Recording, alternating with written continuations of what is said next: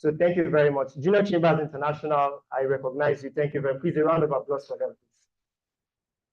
Okay, so please, can we pass the mic around? Just randomly, I would direct.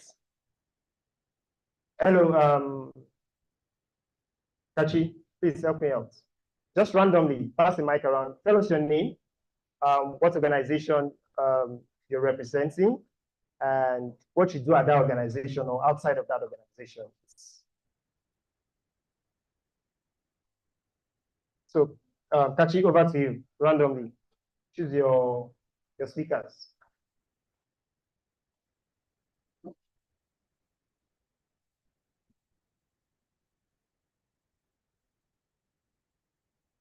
Good morning, everyone. I'm Abdullah Commissioner. I'm the head of administration for our state SDG office representing the SDG. Thank you. Thank you very much. Please, a round of applause. We can do better than that. The Senior Special Assistant to the Governor of Kwara State on SDG, Sustainable Development Goals in Kwara State. Please, a round of applause for him. Good morning, everyone. My name is Rakat Al-Bakar from a graduate of Ahmad Bello University, Zaria. I volunteer with Learning Nigeria and serve as the finance and audit officer of Learning Nigeria. Thank you.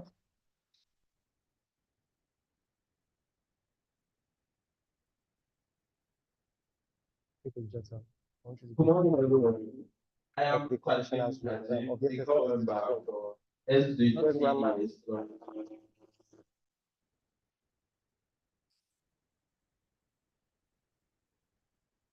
Content creator and a project manager. Thank you.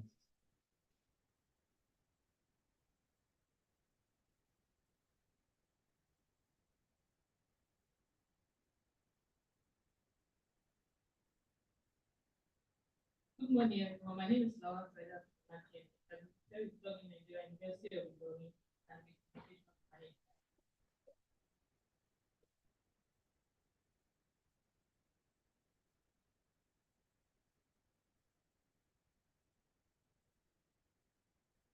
Good morning, everyone.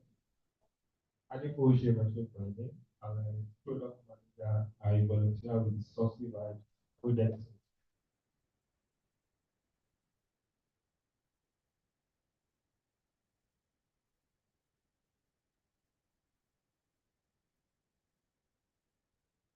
Good morning, everyone. My name is Olatunji Tawakal Adake, a student of University of Ilorin, and I'm a volunteer for the Counselor's Grant. We are after the mental health of everyone.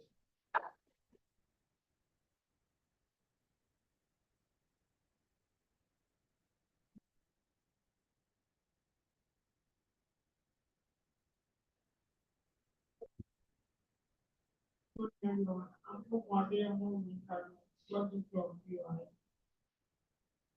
The next one,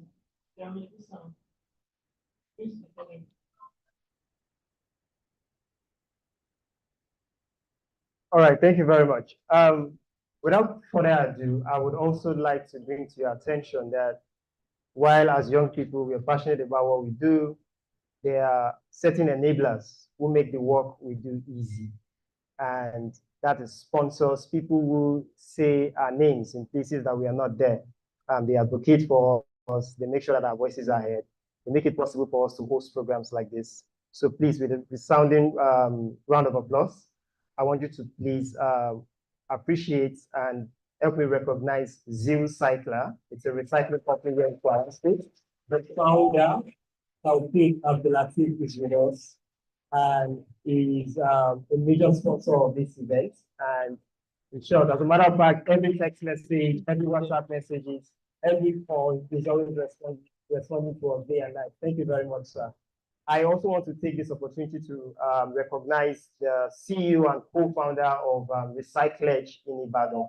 Please, a round of applause for him. I saw him a while ago. I would also like to mention that, look, this is a very small community. Whether you're in Lagos or you're in Abuja or you're in Ilorin, you would always find an environmental enthusiast that you know from somewhere or someone that knows somebody from somewhere. It's a very close-knit community. As a matter of fact, the founder, the co-founder and CEO of Recyclage, was once a member of Plugin Nigeria. He participated in our Green Switch Academy to show you how humble to learning, sharing experiences he is. I wish he's on the seat, but when he comes, please, we are going to do that resounding round of applause again. Thank you very much. I need to make sure that the minister of somebody is here. Is there another? Who is that person from? I need the news. Is everything with it? The ministers. Yeah,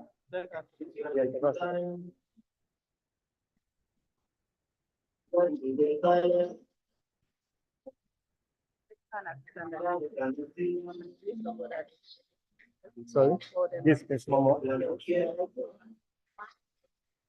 Is Momo, is the Director of Enterprise Development and Promotion Department. Then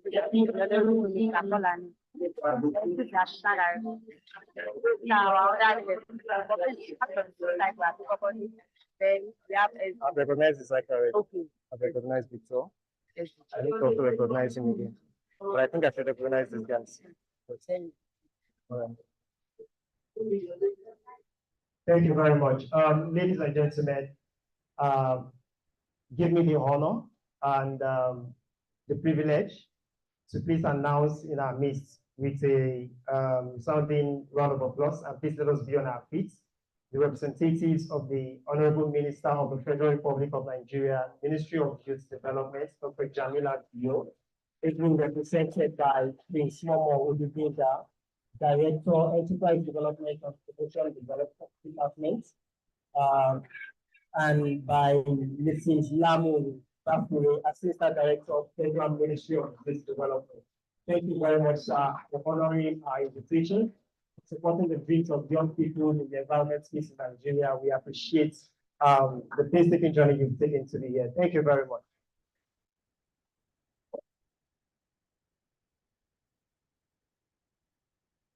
Permit me, our distinguished keynote speakers and guest speakers, to also recognize in our midst once again the representative of the Senior Special Assistant to the Governor of Kwara State on SDGs, Mr. Abdulaziz Olasukomi Ishola, the Head of Administration, Kwara State SDGs Office. Thank you very much.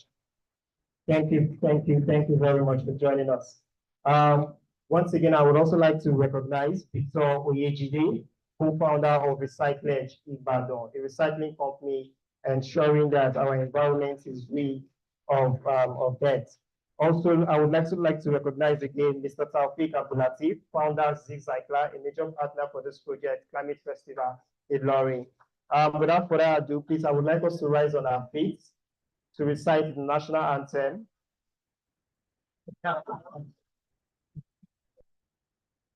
Yes, the President of the Federal Republic of Nigeria has assented to the bill that Nigeria reverts the national anthem.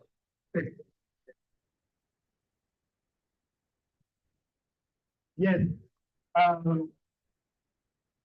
think our 10 guys have that handled, so please let us rise on our feet.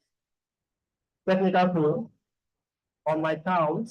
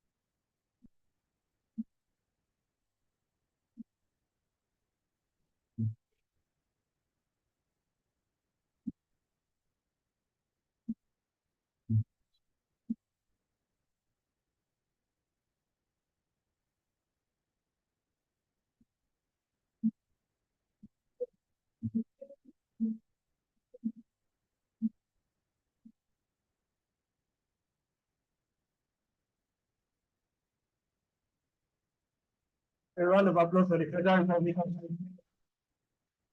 Thank you very much.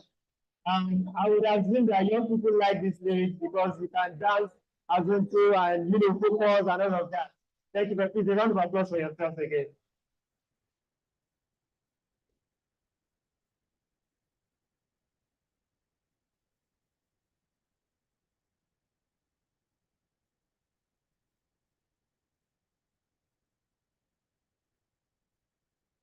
Our next item on the agenda,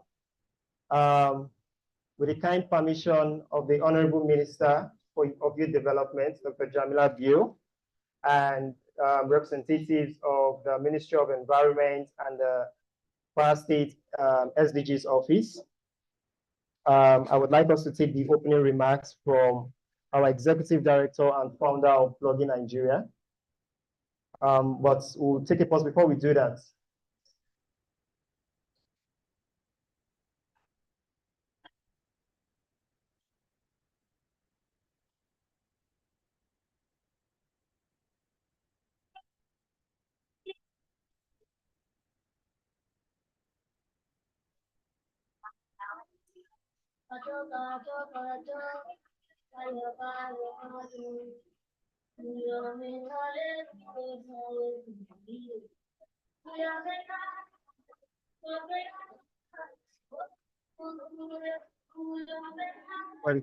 Commissioner for 1 and 2, but this is the person that will be delivering the speech. But both of them are representing. Omar Yusuf, Principal what? Principal Scientific Officer, Ministry of Environment and Rules. Asasi Yusuf. Yes, thank you. All right. Please, ladies and gentlemen, as we were taking the national anthem, our newly unveiled national anthem, the representatives of the Commissioner of Environment, Kwara State Government just walked in. Please, with a roundly resounding applause, and please let us be on our feet. Permit me to do that. Let us welcome the representative, Mr. Umar Yusuf, Principal Scientific Officer, Ministry of Environment, as well as Mr. Kasafi Yusuf, Senior Scientific Officer, Ministry of Environment. Thank you very much for your support. We appreciate your presence. Thank you.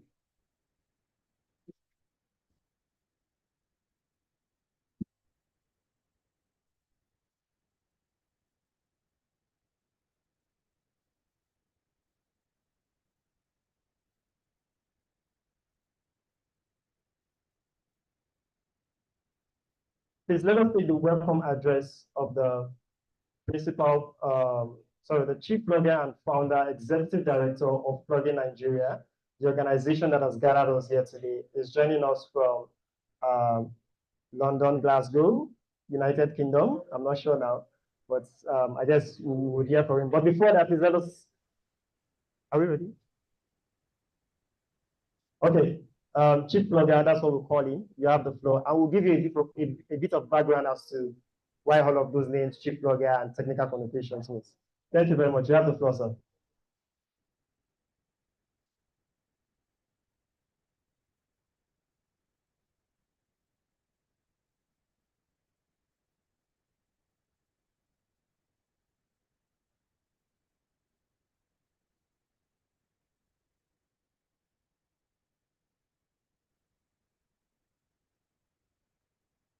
Sure.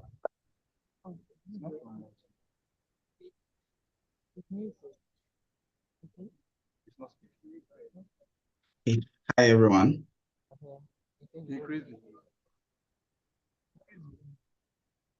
Am I audible enough, please?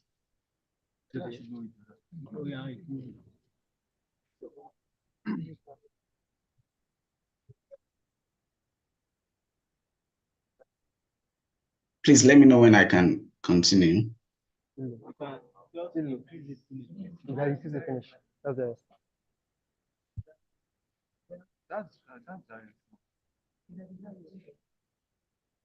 Myers, can you please try again?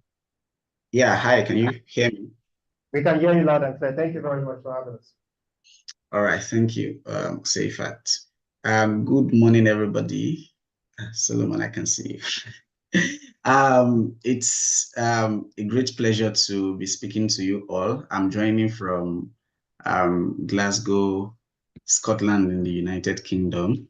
I'm presently here doing a program on environmental management, which is made possible by the work I have been doing with Plugin Nigeria. And as you can see, I am representing here, ever representing. So it's a pleasure to have you all this morning. Thank you for coming for this conference, for everybody joining physically. Thank you for all your efforts, all the resources you have expended to be in Ilorin. And for everybody joining virtually, it's great to also have you. I know data is not the cheapest thing right now, and Zoom consumes a lot of data. So once again, I welcome you, and I hope that you enjoy this conference.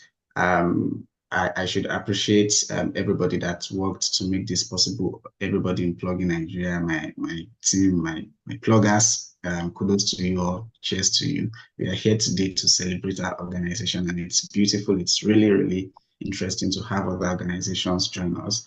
And I think the most important thing about this conference is the fact that we have people and representatives from both the public and private sector in this conversation to discuss how we can really advance with climate action in Nigeria.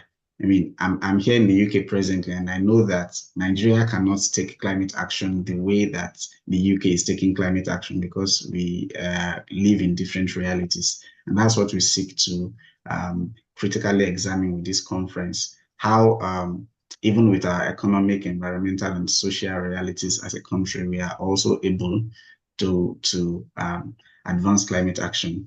And I'll just round up by really, really appreciating all our guest speakers, our panelists, starting from from Her Excellency and the representatives we have from the Ministry of Youth Development. It's a huge pleasure to have you.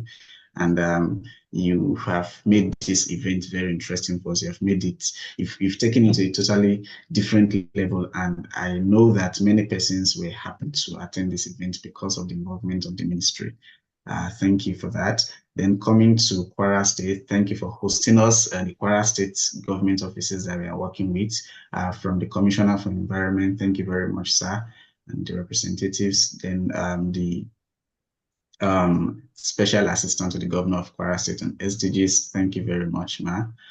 Thanks to Professor Babalola, and also our very important partners and sponsors, beginning from FBRA, the Food and Beverage Recycling Alliance. Thank you for always supporting Plugin Nigeria and for also being here as a speaker. Then our other sponsors, Zeal Cycler, Reblox, and all the other organizations, Ilorin Global Shapers, and the other organizations that are joining us for this event. Thank you for all your support. This is the beauty of sustainability, working together, SDG 17. So we are happy to work with you, and we hope that you would also call on us when you have projects that we can be a part of. And one thing I always tell people when they go for gatherings like this is, whether the event meets your expectation or not, whether there are enough people, whether there are too many people, whether something is going right or wrong, just try to have fun as much as possible and learn. You know, you've come out, you have stepped out today. So as you are here, please make the best of it. Learn from what we are going to be talking about. Network with people, build connections, find sustainable connections. We have a lot of young people. You know what sustainable connections can. Okay, once again, thank you for having me, and I hope you enjoyed the conference. Those of us online will be following here, and we'll continue to participate. Thank you very much once again, everybody. Enjoy. Back to you, Sadiq.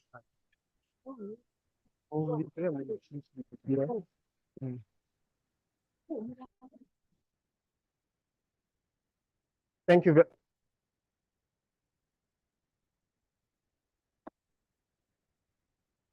Please, a round of applause once again for our sit down to find you are moderating.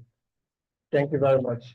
You know, I was saying that what is Plugin Nigeria? What does Plugin Nigeria mean for some of us that are new to what the organization represents and the work that we do across different campuses and cities in the country? We wanted to take a brief moment to play a documentary, and you know, while that documentary is running, we'll be giving you some insights into why the work we do is important, how we do what we do, and who are the people that are working with us to get it done. But before that, while we were taking the welcome address of our executive director and founder at Plugin Nigeria, Professor Bola Babalola, PhD, Social and Environmental Forestry, University of Ilorin, working. Please let us appreciate it. Thank you very much for joining us. The conversation about environment, climate change, climate action doesn't just stop with youthful ideas. I know we have energy, we want to be out there, we want to get things done, but sometimes you have to do painstaking research to understand what the issues are so that you can better prepare good and sustainable solutions. And I think that we cannot have a conversation like this at this conference without having some of the academic inputs that would guide us into understanding the context of the problem, particularly as it relates to Nigeria, not the UK, not Canada, not the United States, or not even Ghana, but Nigeria specifically. And some of those insights will be useful for us as we continue the job that we do out of a place of passion. So please, with a round of applause, welcome him once again, Professor. So we will now take the Plugin Nigeria documentary, but I would like to introduce my co-host. But sorry, for those of you who came, quite a bit behind, I'd introduce myself. My name is Seifa Sadi. I'm in charge of research and development and fundraising at Plugin Nigeria. I'm your host for today. You'll be seeing my face a lot, but I will not be doing this alone. I also have with me Kachi Eko from one of our plugin clubs at the University of Nigeria, Osaka. And I'm going to hand over to her now to moderate the Plugin Nigeria documentary. Thank you very much. Please welcome her.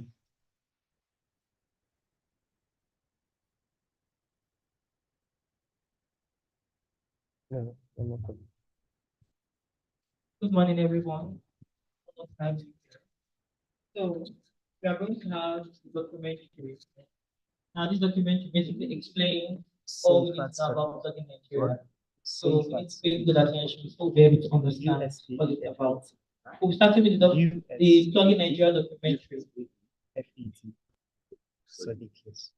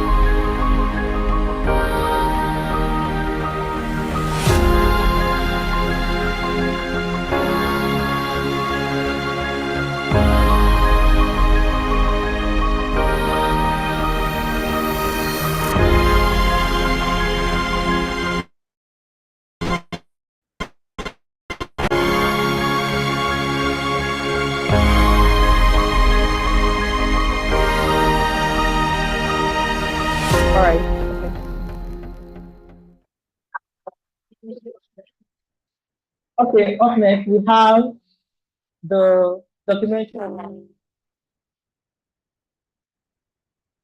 We have the documentary of our mother club, Bafemi Awolowo University.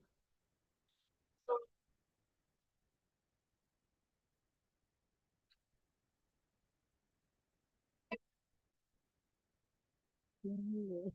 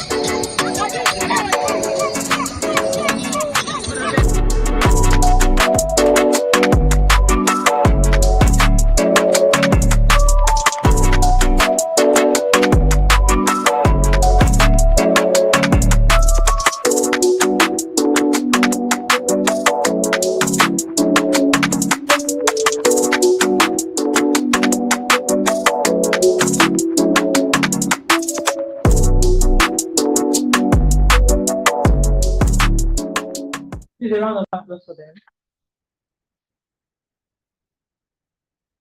So I believe with this few documentaries, we've understood what Plugin Nigeria is about.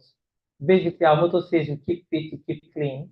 So we come out, we go to our environment, select areas, we clean up, we help the environment as much as we can, with the little we can do, and we do exercise. We exercise while doing that because you have to take care of your body first before you ever take care of the environment.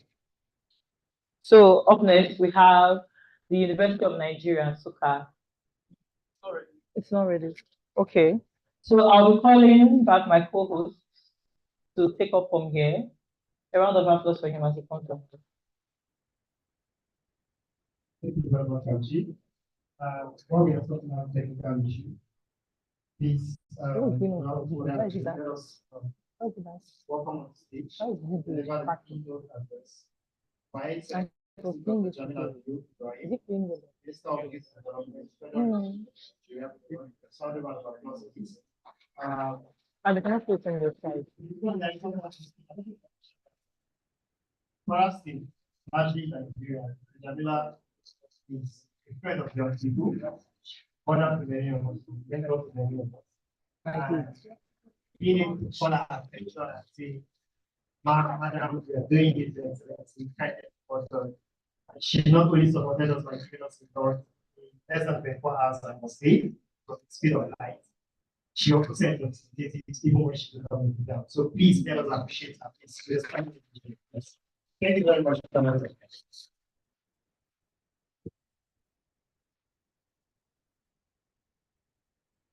Can you get applause? Huh? Thank you. Okay.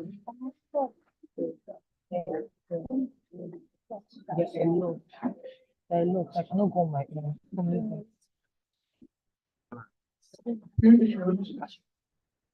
Okay. Let's go. I'm coming. Sorry. Okay.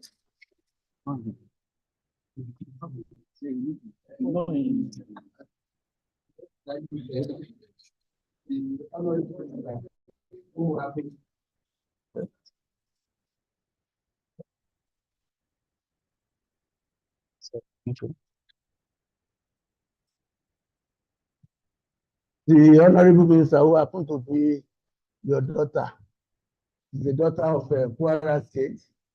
She's very close to the youth and now the #1 youth in the country, Dr. Jamila Ibrahim. Supposed to be here in person. She would have wished to be here in person, but you are all aware that the Democracy Day is coming up. She happened to be one of the sub-committees here, and she's so much involved in the planning of the Democracy Day coming up on 29th of on 12th, June 12th. Sorry. So she will not be, so she now asked me to come and represent her. My name is Momo Idris Ogubenga. I'm the Director of Enterprise Development. So let me just read address. Keynote address of the Honorable Minister of Development, Dr. Jamila Ambio Ibrahim, at the Climate Festival Project at Ilorin, Kwara State, on May 31st.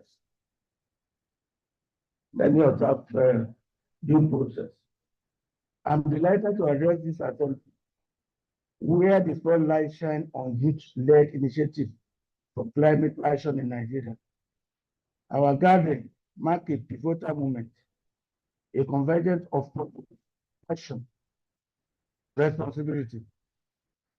As we commemorate World Environment Day, we recognize that our actions today shape the destiny of generations to come.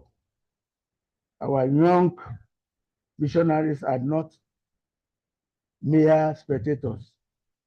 They are architects of change, converging a sustainable future. Today, we mobilize Nigerian youth to wield their collective power, that of transforming knowledge into action, with the mission to harmonize human activities with the environment, guided by the Paris Agreement and the Sustainable Development Goals.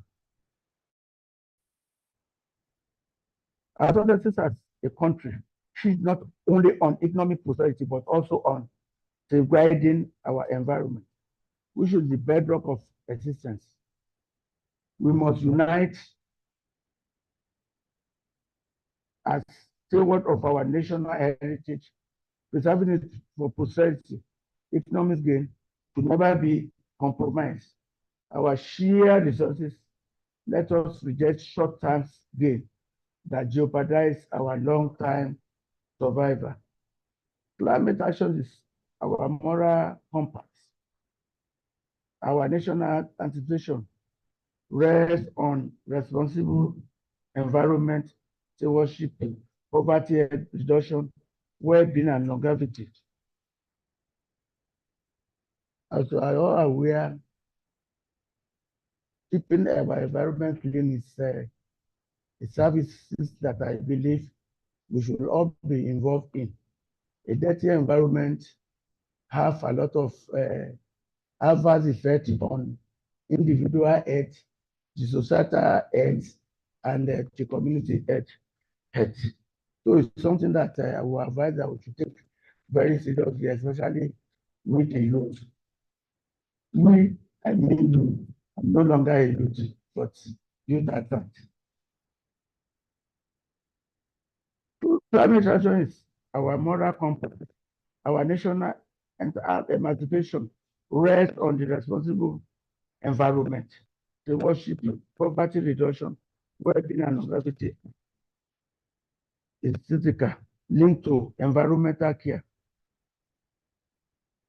Educating on land, sea, and forests undermine our collective welfare.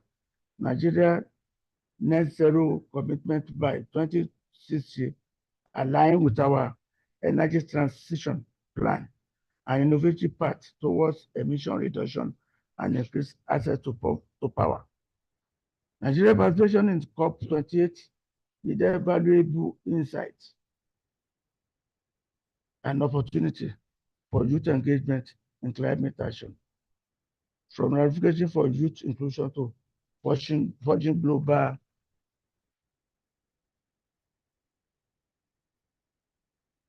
partnership and influencing policy discussion, and our president at COP28 underscore the importance of youth empowerment in addressing climate change challenges and effectively. By leveraging this lesson, we can further enhance our resilient building effort and ensure a sustainable future to generations to come. Let us be architects of hope, weaving a sustainable fabric for Nigeria. Biodiversity, integration, and food system transformation are paramount. Producing healthier food, sustainability is vital, but it is not enough. Poverty reduction, social inclusion, healthcare, and climate change mitigation form an interconnected web. Our youth bridge this gap. That is, we are expected to be the gap bridger. I charge Nigerian youth to seize opportunity to develop drink business, access loan and grant for food, shelter, clean energy venture, embrace social energy, wind power, biofuel and climate smart agriculture. As you are aware, this is another area where youth unemployment can actually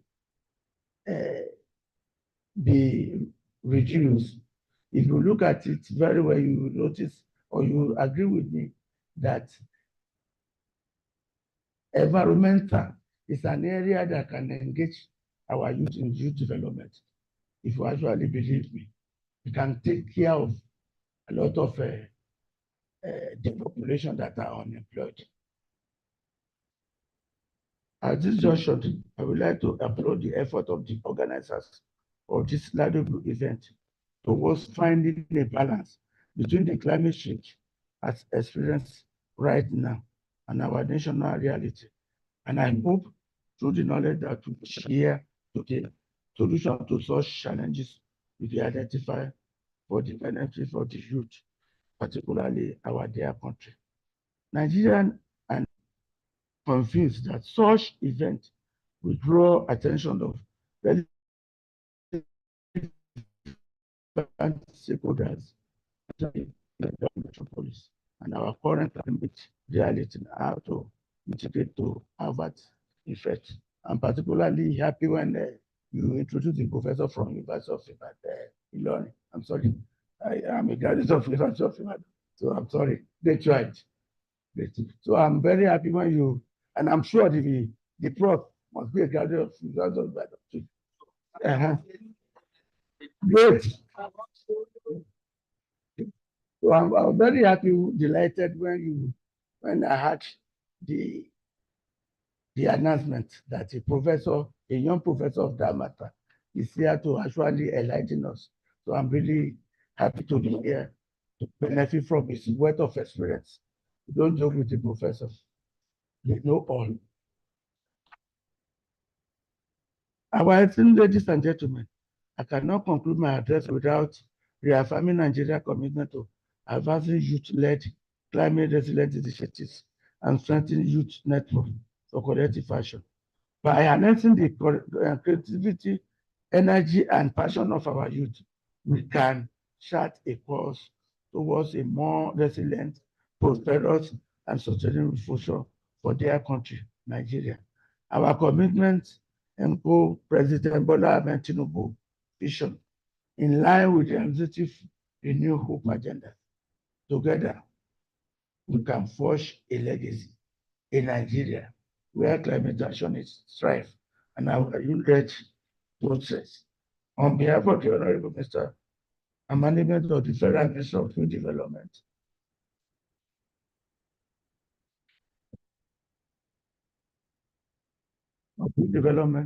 and as a way of encouraging this collaborative initiative, I wish to donate a sum of 1 million naira to the organization.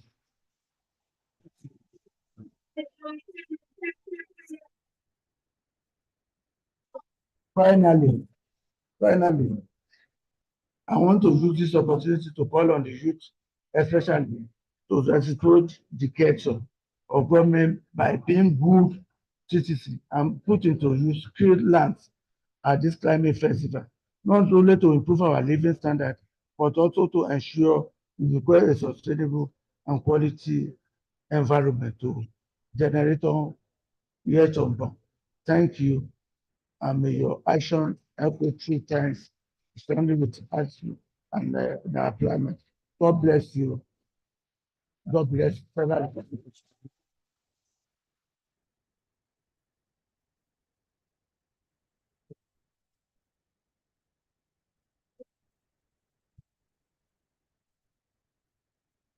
Thank you very much, representing Her Excellency Dr. Jamila Bio.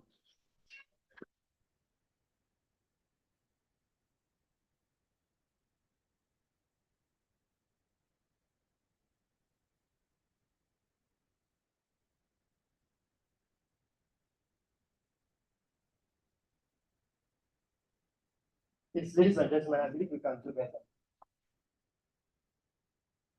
I believe we can do better.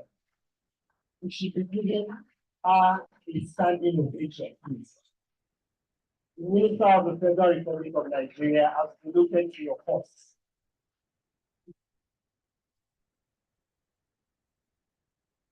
Thank you very much. Thank you very much. Please explain our deepest regards to Her Excellency. We appreciate our efforts. We hope that where that came from will not be diminished. We continue to replenish in Jesus' name and inshallah. Thank you very much.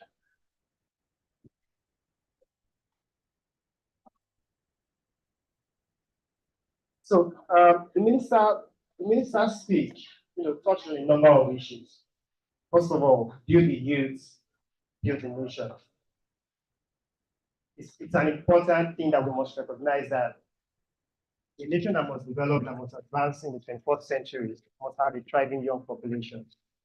And despite the challenges that we may have as a country and as a continent, the fact that certain people choose to show up every day, certain people like you, young people from Blogging Nigeria and Trash Haters, Ilorin Global Shapers, Yali Kwara, you show up every day without expecting any reward, without knowing that someday the Commissioner for the Federal Republic of Nigeria, would recognize your work and be willing to support you. I believe that gives you a lot of credit, and I believe that it's an inspiration for you to continue to do more. And I like that she mentioned a lot of things in her speech as regards what are the different ways, just beyond cleaning the environment, that we can support the climate action efforts of the Federal Republic of. You mentioned the energy transition plan. And I believe that that's something that you should look on if you're an electrical engineering student or graduate. There are innovations in the solar space, in the wind energy space that we could tap into. There are low-hanging fruits that perhaps are even cheaper and are getting cheaper as time goes on. One of the programs that we have for this conference is not just listen to experts talk, take speeches. We also have breakout rooms. And in those breakout rooms, we'll be talking about sustainable agriculture, looking at Ilorin as a case study, waste and circular economy, Ilorin as a case study. Let's see what young people like yourself can come up with. What are the ideas that you have? What are the things that you see every day that you can use to better advise the government? The Commissioner for Environment is here. The Senior Special Assistant SSA SDGs is here. The Minister of Youth is here. They would like to hear your ideas and your feedback. And hopefully we can see some of these things go into action. Please, a round of applause again for the Minister. I would now like to welcome the Commissioner for Environment, Kwara State, represented by Mr. Umar Yusuf, Principal Scientific Officer, Ministry of Environment. Please, a round of applause.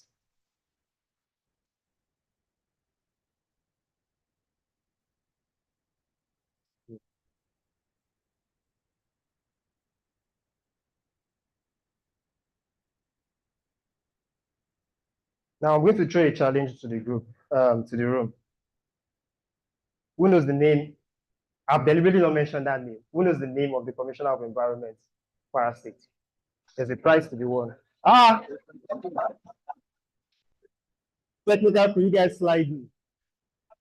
Honorable Malam Shehu Ndausa, a round of applause for him again.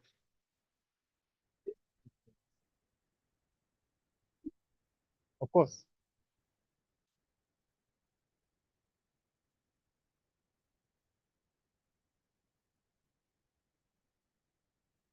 Good morning, everyone. My name is Umar Yusuf, and I'm here on behalf of Malam Shehu Danusa Usman, the Honorable Commissioner for Environment, who is unavoidably absent at to grace this event today. And here with me, I have his keynote address, which I'll read out now. The keynote address by Honorable Commissioner presented at Climate Festival Ilorin, organized by Plugin Nigeria at Peace Hotel on the 31st of May, 2024. Distinguished guests, ladies and gentlemen, good morning, everyone.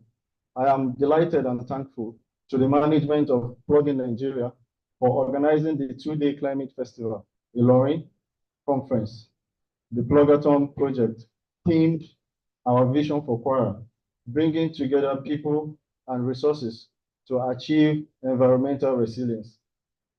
Particularly this time that the whole world is planning towards the celebration of the World Environment Day.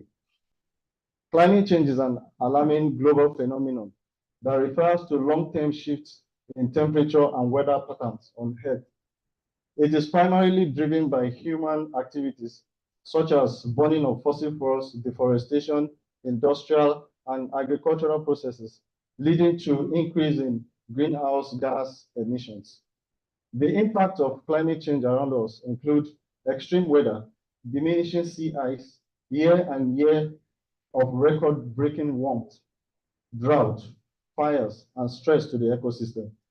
Climate change is real and must be addressed now if we are to protect our environment and ensure a clean and safe one for the future generations to come. And as aptly put by John F. Kennedy, our problems are man-made, and therefore they may be solved by man. So from the eyesore of refuse dumps to the choking smog in our cities and to the plastic-choked oceans and rivers, pollution paints a grim picture of our environment. Industrial wastes, vehicle fumes, and our throwaway culture spew toxins into the air, water, and soil. This contamination poisons our food chain, endangers wildlife, and threatens the very air we breathe. Everyone seated here today has a responsibility in changing the trend of the climate to a cleaner and greener one. It is high time we recognized that there will be no security of food, water, and energy unless we have climate security.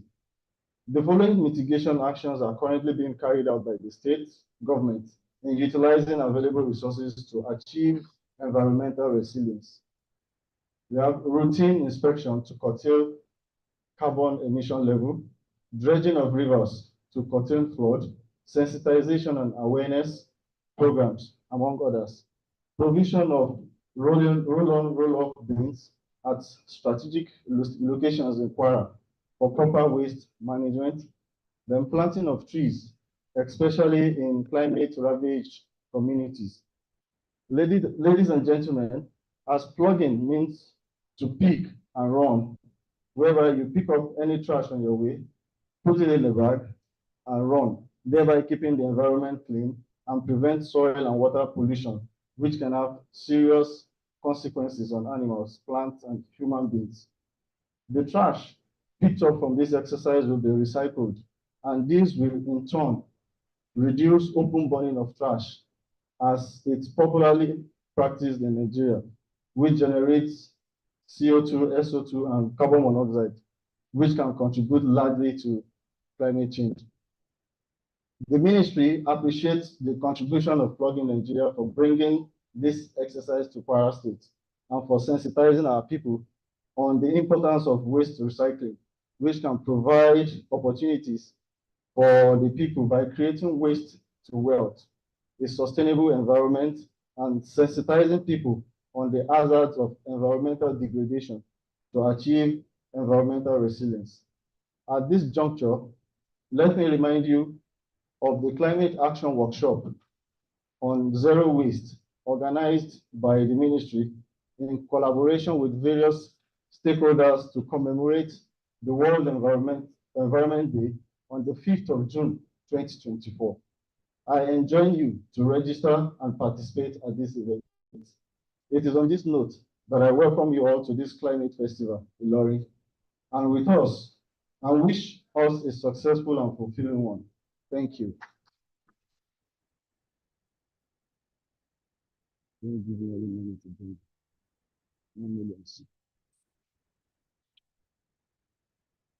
A round of applause for the representative of the Honorable Commissioner for Environment, Kwara State, Mr. Umar Yusuf. Thank you very much, sir. We must also recognize the efforts that you do as a government. And I mean, for many years, we all know the state of Flower Garden. It used to be the hangout for, it used to be a spot for hangout for environmental enthusiasts in the state. And I think that one of the highlights you will see is to see the beautiful work that Kwara State government has done in that. It's a round of applause. So, like the representative of the commissioner has said, ensure you register for programming, which is happening tomorrow, so that you can appreciate some of the work that the Kwara State government is doing. And we are happy as Plugin Nigeria to help spotlight and bring attention to that one. Thank you very much. Okay, at this junction, I would like to invite us to, I would like to have the Senior Special Assistant to the Kwara State Governor on SDGs, Honorable Mariam Fatima Imam. But before we do that, she'll be speaking on people, profit, planet, and peace, building synergy for environmental resilience. I'd like us to take a bio and to assist in doing that. Please give you a round of applause.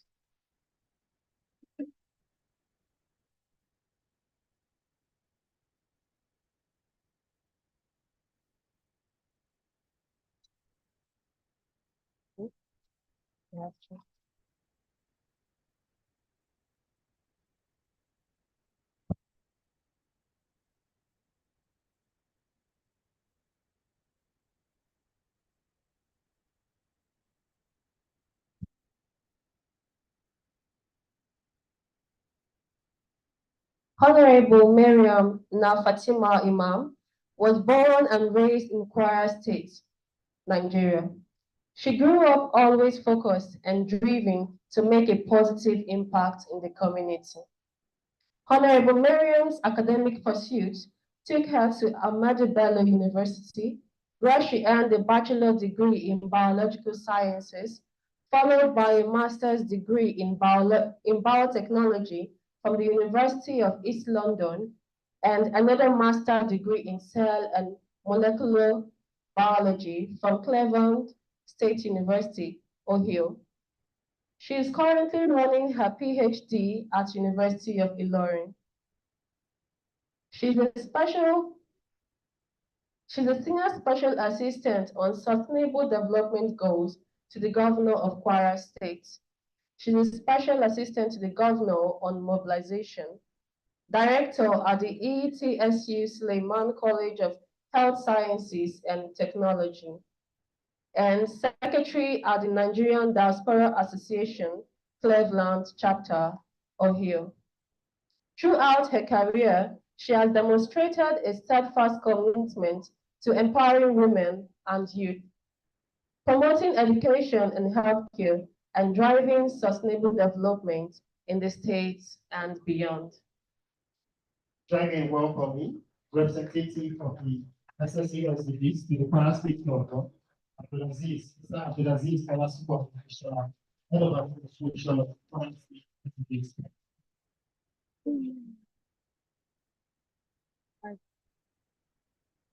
Good morning, everyone. The Honorable Minister,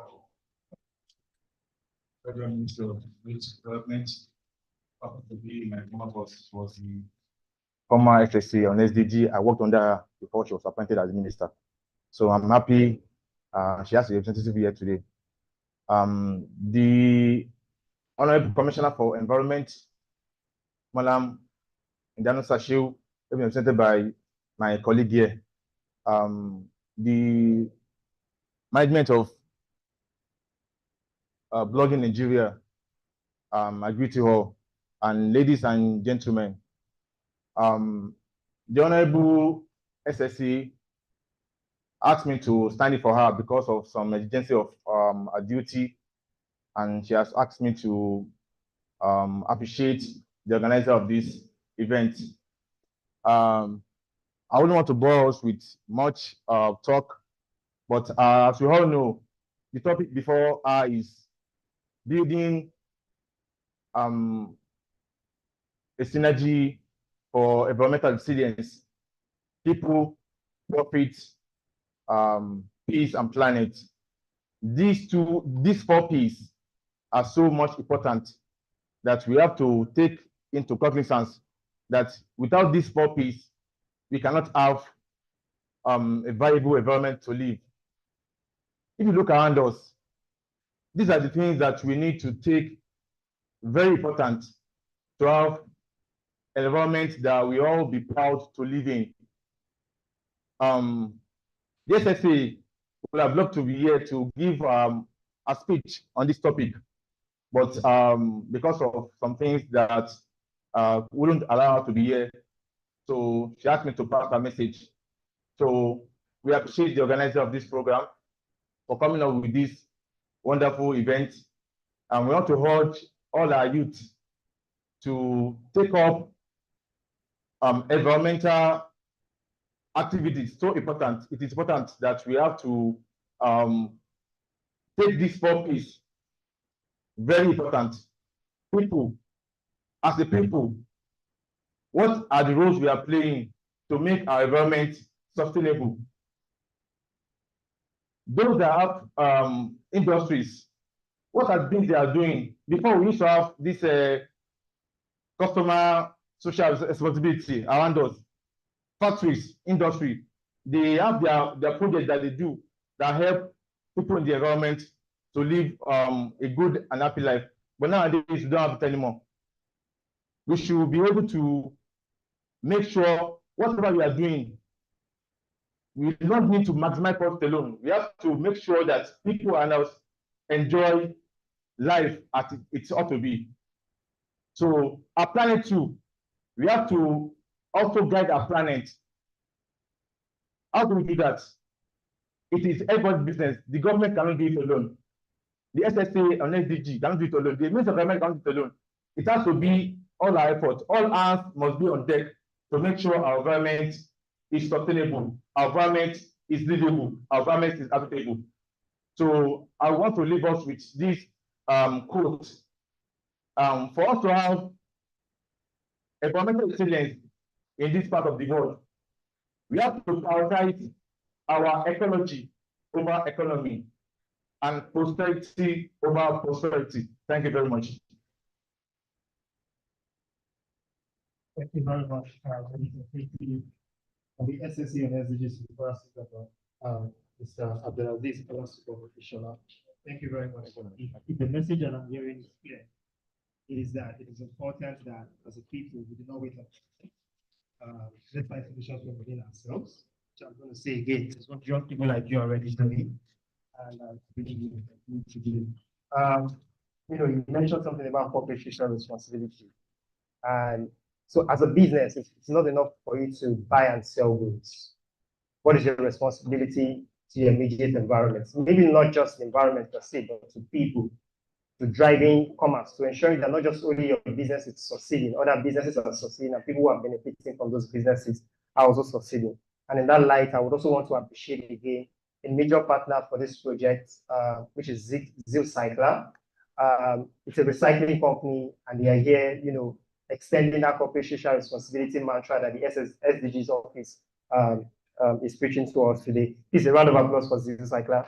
I would also want to quickly take this opportunity to recognize the Food and Beverage Recycling Alliance, an alliance of private sector participants in the recycling space who have taken extended producer responsibility, very important, and they are helping to drive policy changes, ensuring that the products of their businesses do not end up in landfills, that it can be put back into the system so that we can have this loop of the circular economy. So a round of applause for the Food and Beverage Recycling Alliance. Okay, without further ado, please let me welcome to the stage to deliver his talking points or speech on urban forestry towards increased biodiversity and stemming existential heat waves in Nigerian cities. Earlier in the year, we knew across the country how we were all complaining of the heat, and we were wondering if the governments could sort of give us a massive air conditioner in the sky that will be helping us during the day.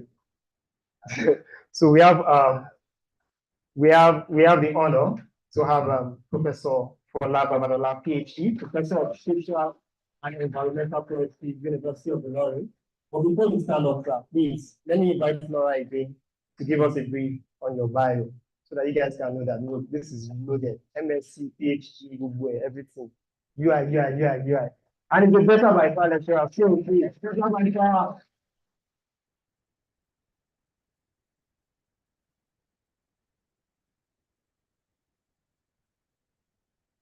Professor Fola Babalola earned his PhD in forest economics from the prestigious University of Ibadan in 2011.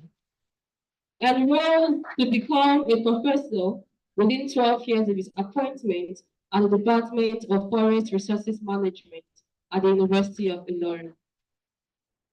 Professor Babalola is a professional forester. He was a postdoctoral fellow at the University of Pretoria, South Africa, and is currently a visiting researcher at the University of Lincoln in the United Kingdom. He was a consultant to the FAO in Rome on small-scale forestry in Africa and is currently a consultant to the African Forestry Forum in Nairobi, Kenya, on forestry and wildlife education in Africa. He is the founder and president of a non-governmental organization, Save Sahara Network, which is dedicated to saving nature and empowering people at the grassroots. The organization has secured several international grants to implement projects in communities and schools in Ilorin, Kwara State. He is an influential mentor and has guided many students, youth, and research professionals both within Nigeria and internationally. As an erudite scholar per excellence, he has published more than 200 scientific articles and supervised approximately 80 undergraduates, 5 master's students, and 6 doctoral candidates. He has also traveled to over 200 countries around continents, including the United States, the United Kingdom, Scotland, the Netherlands, Australia, New Zealand, South Korea, Italy, Belgium, Greece, Germany, Brazil, Indonesia, among others. He is also happily married, and the union is blessed with children. Ladies and gentlemen, please welcome Professor Kola. Thank you very much.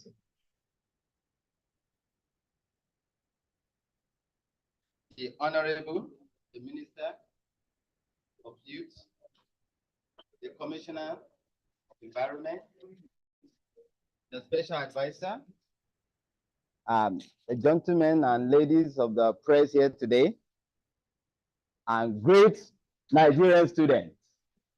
Great Nigerian students, the great and great and great of Nigerian students. I want to especially appreciate everyone for being here this morning. As we mentioned, I'm Fola Babalola by name, and I started my career at the University of Ibadan, and where I did my BSc, MSc, and PhD in forestry. I normally say that University of Ibadan gives me a certificate which University of Ilorin is using for me to teach. So I joined University of Ilorin in 2011, and in less than 12 years, I became a professor of forestry. And before I start my talk, I think the PowerPoint will be projected. I just want to quickly encourage our students here today. A number of you sat for JAM, and you have been admitted to university, not under the course that you chose for JAM. A number of you were moved to another course. I didn't choose forestry. I wanted to do something like medicine, pharmacy, but forestry chose me to study it. And when I started forestry, I didn't like forestry at all. But before I finished forestry, I got my first international grant for my undergraduate projects. And when I got the first grant from undergraduate project, I said, there must be something in this course. And so when I went for my NYSC, I applied for a course, and that course took me, while I was still doing my NYSC, the course took me to Uganda to spend 1 month of a training, all expenses paid. And when I came back, I enrolled for my master's, and I got 2 grants to do my master's. Before I finished my master, I got another grant to do my PhD. And after that, I've been traveling over the world doing forest, which I didn't choose. You don't know the plan of God for your life. That thing at your hand, hold it very well. Whatever you do with it, God will ask you, why are you doing? Because one thing I normally tell my students is, if God can tell you, you know, I'm a Christian, and if God can give somebody 10 talents, 5 talents, 1 talent, he has them. What did you do with even that one that I gave you? So whatever cause you are doing, please hold on to it. It's something that you make out of it. Everybody on the surface of the earth, we are all ordinary. But those who put extra in their ordinary, they are called extraordinary. Thank you very much. Let me start my talk. Now, my talk today is on the slide, and it's about forestry towards increased biodiversity and stemming existence of heat waves in Nigerian cities. I'm in forestry, and I've been studying forestry for over a decade, close to 2 decades now. And this thing that they're calling heat wave, urban heat waves, this wave, this heat has not started. We have not seen anything. It's just the tip of an iceberg. So let us wait for it. If you want to know what I'm talking about, if you want to prove me wrong or right what I'm talking about, go and ask them in Dubai what is happening right now. Dubai created their own forest. They created their own rain. They make sure they make everything artificial. The flood just came now. It's wiping off everything. We too, if we don't take steps right now, we will find ourselves in a critical situation. That is why I want to quickly make this presentation today. Let's start from the basic. Next slide. From the basic, next one. Now, let me start from urbanization and deforestation. We are human. We want to settle down. Definitely, as a forester, I will not tell you not to build house. I will not tell you not to build infrastructure. But what are the implications of urbanization? What is this causing to forestry? Next slide. Just press. Okay. Yes, press. Okay, if you look at this, urbanization is the conversion of what? Forest to urban area. Okay? When we convert our forest to urban area, in building our houses, you can see from that picture, there are so many buildings there, there is no single tree. As beautiful as that city is, there's no single tree. And so when we convert our forest to urban area, we're carrying out urbanization. Yes, we must expand because population will always increase. We are giving birth. In Nigeria, we are very good at doing that. We always give birth. My grandfather gave birth to about 30 children. And all those children are giving back to their own children. So we are very good in that. We must definitely expand. But as we expand, we should always know one thing. We are removing our forest. Forest is gradually disappearing. Next slide. So when this forest disappears, what now happens? It leads to what we call climate change and global warming. There's a difference between climate change and global warming. Don't let us just mix it up. When we're talking about climate change is a change in temperature and other weather variables. There will be flooding there, there will be rainfall there, there will be humidity there will be other weather variables, sunshine and all that. But when we're talking about global warming, we're looking at only the temperature. And temperature is the one that is affecting us right now because temperature will continue to increase. And that leads to what we call heat waves. Next slide. And now when the temperature is increasing, is what we are experiencing and we're calling heat waves. Okay, next slide. Now, what is all this thing about climate change? Let me just quickly tell you what climate change is all about because I know a number of you know it. Let's just remind ourselves. When we're talking about climate change is basically caused by carbon dioxide, CO2, or let me call it greenhouse gases. Greenhouse gases is not only carbon dioxide, we have methane, we have some other, even water vapor and all those gases that are in the atmosphere. And all these gases come together, they form what is called greenhouse gases. And these greenhouse gases that will lead to what we call climate change and global warming. Okay, now, but among all these gases, there's a major one that will always lead to, that always contributes more significantly to climate change, which is the CO2.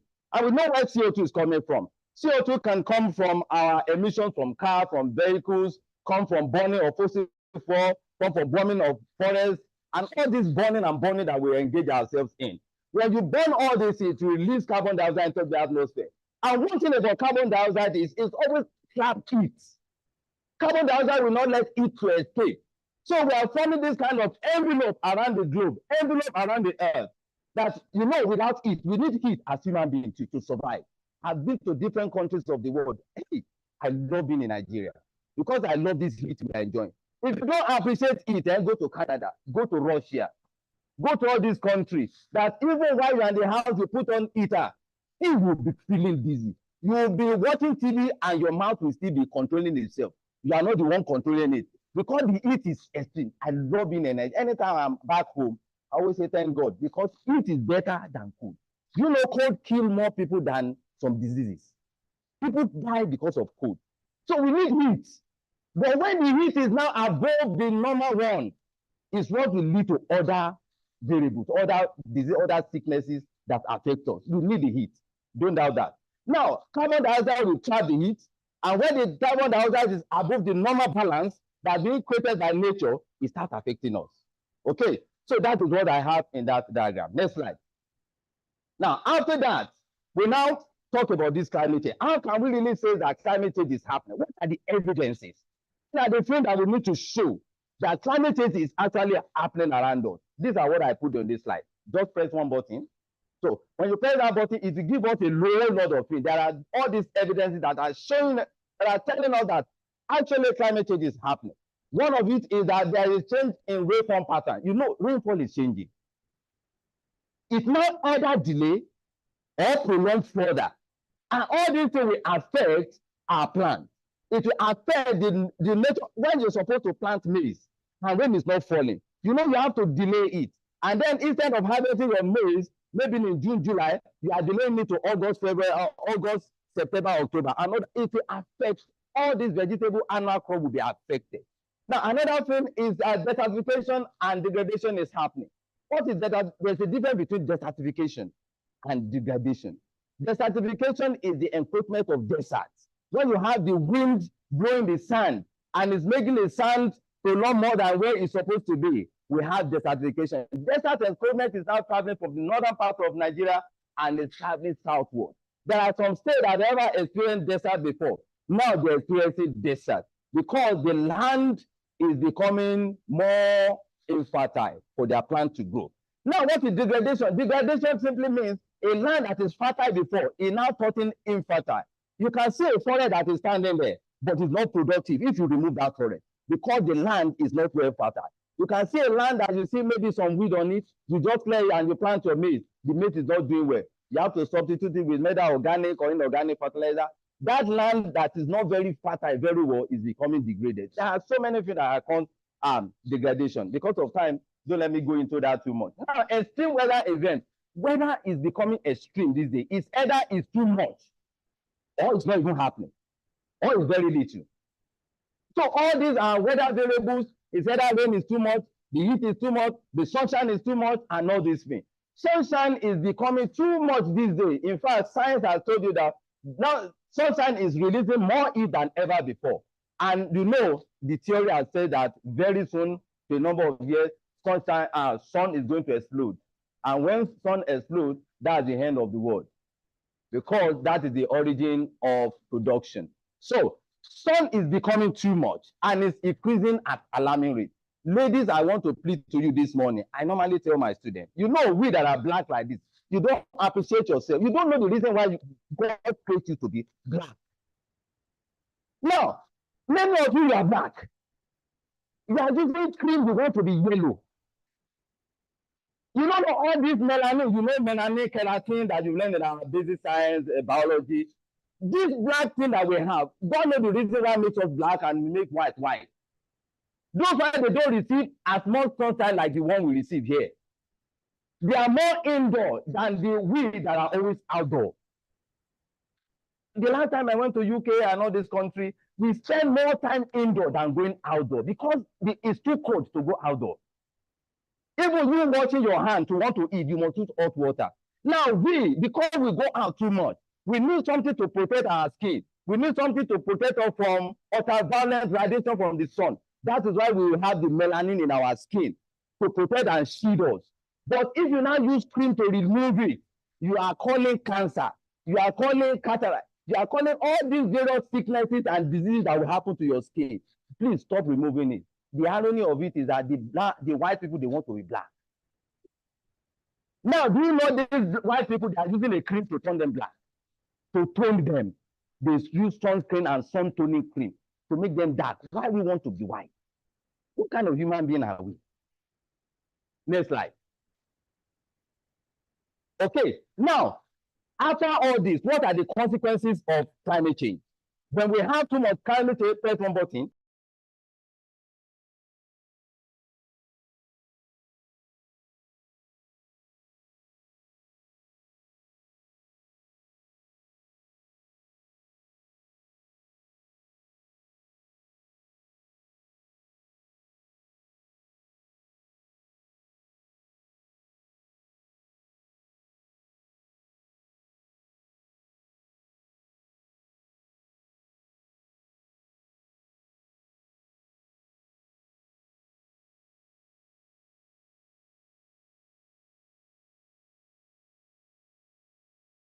Heat will always favor reproduction of mosquitoes. And because of that, we will have more malaria, we have more fever. Now, where do you think COVID is from? Where do you think all this Ebola is just coming from? We have some of these outbreaks because of what? Because this weather favors some pathogens, favors some of these microorganisms. It will increase their reproduction and will increase their numbers. So when we have increase in this, we have more sicknesses and more diseases. Another one is there will be water scarcity. When there's, when we have this weather variable, water rivers will dry up, we have lower water level, and when we have lower water level, it will even affect our electricity because we get hydroelectricity. When the water is low, it will affect our electricity. Another one is more drought. When we have more drought, that means more dryness of the environment. We have more frequent floods. If you see flood that is happening, go and look at what weather is telling us. When rain starts, expect more flood. And Kwara State has been mentioned as one of those flood-prone areas in Nigeria. Please, let's prepare towards this. Kudos to the plugging what you are doing, removing drainage, removing debris and all this waste from our drainage. We need to clean our drainage so that more water will flow and it will reduce our flooding. Then fire outbreak will increase. All over the world, we have fire outbreak. Even in US, in Canada, in Europe, and all these countries, they experience fire outbreak. And this fire outbreak, if you look at the picture very well, they are not dry trees. They are still green trees. Imagine green trees going on fire. And now remember what I read in the Bible when they said Moses entered into the forest and he saw bush burning, and the bush did not burn. Fire is burning. See, there will be more green trees burning. If you look at Ilorin, every year we always have fire outbreak in our plantation. Where is the fire coming from? There's what we call natural fire, artificial fire. Fire can occur even naturally and set up itself due to the impact of climate change. Fire just needs two things to burn. You need oxygen and you need biomass. Once the two are present, you see fire. Okay, so there will be more fire outbreak due to climate change. Crop failure will be there, and then disease outbreak will be there. Next slide. So with all these things, they are all accumulated impact or effect of our climate change. Okay, now we have three things we need to do. In this era of climate change, the number one, we need to do what we call mitigation. Number two, we need to do what we call adaptation. All the third thing we can do is suffering. People normally mention only adaptation and mitigation. They don't normally mention suffering. Now, I'm telling you today now, three things we can do. Number one, mitigation. Mitigation simply means you are tackling the source of the climate change. When you know that climate change is happening, we want to plant more trees. We want to make sure that the source of this climate change we tackle it. That is what mitigation is talking about. It may be expensive. But adaptation simply means we want to adjust our situation to be able to cope with the weather conditions. Putting on AC while the outside is hot is adaptation. You understand? Try to get improved variety. Try to get GMO and still let climate change continue to happen. It's adaptation. But when we want to tackle the source and make sure that we tackle this issue that is causing climate change is when we want to do mitigation. Mitigation is the solution, not the adaptation to climate change. Here today, adaptation is just coping, adjusting, and living by it. Okay, and the third one is suffering, doing nothing. Just sleep and wake up to concern. I'm not concerned. Let everything be going. As long as I'm eating my own food and I am surviving. It's suffering because everybody we share the same climate. We share the same world. We share the same problem together. That is what suffering is all about. Next slide. Now, quickly, I'll move up to my own specialization. The area of specialization, I'm getting there gradually. Now, if you look at this picture, you see that graph that you have there. At the two extremes, if you look at this, your graph, this bell-shaped statistic, you see, at the two ends, this is what we call urban heat wave. Yeah, how to talk about urban heat wave. And urban heat wave simply means that the increase in the heat in a city. Press one button, just one button.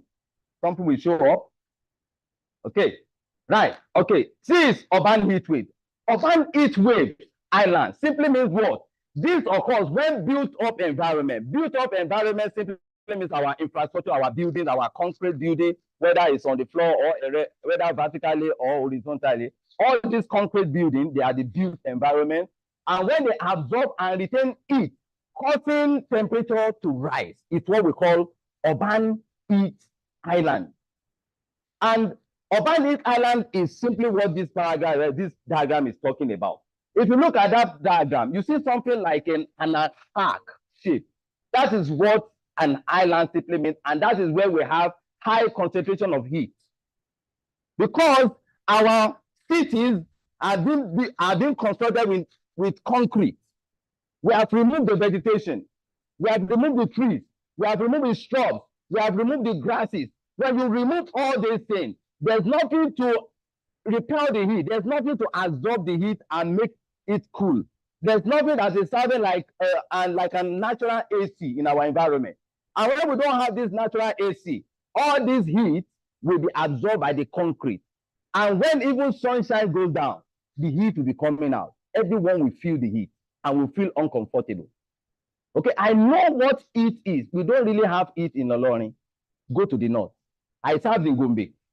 My NYC in Gombe. Very close to Yobe. That place is like oven. During the afternoon, heat. When we now get to the night, we want to sleep in the night. That is when all the heat absorbed during the day will be coming out. You touch the wall will be hot. Inside, hot. Outside, hot. You go outside, you want to sleep on the floor. On the floor, hot. Everywhere, hot. That is what we call urban heat island. They will absorb the heat and keep the heat. Do you know that ocean to absorb heat? Water absorb heat. They will become warm during the day. In the night, they emit the heat and they release it. So all this accumulation of heat within our city that will lack our vegetation to cool it down is what leads to what we call urban heat island. Next slide. Okay. Now, what are the causes of this urban heat island? The number one, press one button, is heat absorbed by the building. Number two, not only building, even our pavement. I appreciate what the government is doing currently, from our challenge, government house, up to Tipper Garage, up to Tanker Junction up there. You know the divider on the road? We are removing our vegetation and we are replacing it with concrete. Very good, very good. Hola, very good. Very good. I'm a lover of beautiful environment, but there are consequences for some of the things. You build your house, you remove all the vegetation around, you have lock and key tie. You have concrete wall, concrete floor everywhere. Very good initiative. But when you are complaining that heat is too much, you are part of it. In my apartment, I make sure that I have place that I want to park my car. I don't need grasses there. Okay, let me do a little concrete there. But left and right, front and back, at least open garden. Let me be able to plant my ewedu, vegetable, and plant my mango, plant my orange, plant my pawpaw. I have bananas. They are all in my compound. At least this one, when the heat is getting too much in the house, I go out, sit on my orange. This one is raw. Give me one knife. Cut one orange, open it. When pawpaw is fruiting, I get pawpaw. When mango is fruiting, I get mango. When this one is, At least there's no season, something every month of the year, something must fruit. That's the one thing about us in this part of the world. It cannot happen like that in other countries. Our weather can support all this. So pavement can absorb heat. Another thing is lack of vegetation and green spaces will cause heat. Then urban tall building trap heat. And the last one is vehicle emission and all this. We will all buy cars, oh, Abi. That is why I say we are just starting. Now press one button. The next one, population density. Okay, I want to now go to the press one button, something will come up. All right, press one again. Okay, now what are the effects of this heat? When we have this heat around us, number one is stress. When you are feeling hot, you are not concentrating, you are not learning. Nothing is coming in. I really kudos to you students in Nigeria. I appreciate you. God will help you. It's not easy to learn in an environment that is hot. You enter classroom, fan is not working.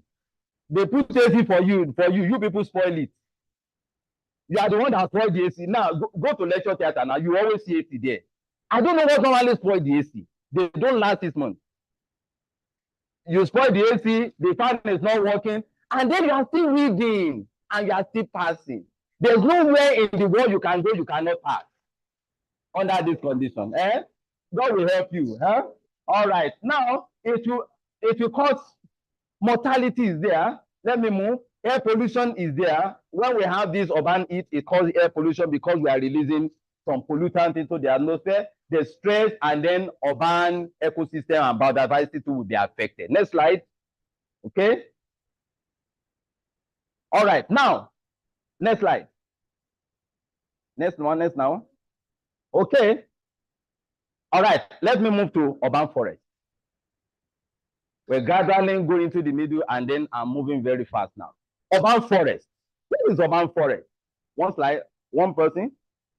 Urban forest simply means any vegetation within urban environment is what we call urban forest.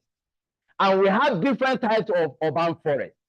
We have different components of what we call urban forest. Number one, there's something we call street trees. The second one is park trees. The third one is garden trees. The fourth one is green spaces. We have green roofs. And then the last one, urban woodland. Let me quickly go through them one after the other. Next slide. The first one, street trees. We are all used to seeing trees along the street, either both on the left, on the right, or on one side. As long as those trees are along the main road, they are called street trees. It's either you plant them or you leave them to grow while you are clearing the land for road construction. So any trees you find along the street is called what? Street trees. It's not only ornamental trees we can plant on our street. I always encourage even fruit trees. We can have them there. Next one. Okay. After street trees, there's this second one. What is the second one? Park trees. We have parks close to us. Kudos to what the state government is doing in Kwara State here. Please, let's clap for our government. That's garden.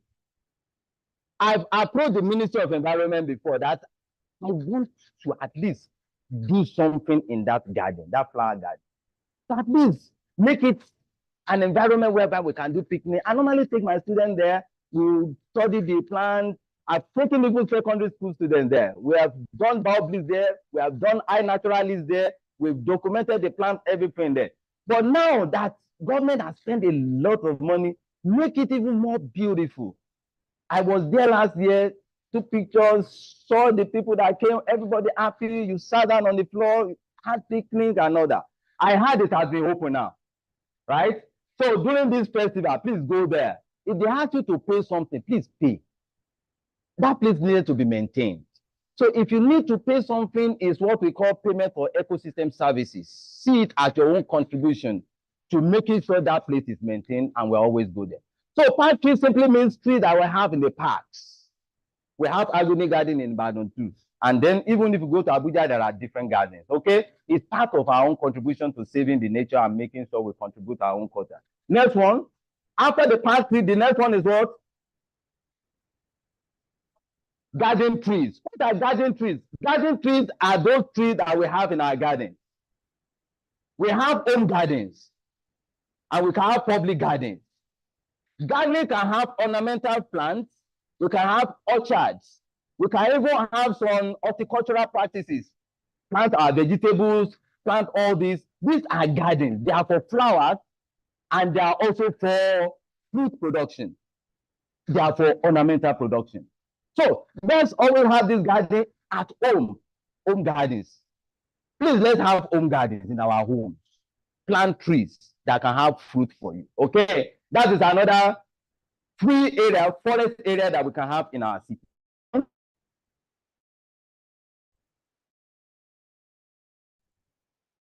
Green spaces. What are green spaces?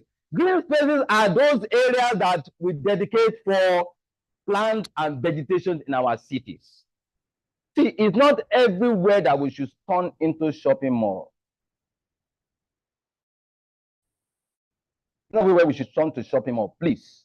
If you go to advanced countries, you will see in their city, they deliberately leave some area for green as green area, where people can always go and sit down. Where you have water body around it, the water body is being maintained, and we can always go there to have fun and all that. Okay? So that is green spaces. Next one. Next one. This, your system is Pentium. What is that? It's extremely slow. Okay, now next one, those are wrote down after green spaces. Green roofs. This is not popular in our part of the world. Now, this is coming to the cities. There are people that use all the land around their area for buildings. They turn into concrete. But the only space now they can plant vegetables and plant green grasses and all that is on top of roofs. Don't be surprised. It's happening right now in the world. So we have green roofs. Green roofs are roofs that are intentionally designed to support plant growth and are even composed of 7 layers. So they are in layers because when you have plants on top of your building, it's possible it can leak.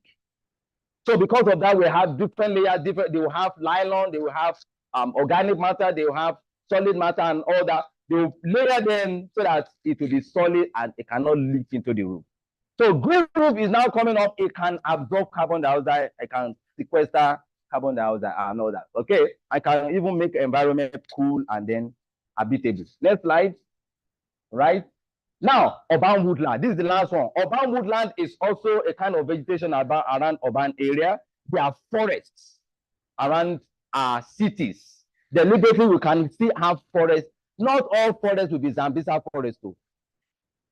We can still have some forests and still put in security places to put in check all these hoodlums that may want to use it as their own hiding area. Okay, if you enter University of Ilorin, I'm always proud of that university. So look at the vegetation. Look at the plantation. Do you know how many hectares of teak we have there? I happen to be the manager of teak plantation there. We have close to 600 hectares of teak plantation at Ilorin. And if I want to tell you idea of what an hectare is, an hectare is simply means one football field. 100 by 100 by 100 by 100 is 1 hectare. We have 600 of it planted as teak at Ilorin. Please appreciate my university then. Okay, so when we have those kind of vegetation, those kind of trees, those kind of forests around cities, they are called what? They are called urban woodland because it's wood land. Forest land is another word for wood. Okay, now what are the benefits of all these urban forests that I just mentioned to you? We've mentioned 6 of them. What are their benefits? Number one is that they can provide shade and cooling area for us. You know, shade, you can always stay under it. Another thing, noise reduction. They can reduce noise. Okay, from coming into your living area. If you have trees around you, it can calm down the area. Another one is soil erosion control. That one is very straightforward. Habitat, wildlife habitat. Please, when you have trees in our cities, birds can have nests to lay their eggs and reproduce. Okay. Another one is privacy and screening. Even if you have trees in front of your house, it will prevent people going and passing you to see everything going on in your building. Another one is aesthetic appeal, beautiful environment and all that. Next slide. Then we have property value enhancement. If you have trees in your building, if you want to sell that building, you have more money. it will increase the value of the house. That's one thing about trees again. Another one is food production. We have fruit we can pluck from the fruit, from the trees and all that. Then improving the water quality. We have this infiltration, the soil where we have the root can see debris from entering into our water bodies. So that's another thing. We have support biodiversity. Biological diversity in our city will be increased. Then carbon sequestration simply means removal of carbon from the atmosphere and turning it into the tissue of the plant. So that we are. Okay, now let me quickly go to strategies towards increasing now for the topic you have given to me. What are the strategies we can now use to increase the biodiversity in our city and also stem the heat waves we are talking about? These are everything that I've just mentioned. The number one is green infrastructure. When we have this green infrastructure, we have trees planted around our area. It will cool down the heat. It will cool down the heat. Just study have discovered that. If you have trees around your area, it will cool down your area. Your own building will be cooler than those of your neighbors if you have trees around you. So please, let's plant more trees. Then we have urban forestry and tree planting. If we do urban forestry and tree planting, we will counter this heat. Another one is cool pavement. Even if you want to do pavement, make sure we still have some green areas that we can always lawn. We can always cut the grass and make sure the grass cool down the environment. Another thing is smart urban planning and design. There's these days now, because of time, I should have talked more on that. There are smart buildings these days that we can reduce electricity. We can even have, we can increase the lightning so that we can always put off the light during the days and only in the night we use light. And then we can always reduce our, when we have cross ventilation, we can always reduce our AC use and all that. That is smart building these days now. We are talking about that. Now, energy efficient building and renewable energy. Solar. We can invest in solar. Initially, it can be very expensive. But at the long run, it's better for the environment and better for you, okay? Public awareness is there too, and then community engagement and education. These are some of the things we can do to make sure we tackle the heat wave. Next slide. Now, when we plant trees, I deliberately include this one because you think when you plant trees, you will leave the tree to take care of itself. Plus, we need to manage our trees. We need to make sure we take care of the trees. If it needs pruning, prune. If it needs thinning, thin. And don't just leave the trees to their own fate to take care of themselves. If it needs watering, water it. If it needs manure, manure it. So, planting or maintenance is very important. Then pests and disease, trees too get infection. Trees too attacked by pests and diseases. Please, let's be watchful and treat them when they have infection, all right? Tree inventory and assessment in our city. Let us always have inventory. How many trees do we have? Do we have less trees? Do it 5 years, 10 years later, compare the data. Ilorin will do that. We had the data for like 5 years ago. Very soon we'll do it again and look at the difference. Our tree increasing or reducing. What can we do to mitigate this impact? Okay, and then urban planning and physical support. In the Kwara State government document, there is a policy that says everybody that build a house must have a tree. There's a policy on ground that says everybody, if you have it, I don't know where the document is now, but I will have quoted it here. There's a document that says like that, but most of us did not know. And we're just planting, we are just building houses without any tree. We are going against even the law. Okay, let's do that. Now, the last one is there. Now, move that. Now, let me quickly tell you what my own NGO have done. I don't just go to talk, I do the talk. And I make sure I practice what I preach. Okay, so let's quickly look at what my NGO has done, Safe Tara Network, in terms of this tree planting in Ilorin, Kwara State. Okay, now quickly, next slide. I discovered something about our schools in Ilorin. Most of the schools in Ilorin, they've removed all the trees. If you go to most of the schools that you went to, they've removed all the trees. Next slide. Okay, now look at the single one of the schools. I just present this school. There's no single tree. This is what we discover as an NGO. And when we discover something like this, total tree removal in schools and no shade for students to even play during the playtime, everywhere is always hot. Next slide. And because of that, another thing is we discover some of these schools, they even have erosion. Erosion already washing away the environment. Next slide. Okay, look at erosion. Erosion is washing away. This is along Agbabiaka. There are some schools along Agbabiaka Road. So you can see, this is what we're having. Even when they play, their football is being washed away because of erosion. Next slide. So because of that, my own NGO, we now started, we applied for a grant. I got a grant from some organizations, they gave us money. We raised seedlings. After raising seedlings, the next thing we moved to school. We went to a number of schools in Ilorin. We taught them about tree planting, about taking care of the environment. After we've done that, move to the next slide.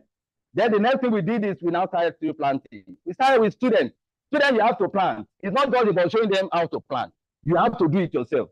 So a number of students in Ilorin, they planted the trees. After that, teachers too and principal, all of you must plant.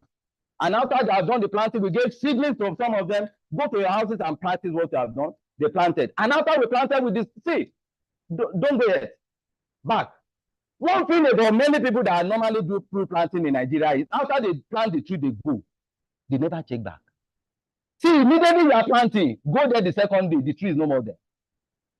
If they are telling me they plant 5 million trees, 10 million trees, I will always tell them, this is a lie. Go there next year, you will see one. A number of them have died. So after we have planted trees in school, we went. And we discovered some of these students, they have destroyed our trees. We started by putting tire. That we plant tree, we put tire around it. We went the next day, both the tire and the tree, they're gone. Now, next slide. Now, after that, I now said, see, me, tree that I planted, it must survive. So we now started buying Boko Haram nets. Say, when I plant our tree, we will now put Boko Haram net around it. After that, we started in calling students. You will help us. We will do it together. We now put Boko Haram net around it. So when you are playing football, even when your football eats the net, it will bounce back. Even when you two eat the net, it will bounce back. This cost us millions of naira to do. Okay, next slide. After that, we now, some of the results. See some of our trees. So, let's see some of our trees now. So we planted trees in thousands, more than 30 schools in Ilorin. Next slide. Okay. So all this story, next slide, all this story that I've been telling you is that how can you as a youth be involved in this thing? Next slide, I'm rounding off now. Okay. Involved in tree planting is not only picking waste, please. Let's include tree planting in our programs. Public campaign and awareness as we are doing now is very good. Let the public know about it. Next slide. And after that, we must always speak out. When you go anywhere, speak out, let them know about this thing we are campaigning and let them know about tree planting. Next slide. And join hands together to save the planet. That is the message I'm passing across to all of us this morning. Next slide. And I appreciate my team. These are some of my team that we have been planting trees all around learning over the years. Next slide. And those people that gave me money, I always appreciate them. National Geographic gave me money, and this Jeff United Nations gave me money. Thank you so much for listening to me this morning. Next slide.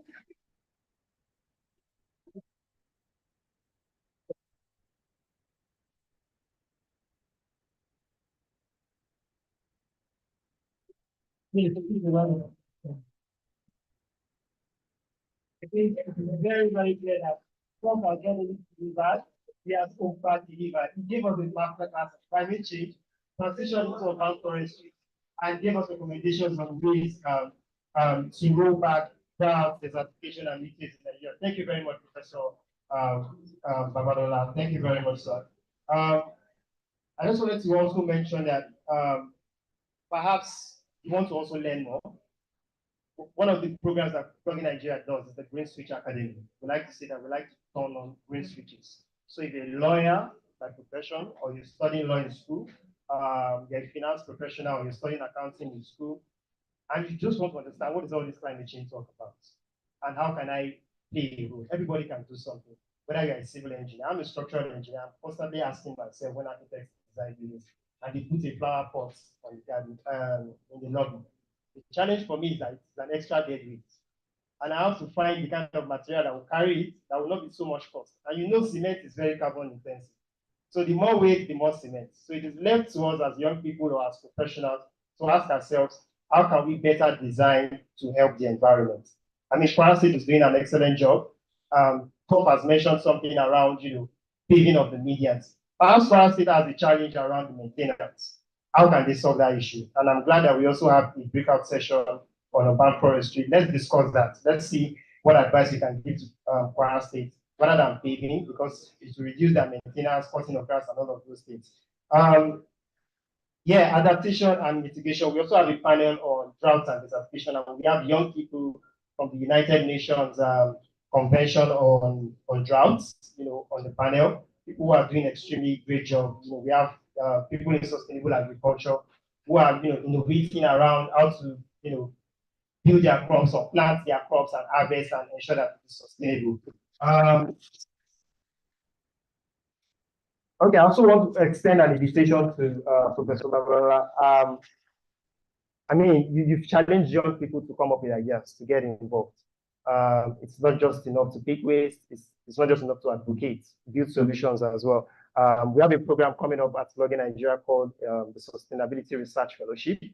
And it's not enough that as a forestry undergraduate, you're building something for forestry, but what you're doing also has implications for an highway engineer.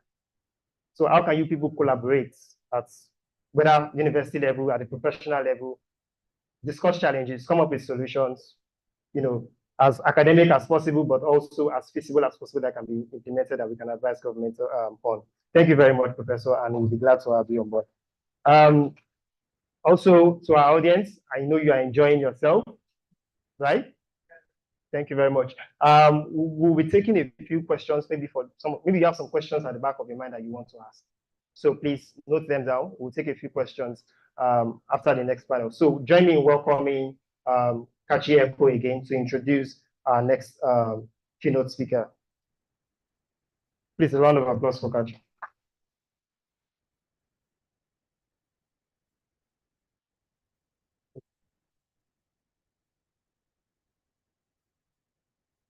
So for our next speaker, we have our first special speaker, Mrs. Arese Onaise. She's the Executive Secretary of the Food and Beverage Recycling Alliance, and she'll be talking on advancing a circular economy insights from the Food and Beverage Recycling Alliance. So she'll be speaking to us virtually. A round of applause for her while she comes on.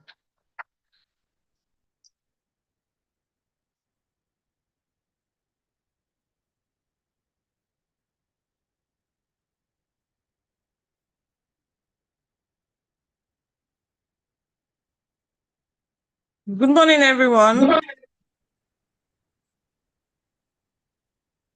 I hope you can hear me. Good morning. Yes, I can hear you. Okay. Good morning.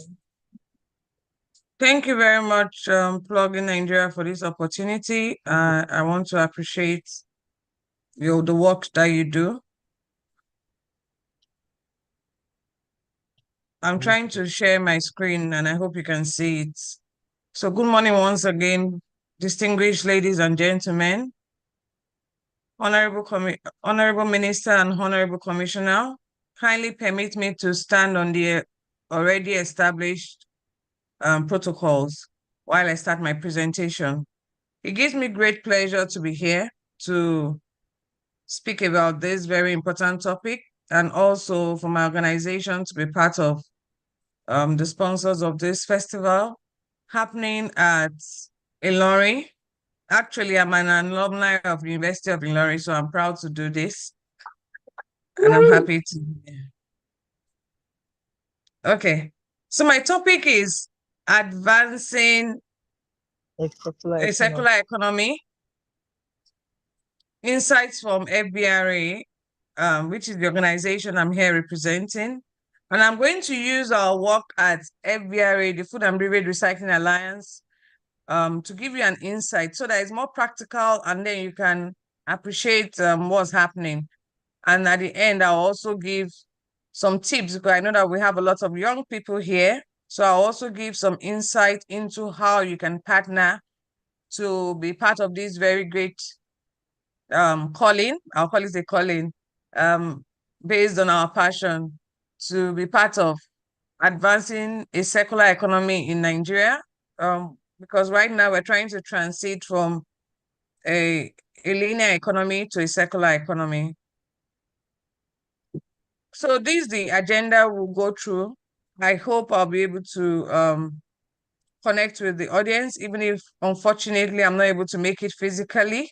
I would have loved to be there, but I also have a lot of engagements and activities planning towards the World Environment Day in different locations. So I'm tied up at the moment, but I'm happy I can connect. Thank God for technology, I can connect virtually.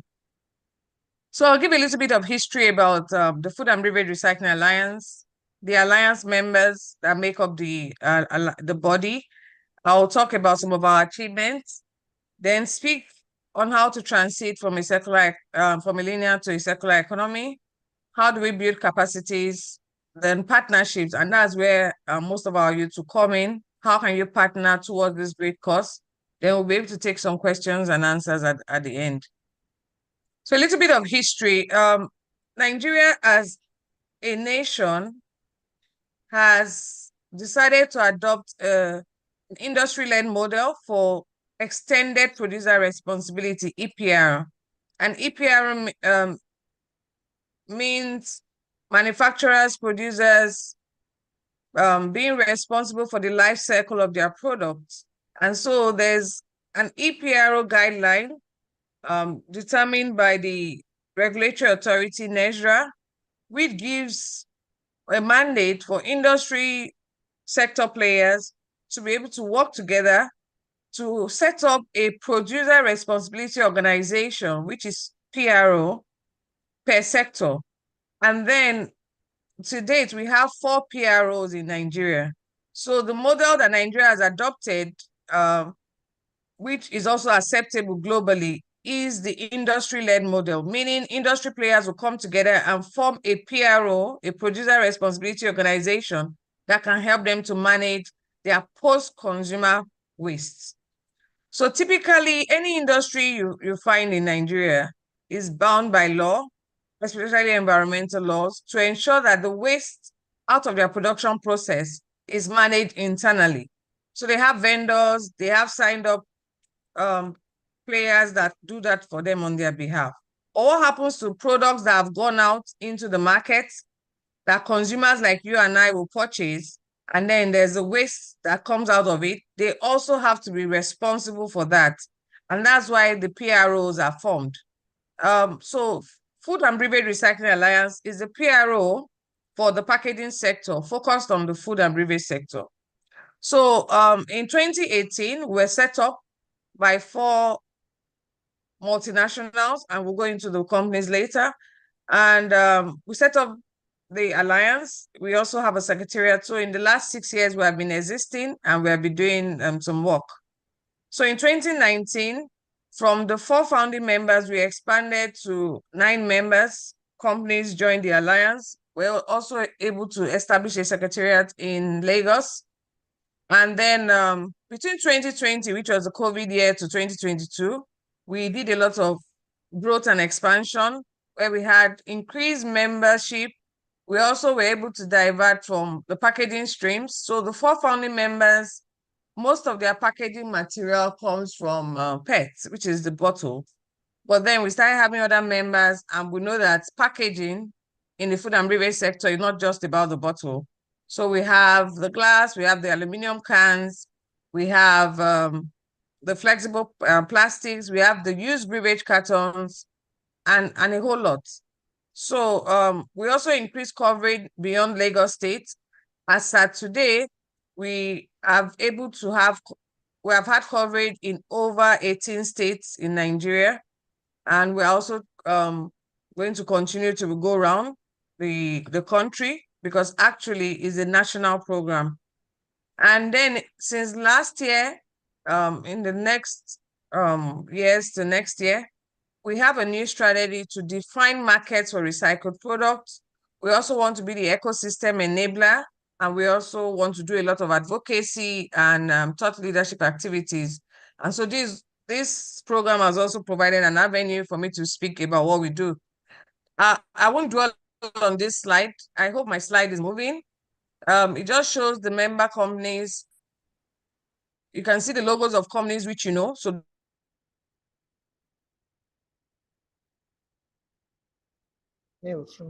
activities you see about us.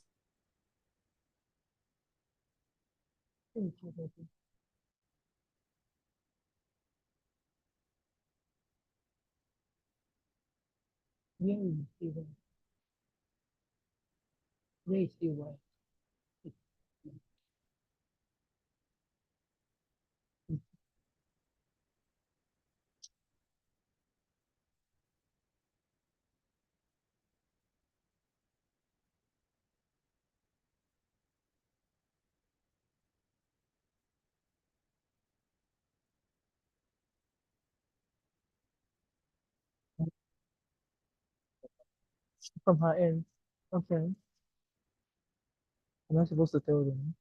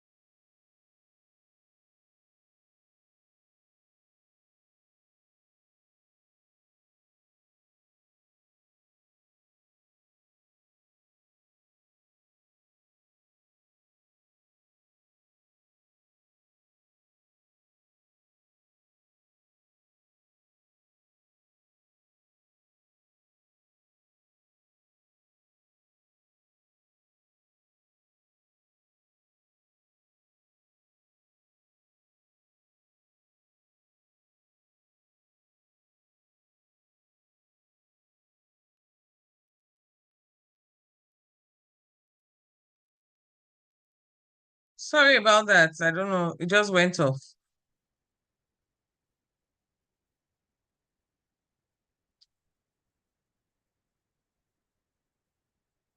Can you hear me? Okay.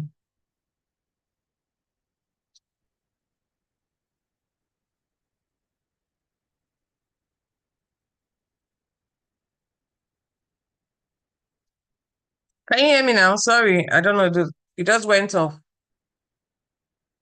We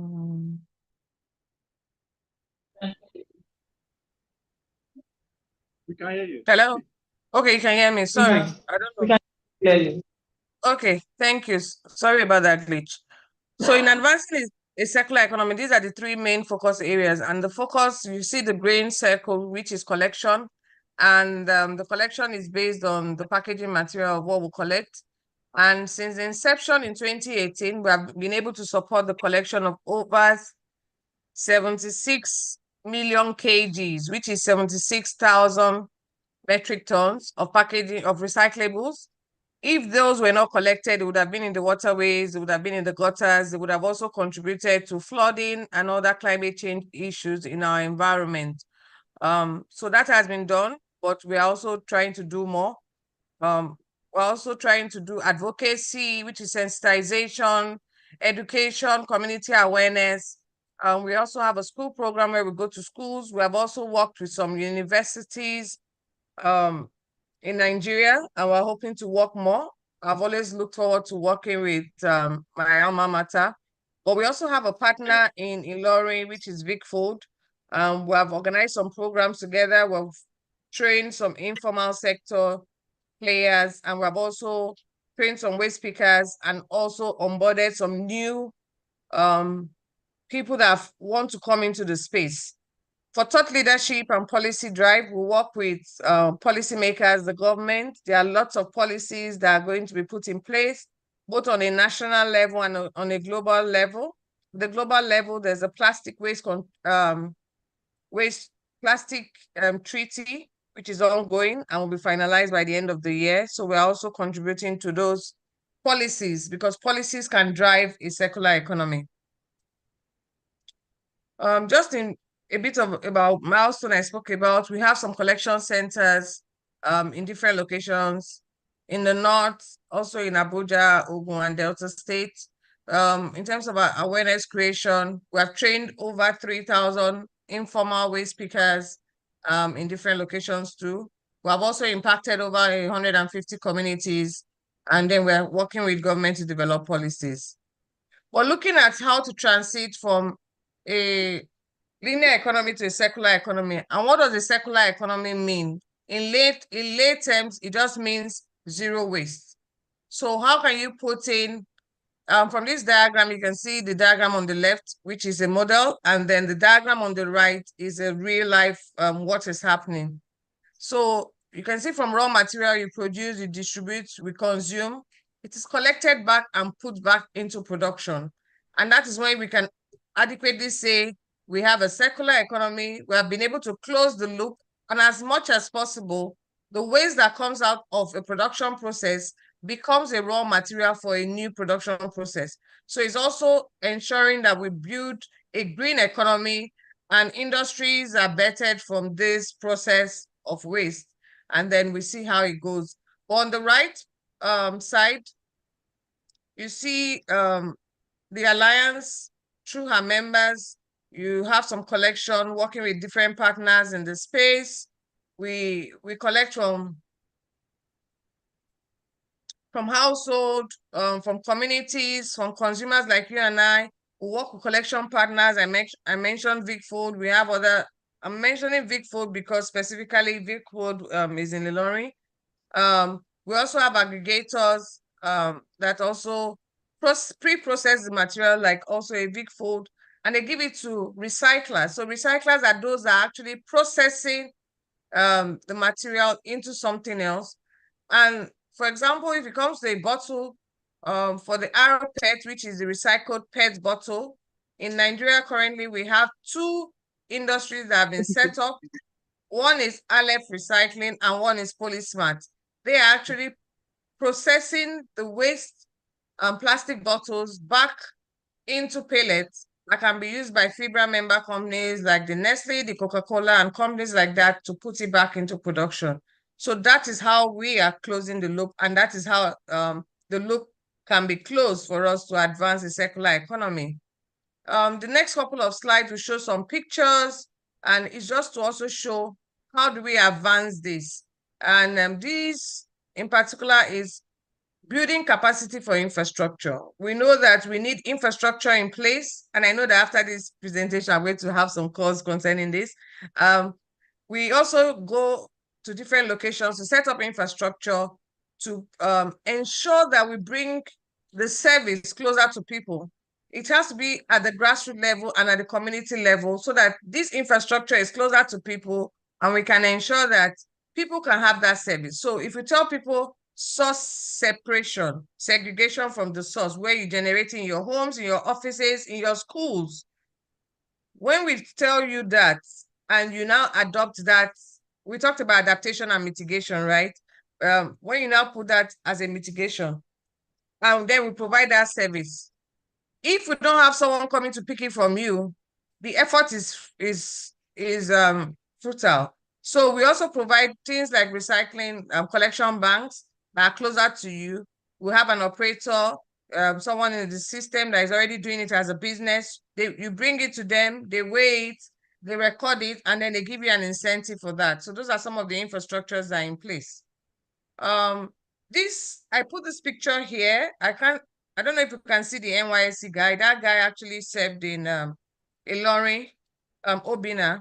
So we had a partnership with him, and he went to different communities within Ilorin to we gave him these giant bins to put in the communities, in the local government, and he was creating awareness as part of his personal community development project. So we supported him on that, and he was able to do that in different communities.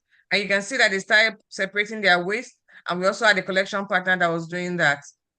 This is some of the bins we also gave in the airport in Lagos to ensure that collection is waste is segregated. We also have some bags like this that we give to some collection partners for them for ease of storage and ease of collection. The bottom picture shows if we know our juice packs are also used to make polyboards that can serve as wood. And then we go to schools, we make bins like this out of those polyboards, out of the waste juice packs. We now give it back to the school and use it as an education measure for the children to tell them that you can actually have a resource, or waste can also be a resource or a raw material. But these bins have to be indoors because they have a paper base. The next way of advancing a circular economy is through training and community engagement. This is one of the pictures during the COVID. I was the one there with my marks, and we went to the dump site to train them about the need for them to remain safe, on how they can work effectively. You can see some of them are just wearing flip-flops and singlets. They are not really protecting themselves while doing that. The next one in the middle is a training we did for new waste pickers, those that wanted to come into the space. Then we gave them a toolkit to start off the work. The bottom picture on my right is an Ilorin picture. That was also during COVID, where I said we trained people in the space. So individuals that just wanting to come into space, or individuals that are already working in the space, picking up your recyclables, to train them, to tell them what to do, and also provide a starter kit for them to start up their businesses. Oh, then sorry, this other picture is upcycling, where people are also told how to make innovative products like the Ottoman chairs from the plastic bottles. More pictures coming in, training and community engagement, which is very important. So going to different communities, even going to the beach to clean up, going to different isolated communities to clean up is one of the things we do. Then we also had a training with the United Nations Development Agency to train people in Lagos and Abuja. For the school program, which is a recent program we started in partnership with our regulator, which is NESRA. So we'll go to schools from primary to secondary schools, and we educate them on the need for recycling. We also provide these bins for them so that when we leave, Prof talked about when you put in a program, you always need to go and check it and ensure that it is sustainable over time. So we don't just teach them and leave them. We provide this bin for them. Afterwards, they can also have their recyclables. We link them to a collection partner within their area. So the program is sustainable over time. The bottom picture here shows LASU, Lagos State University, where we're able to go into the university, train them and create an awareness. And also we have champions within that university. We provided bins in each faculty location. Then the champions manage those bins. We also link them to a collection partner. So afterwards, they have a program that is sustainable. They give us a monthly report on what they do. So in terms of practicality, closing the loop, I spoke about the PET bottle. We have been able to achieve the first pioneer use of recycled content back into production, and it's closing the loop through circularity. And that was done by one of our founding members, which is Nestle. We all know the Nestle Pure Life. And in December 2023, they were able to launch a 50% recycled content on their water brand, Pure Life. What that means is the used bottle is being processed, and 50% of it is manufactured with 50% of the virgin to combine to ensure that we can have a new bottle. And so this drive is also in line with what the policy is saying globally. If you go to other clients, other countries, they're trying to close the loop and ensure that there's no waste. So that's why we need quality packaging material. So you don't have to throw your bottles in the gutters, in the dump sites. You have to separate it from source so that a collection partner can pick it. It has the best quality, they'll process it, and based on the requirements, it will be able to be put back into production. Just to round up, in all of this, how can we achieve this? So I talked about the guidelines by NESRA, and you can see the PRO serves a very critical role because we work with the different players in the ecosystem and in the value chain. So yes, we're set up by the producers. We work with the producers. They also fund all the activities that we do. We work with the collectors. We work with the recyclers and the processors. We also have an indirect link with the consumers, but we're also going to the consumers to do a lot of advocacy. We work with the informal sector. But at the end of the day, how do we advance a circular economy? We can only do that through collaboration. That is all of us working together, no matter where we find ourselves. A lot is also needed in the academia, research. We also need to know what can work in Nigeria. There are lots of ideas, lots of initiatives all over the world, but we need to be able to scale it down to our local content and our local scenarios. So how can we key in? There are various ways in which we can key in to help to advance a circular economy. We can do that through businesses. So a lot of small and medium scale businesses are coming up. They can be collectors, for the different waste streams. Remember, there is not just the PET bottle. Even the aluminum can is also a premium price. That's why you don't see it out on the street. We have the flexible plastics, which include the pure water sachets. They are used for different production, even back into your bin bag. We also have aggregators. So depending on the level in the value chain you want to be and the amount of funding you have, you can start as a collector, then you can grow into an aggregator and probably a recycler where you have machines to be able to process into arrow PET, that's recycled PET, into plastic shield, interlocking tiles, furniture, household products, even bags. So we also have partnerships through NGOs, like Plugin is also doing some of this, education and awareness, community engagement, school programs, webinars, conferences like this, advocacy drive through social and traditional media. We all have phones, we all are on the social media. Why can't you use that to be an advocate and create and innovate on things that can be done? There's also a need for people to start driving policies. We have policies in Nigeria, but they're not being enforced. People are not aware of it. If you're in that space, maybe you're a legal student, you can look at the policies and say, what can I start advocating for? Can I enlighten people about the policies that are coming up? For example, there are some policies that are coming up where nylon bags are going to be banned. And also nylon bags, when you go to the shops, is no longer going to be free. You have to pay a price, just like we do in other countries. That's actually to reduce the plastic pollution, because people know that when they pay for it, they'll be able to manage it properly instead of disposing indiscriminately. So all those policies are there and they are starting to be implemented, but we need people to also drive that. Partnership, volunteers. So even if you're not in the space, you have a weekend free. There are lots of activities like this happening. Tomorrow we have the walk and the marathon. You can volunteer for that, for campaigns. Technology is critical for us right now, even in the country. We need technology to track waste. We have different technology platforms. We also have the Waste Bazaar, the Packham, the Trash Coin. We have lots of those, but they're not enough. So we need more people in that space. For tracking of waste, for collection, as a collection app, and also for value chain integration. People are working in silos in the different value chains. How do we bring them together? The next one is data. Data, we know data is king. Data is important. That's one of the challenges we have in terms of the sector. So we also need academia to come into this.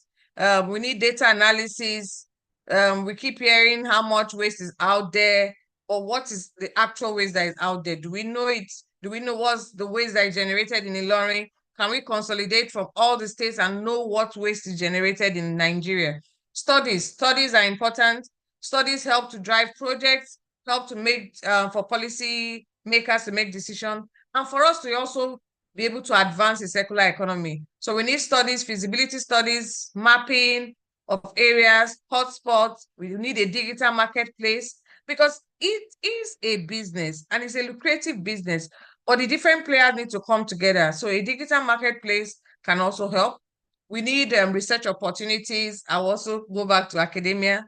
The university prof, I know you are in forestry, but you can also link us to some of these opportunities. And there are lots of opportunities out there. Funding for research are out there. So we need to also start looking at other areas that people are not looking at, and on the different waste stream. So these are some of the ways we can advance a circular economy. Circular economy is a term. It's not new. It's something we have always been doing. But how do we advance it? How do we practicalize it? How do we localize it? So there are different ideas out there. The web is accessible to all of us, but let's look at ideas and see how we can adapt it into our own environment, and we can use it as mitigative measures to reduce pollution and also reduce climate change. So I want to end with this. Waste is a resource. Let us create value from waste instead of seeing it as waste, because a lot of people are already creating value from waste all over the world, and we should not be left behind. These are our contacts. If you need to reach me, you can also reach me through Plugin Nigeria. Thank you very much for an opportunity to speak at this climate festival, Ilorin. and I'm happy to be part of this. Thank you.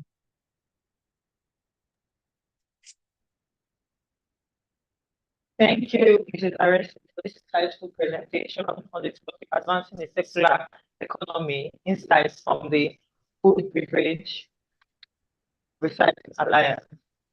So I also want to thank you and your organization for supporting in Nigeria. It's a round of applause for once again. So up next, we'll be having our first speakers for the panel. And I would like to call on Nora to come and sit beside me because she'll read the bios of each speaker.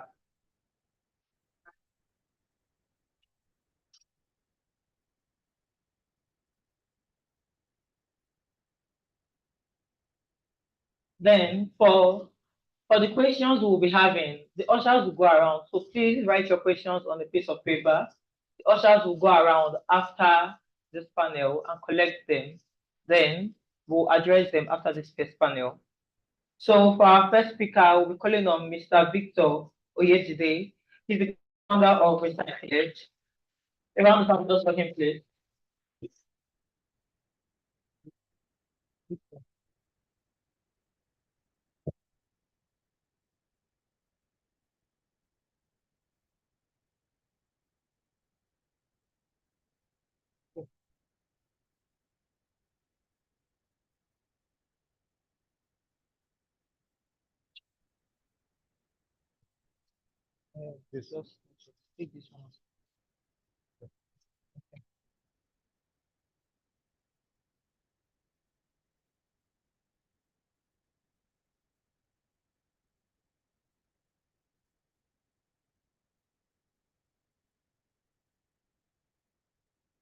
Victor Oyejide is an environmentalist, climate advocate, and sustainable development goal champion with years of experience in water, sanitation, and hygiene sector.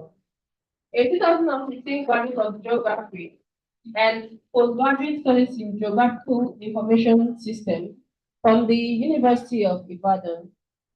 With a remarkable background in community-focused initiatives, his journey began when he served as the 2013 Director of Community Development in Junior Chamber Internationally, University of Ibadan, executing programs and projects in line with the then Millennium Development Goals.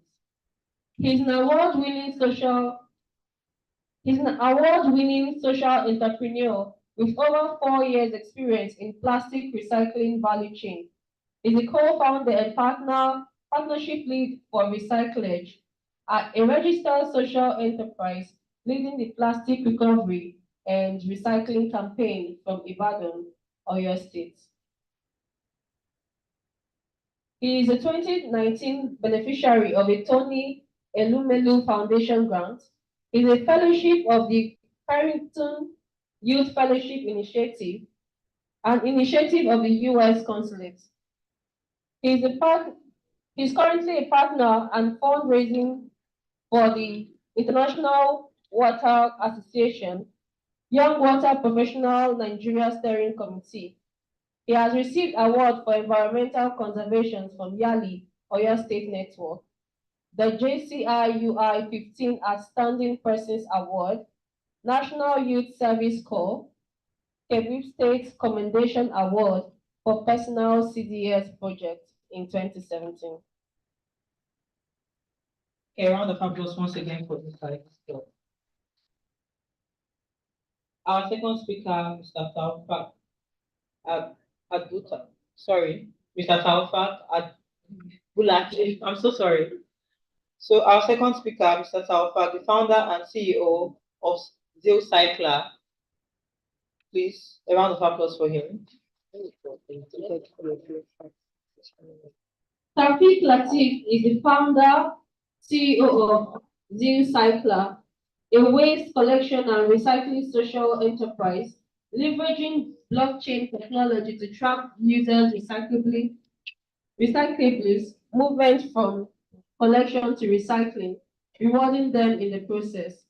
Before founding Cycler, he worked as a blockchain developer for 2 years, specializing in delegated proof of stake blockchain. He holds a degree in microbiology from Kwara State University with a passion for environmental sustainability and job creation, which motivated him to enter the recycling industry. Under his leadership, Zycler has successfully diverted over 201 tons of plastic waste from landfills for recycling. Tafik's vision is to create a circular economy where waste is not a problem but an opportunity for renewal and transformation. Zycler has partnered with leading organizations such as Recycler to advance sustainability initiatives. Zycler also has an award of recognition due to their contribution to the second edition of Waste Innovation. Learn more about Zycler's impact and how to get involved at zycler.com. A round of applause once more for Zycler. And finally, our moderator for this panel is going to be our host also, Mr. Sodiq Usoifat, the GRD officer of Plugin Nigeria. A round of applause for him, please.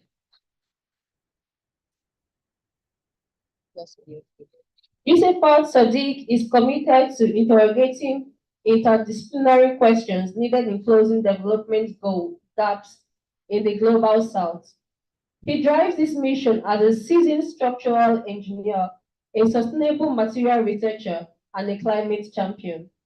He has engineered buildings of diverse typologies and forms, including residential, mixed use, and industrial developments, while helping architects and clients sustainably bring their imaginations to life.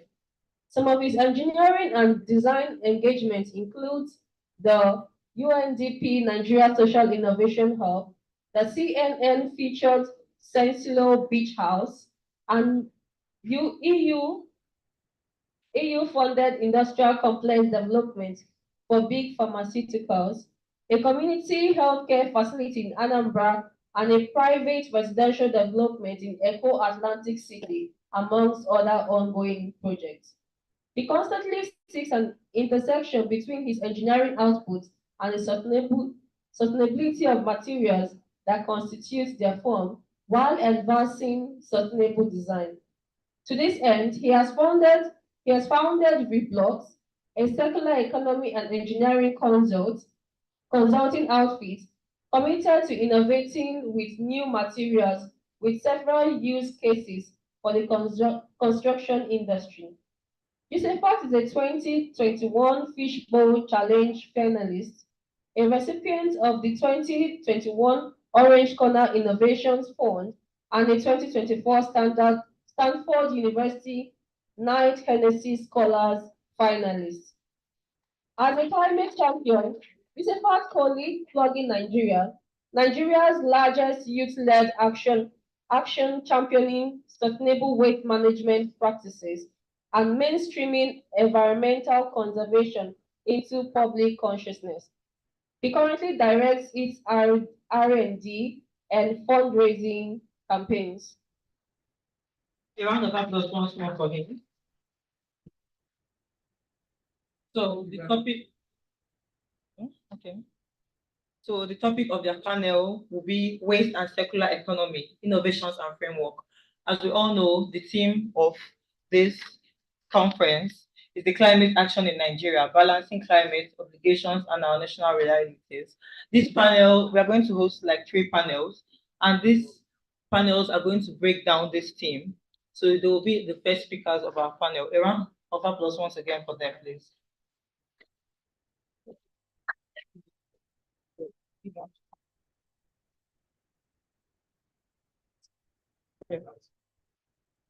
Okay, thank you very much, Laura Kachi.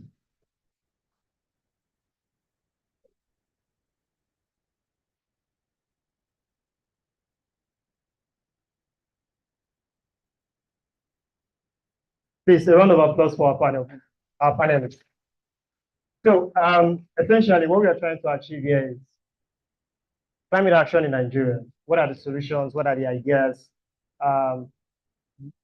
a lot has been said from our speakers, from Mrs. Arese of FBRA to Professor blah, blah, blah, blah, that solutions exist. And because solutions exist, we must go out to implement those solutions and bring it to people. And there are young people on this panel today who are doing incredible work, ensuring that they are shifting the pace and ensuring that that sustainability that we all crave for, that we're all passionate about, comes to light in this generation. So I'm very grateful to Mr. Abdulateef and Mr. Victor for honoring us our invitation to be on this panel. So I'm going to start with a big question, right? A lot has been said about plastic ban. And as a recycler and as a player in the space, I just want to get 1 minute comment. What do you think? Should we ban plastics? Do you think that it's an infrastructure challenge? If the infrastructure exists, then we can coexist with plastics. Or from your business perspective, from the operations, everything you're doing, you think that plastic needs to go. So I just want to get your opinion on that. 1 minute. Please, Mr. Victor. Thank you very much. Should plastic be banned? I think one thing I would start with is consumer behavior actually shifted towards the use of plastic and in recent times. And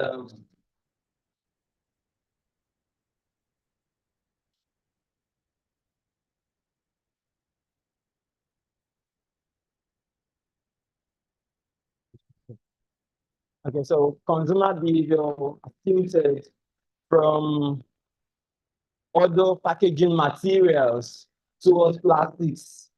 Gone were those days, though, to a large extent, we still have some of them when we use glasses for our packaging materials. We still have Coke in glass, we still have some other containers like that. But plastics generally, a large proportion, a large number of us want to grab our bottles on the go. We want to drink on the go. So the reality is, it has really come to stay with us. It's now how we get to really manage it for the people and the prosperity of the planet that matters now. Thank you. Thank you very much. Thank you very much, Mr. Victor. So if I hear you correctly, plastic is a good innovation. We have not just managed that innovation very well. I mean, if I want to package water, I will not package it in carton, in paper. I want to package it in a material that can, for longer period. You can cool it, you can eat it without affecting the material and all that.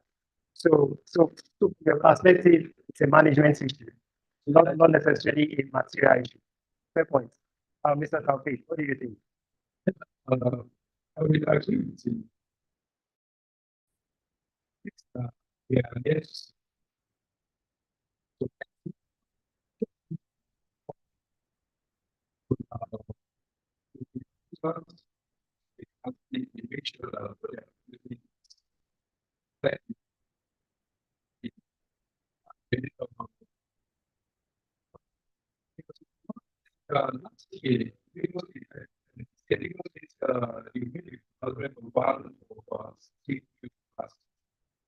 I guess also realize whatever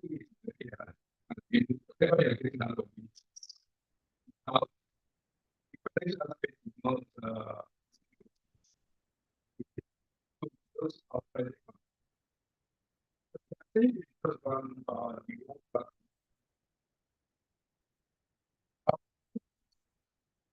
I think the transitioning from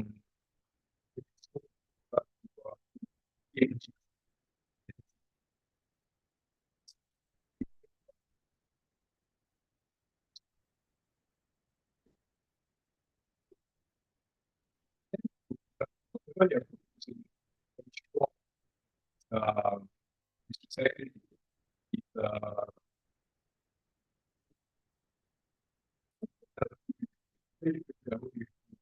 don't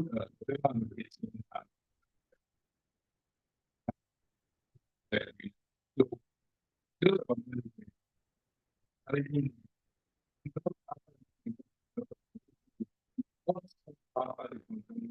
has means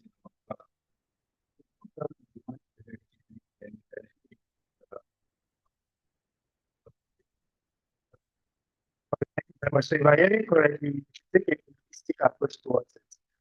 management of plastics. Just like I said, extended producer's responsibilities. What are you pushing out back into the system? And we did mention of something that is very critical, single-use plastics. So perhaps we should look at single-use plastics that are not recyclable, right? And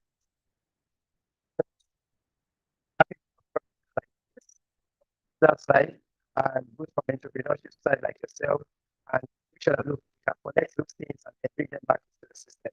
But you also said something, and that would take you to what you think, what you think that things like, because you're taking a different approach to it as I understand.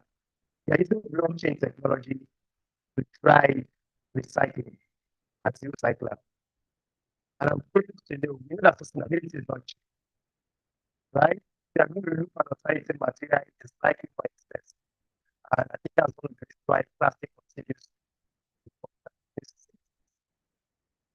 be a new technology. Another time, new technology, yet you have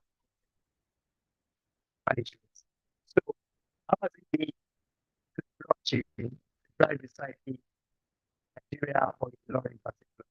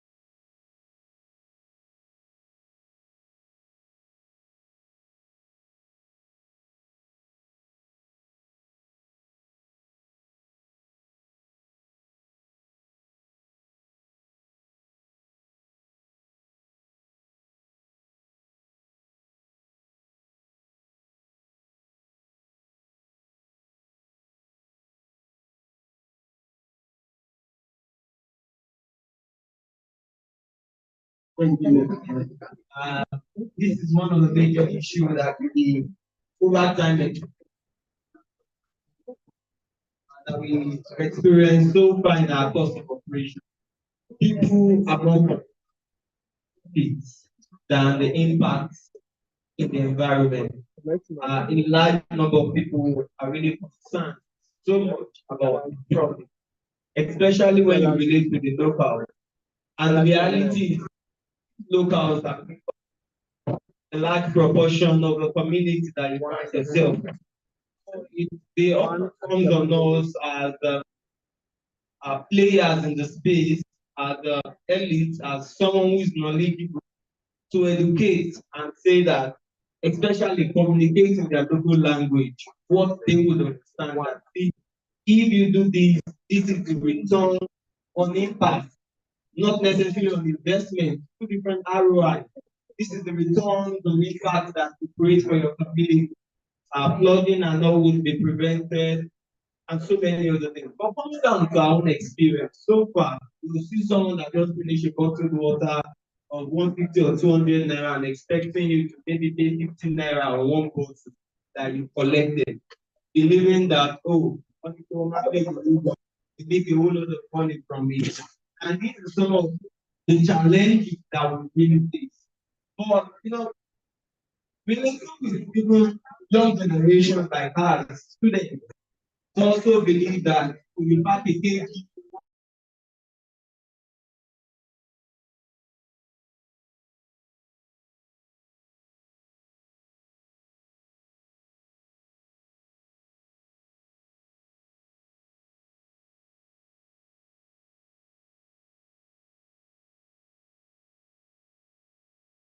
₦50 or 120 naira for the number of classics you picked, which is a whole lot.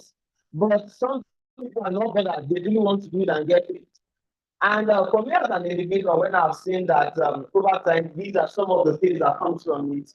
Beyond giving money, to carry several initiatives to be able to empower the community around us, and also see that we create positive change, which goes beyond money. And that really drives them and propels them to really clean up the environment and do, make impact. So part of what we've done, or what we do currently, is also a program that we call the Effect for All Initiative, whereby people in a secondary school, students gather pet bottles willingly in their communities from their schools. And every month we give them part in exchange, more like an exchange program.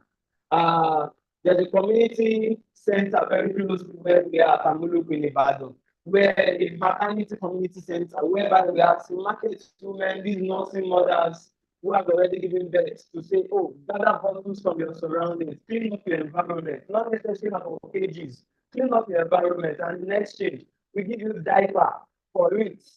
And you see women coming out in their numbers just because you want to get an incentive which is greater than money. So this is not even about the volume, but it's about making impact beyond the money. Thank you.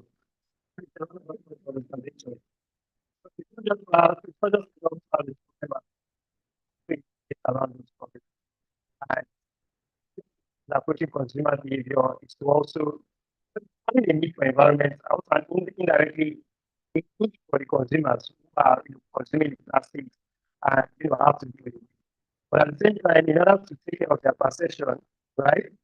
You are also asking yourself, what are the problems they have? They have their needs, they have car needs, they have his needs, and then you get around those things to express them. It's a roundabout for everyone. Now, you have the same problem with perception of course. So I'm just going to ask you, how have you managed to stay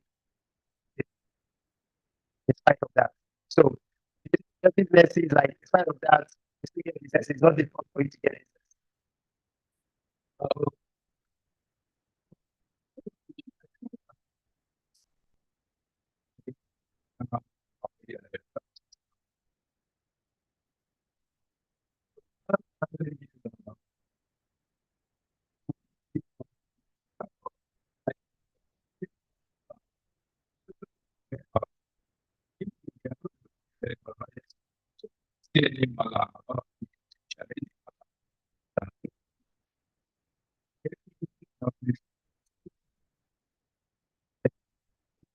The other thing is, okay, I want to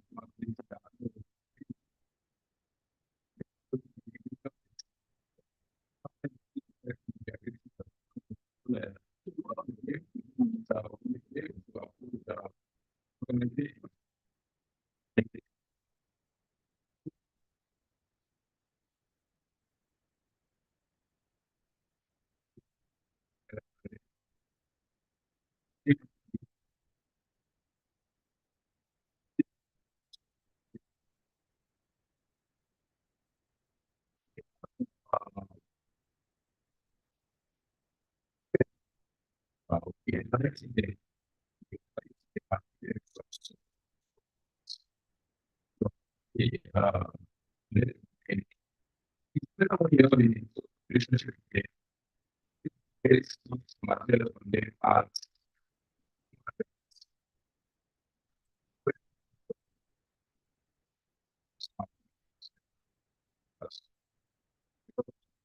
There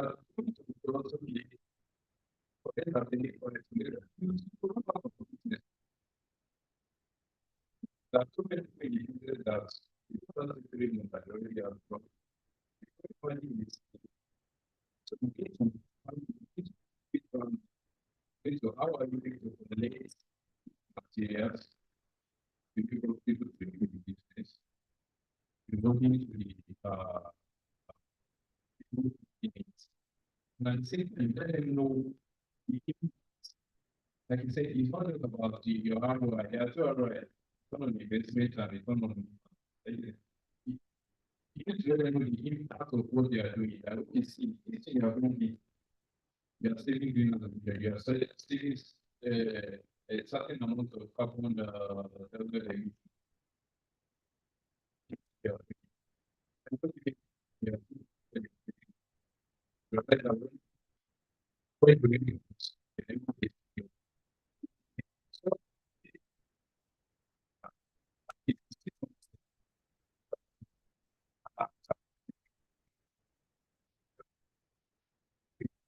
Thank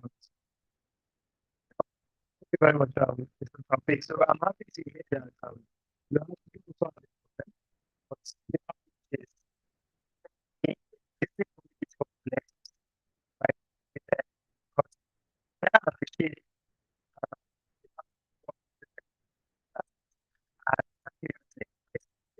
So, but I think one thing I would just say is that maybe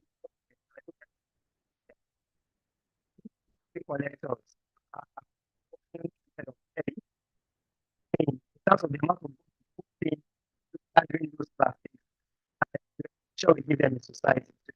But I think that's, I mean, it's also, I think they agree with me, also an avenue to empower the community collectors. I mean, we can get them registered, the government can keep them off.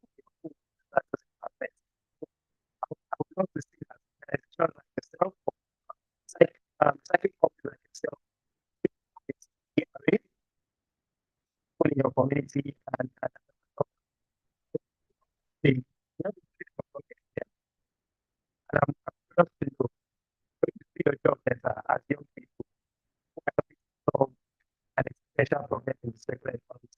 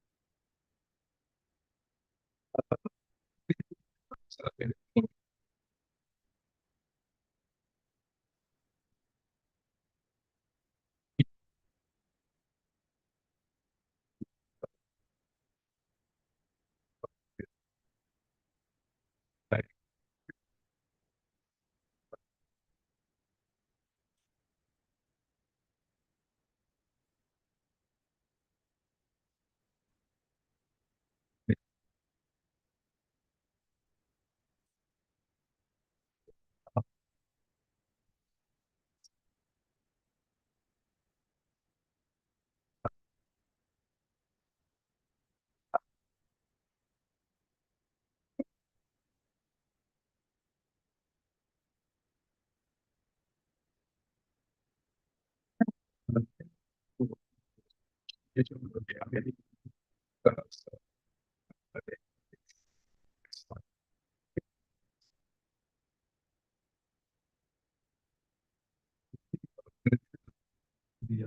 have others.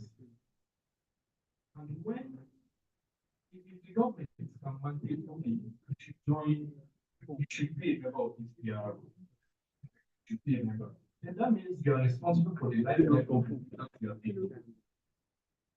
When you are responsible, there is a sort of the payment, or if you are responsible for something, then you need to find a way to collect that thing back. Now, in 2021, Denmark they started a sort of program.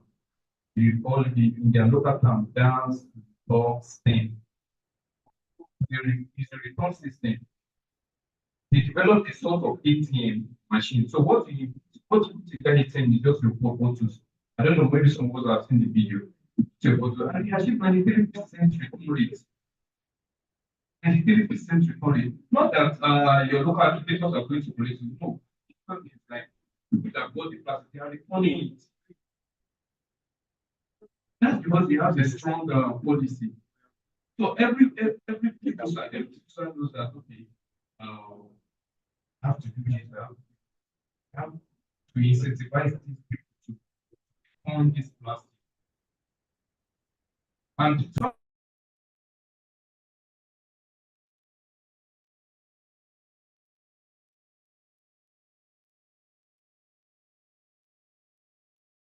the color, these bottles are hard to recycle, and then their financial this is lower. You have the white, you have the green, the brown, and so on.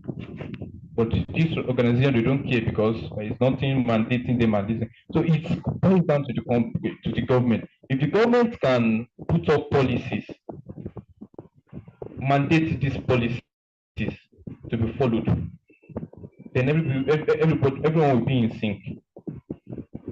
Thank you. A round of applause for Mr. Taufik. Thank you very much. So we're talking about policies. The policies in place already. Let's see their implementations, not just the big players, but also everyone in the across society. And because if more producers are involved, are responsible for their product, that means they can engage more recyclers like yourself who are at the community level, to better collect. Yes, Mr. Victor, what would you say to government in terms of making it easy for you to do the work that you do? So we know, like maybe from our secondary school, that one of the major role of government is to provide enabling environment for what? For businesses to thrive. And in a situation shift that we are in this country, where government and the citizens, I'm being careful of the words to use actually, but it's a very funny scenario. As players on those space, I've seen government even tell you truly, that every waste in a particular state or within a particular vicinity belongs to the government. So if you are taking, or you are saying you are cleaning up, you are taking these waste, you are stealing from the government. You are stealing from the government resources because they actually belong to the government. But the reality is we are contributing our own quota to cleaning up the environment and saying, yes, let's take off these things. And part of what is really expected and which are supposed to be effective is to say, oh, perhaps to put a tax system in place to now say, oh, organizations like yours that is doing this, expected to be contributing so amount of money. But these are all loopholes from the government, but rather you see law enforcement agencies policing you and saying that you don't really effectively do your job. You see, depending on states, traffic regulatory organizations, because they see bundles of joy, the bundles of plastics that you carry, stopping you and saying, no, how much are you paying for this extra? You have to give us something cheaper. So many things. So government normally provides the enabling environment for us to thrive. And as much as they do this, ensure that we also have, they give players the necessary visibility that they need to get for international attention to say, oh, these individuals are contributing immensely to the environmental sustainability in our state. These are players you can really work with, and it goes a long way to project your impact that you are making in that community. Thank you very much, Mr. Victor. So if I hear you clearly, you want a fair deal, you want to be partners in progress with government, and you want incentives, maybe not even tax, but they should be a little bit relaxed in how they deal with you. I mean, you are doing a business in a place that is not very common. It's very rare for people to go into that space, and you're trying to do your best to ensure that you are giving back returns to impact. This will be the end of our panel. So please, with a round of applause, help me appreciate Mr. Taufik and Mr. Victor, CEO Zilzikla and founder of Recyclage. Thank you very much. Thank you very much.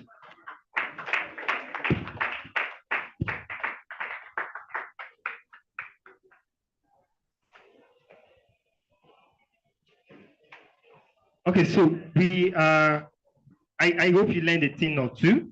Kachi had said if you have questions, you should write them down. I don't know if you've done that. Do we have ushers or protocols that have collected some of those questions?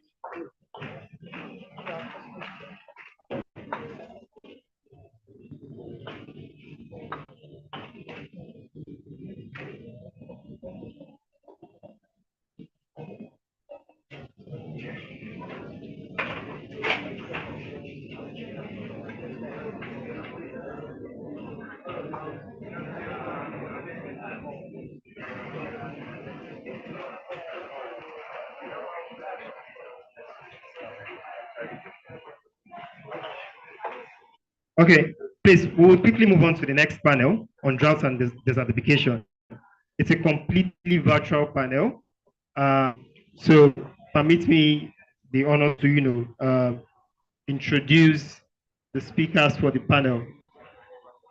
Technical crew, are you ready?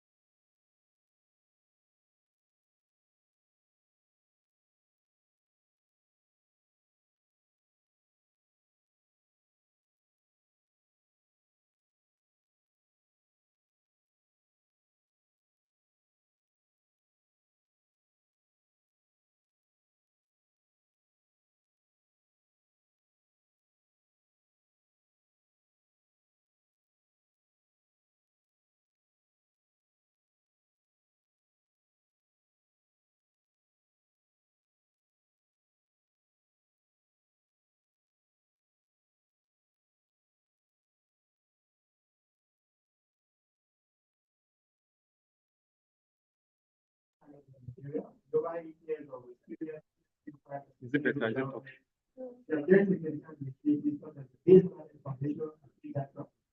Mobilizing young people and addressing issues of climate change, gender equality, parenting. A full panel of people said the entire through climate slash business,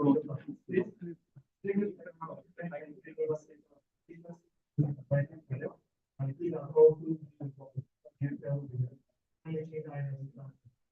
especially collaboration with work with unions,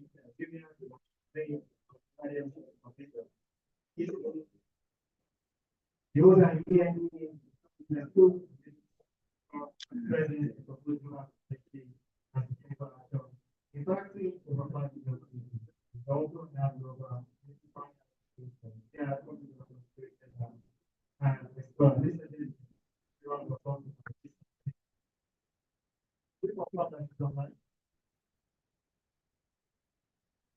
so thank you very much for this. I will be in my hands in the next lesson on our panel.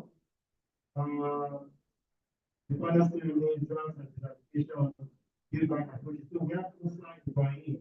If MC that you decide in the environmental, the graduate of geography and environmental management, point of saying the master of the town geography is committed to environmental policy and active activities, the OPC project interested in national history.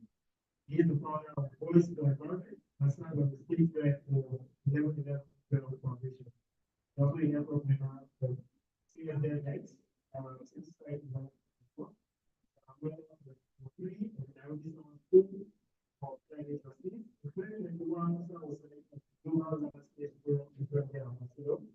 Also, completed that they are doing from 15 Abuja Abidjan in May 2023. Here you decide the goal for him advancing the vision of the Great Green Wall. Musa was also nominated and elected to represent Nigeria and won the issue of the Senate for the Great Green Wall. He was very much after my edition of the I didn't see that. Who is that? Who is the person? Who was the name? Upon his return, he was awarded as the champion of the National Agency for the Great Wall. Do you know Use platforms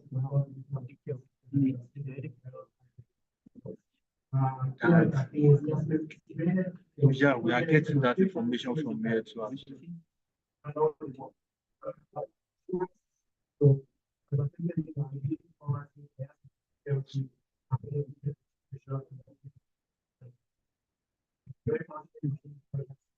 You put it up.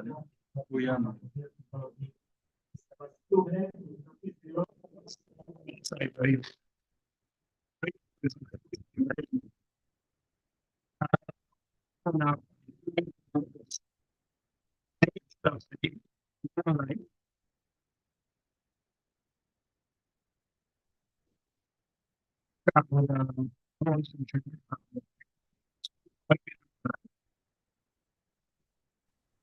So Usefat, we can't hear you, so we don't even know what you want us to do.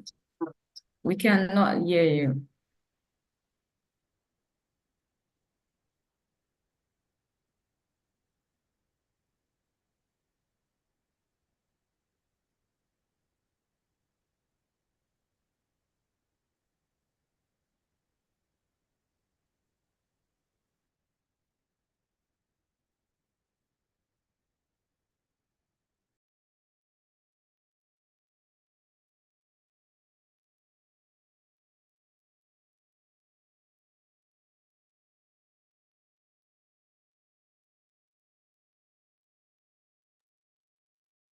Hello, Paris.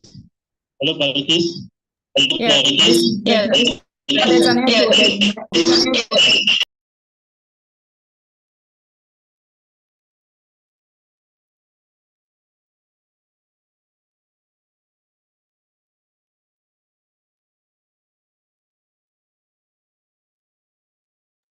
We can't even hear you again.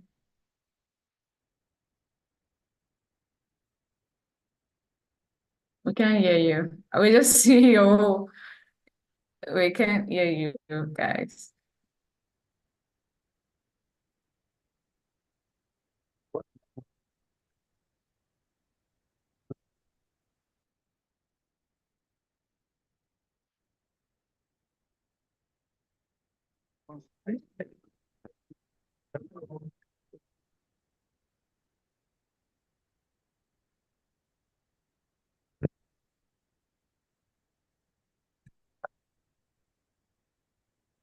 So I think there's a problem with the sound from your hand, and maybe since our session is virtual, if you guys can hear us, you can try sorting that out while we go ahead with the panel session. Okay, so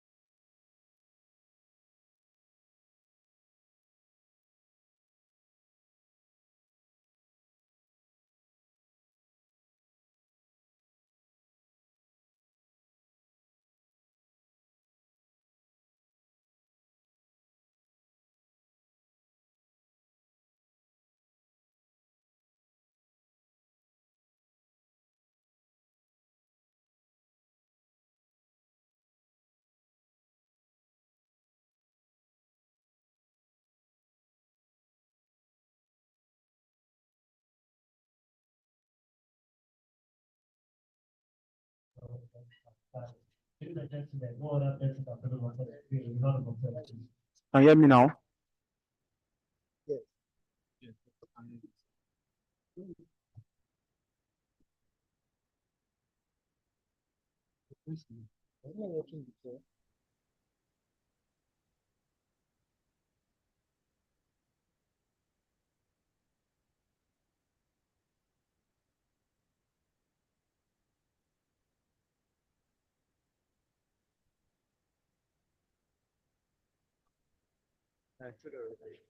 Hello, Tolu, if you're online, can you please start?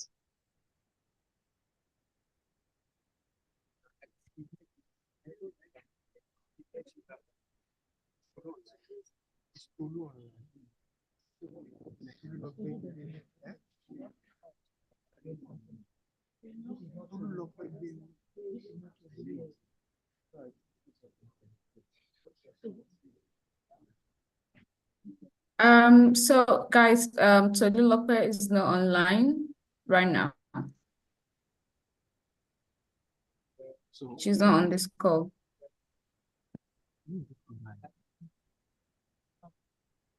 Okay, but can you hear me, Balikis? Just confirm.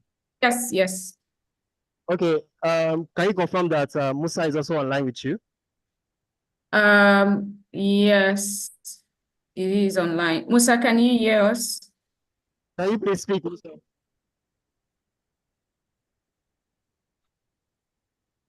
Okay, so can you unmute and on your video so that I can be spotlighted, Musa, for everybody to see you, please? Seifat, who is supposed to be on the panel again, aside the two of us? Shamsuddin Ibrahim. Okay, Shamsuddin Ibrahim is not on the call. Okay, it should just be you and Musa then, but if Musa can please just turn on his video and unmute.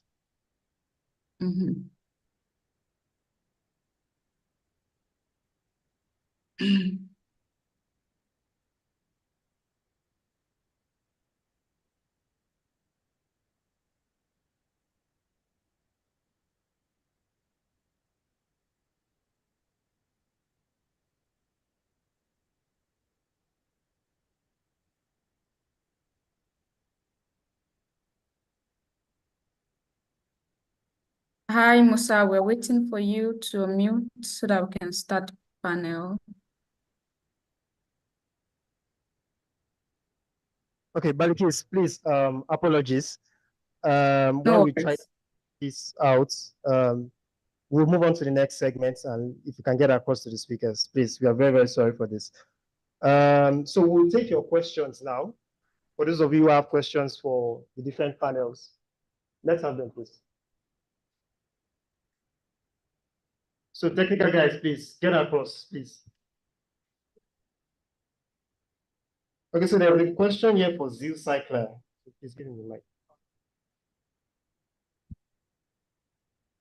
Okay, so okay, how do you use blockchain tech in recycling? He has said that.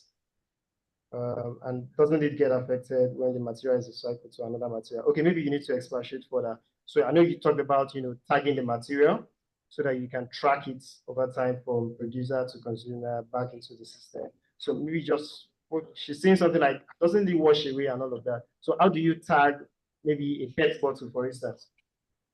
Actually, when we collect these PET bottles, we collect in batches. So we just tag the particular batch, assign it a number.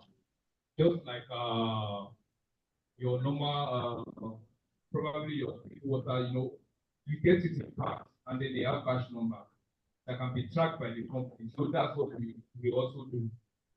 So then you can use this to trace and know and monitor from the collection to the final uptake and whatever raw materials is converted. Thank you. Thank you very much for your response. Someone says I am engaged personally from Ilorin.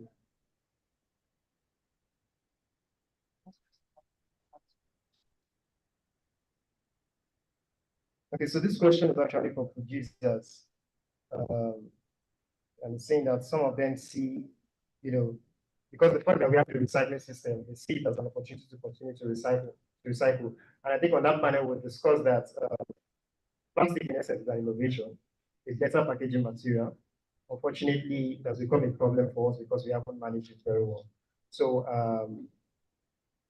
I don't know if I'm in a better position to answer your question, but I think what I would say is that uh, we can't say totally ban plastics. I mean, if there has always been a sustainable and effective system to manage it, we wouldn't be where we are. If technologies like blockchain had existed, if recycling companies have been, if we have been very big on recycling, from the get-go. I mean, we have countries that can track every ounce of plastic that they produce from all their manufacturers. So why can't we, eliminate such? In Sweden, in Denmark, all over the world, it's happening. So it's not really a new. There's a question from Abdul Malik from ASEC in Ilorin. One of the factors or events that affects the sustainable environment is war and the use of mass destruction of weapons. What are the rules stuff like plugging experience within the environment and discourage use of weapons of mass destruction? So I cannot speak authoritatively on weapons of mass destruction. There are several forces. I don't know if there's anyone of our speakers or panelists that don't want to pass a comment, but I think that's within our own scope. But if there's anyone, I'm willing to use the mic. Okay, let's move on. Next question.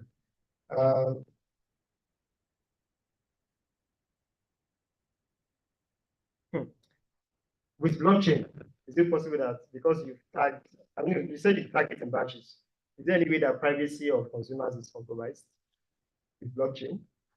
I think you said it's immutable. I mean, people cannot alter it and all that.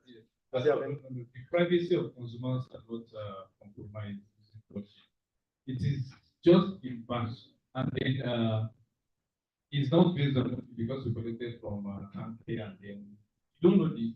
We only assign the batch numbers, I guess, in application to the people. Okay, so if you know it's your batch number, then you can easily track it yourself. So the privacy is there. Blockchain generally is. That's why people actually prefer using blockchain technology because it's one of the characteristics. Privacy. You don't know who owns what. That's it. Okay, thank you very much, Mr. Taufi.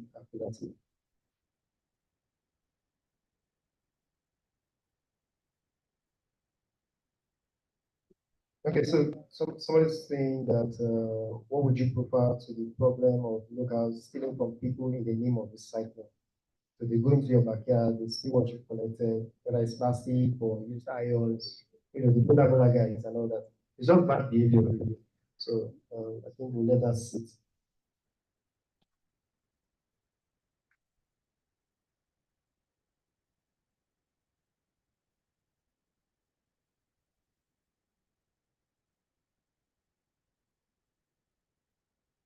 Okay, I know I've said something about urbanization is important. You need to house people, you need to build infrastructure and all that.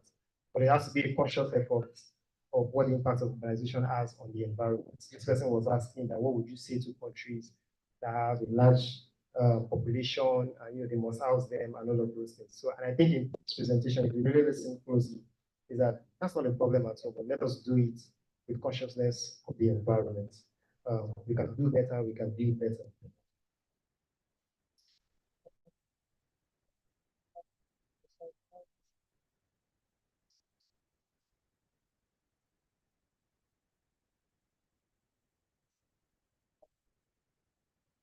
Okay, so Mr. Victor, I don't know if you have an insight on how many times can a plastic be recycled?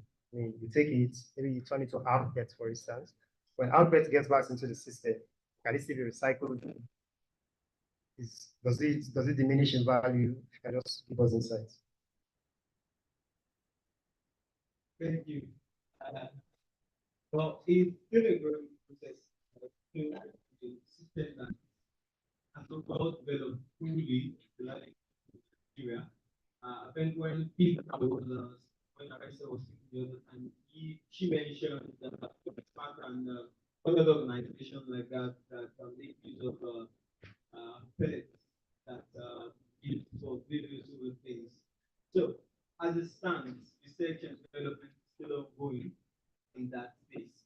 But the lifespan of the plastic can be fully utilized to a stage where you know that this is no longer healthy for consumption.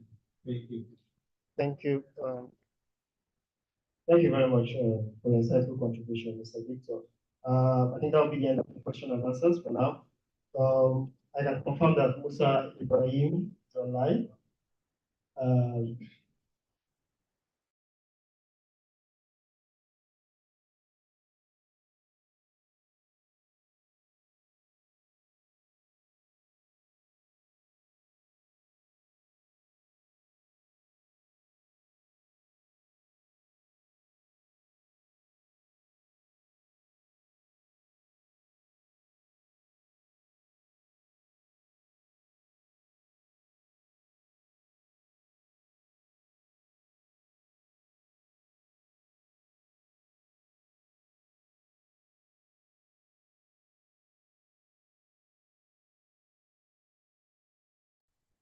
So I can see that there's a network problem from their end there. Ibrahim, you can hear me? Yeah, I can hear you. Good afternoon, loud and clear. Okay. So I think they're having some technical issues, but we just hold on and yeah. All right.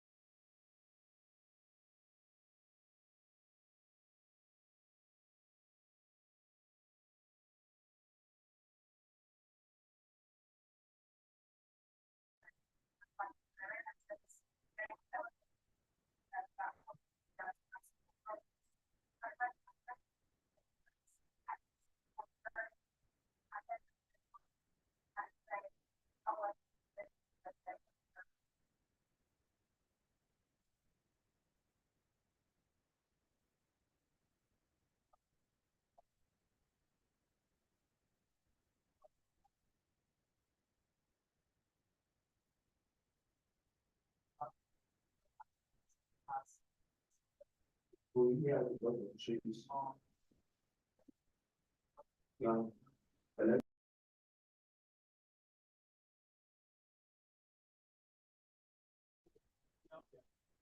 you please confirm you can hear me? Yes, I can hear you. Loud and clear. Okay, thank you. All right, thank you very much. Apologies for the breaking connection and all the technical issues that we have. Okay, so for this part, it's cloud certification, build back approaches. We're having a lot of challenge, like Prof said in his presentation about desert encroaching towards the south of Nigeria and the implications for that for agriculture, for sustainable urbanization and all of that. So I would just like to take, I want you guys in a minute, I want you to tell me what is your sentiment about the role that land plays in human development. Ibrahim, UNCCD Land Hero, you've done a lot of work with the Great Green Wall. And I think there are certain sentiments that you haven't seen the impact on the ground.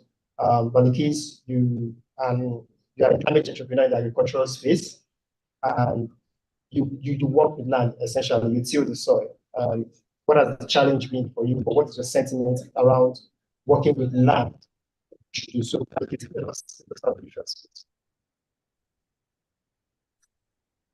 Okay, so Ibrahim, did you get the question? Because I think you're struggling to hear.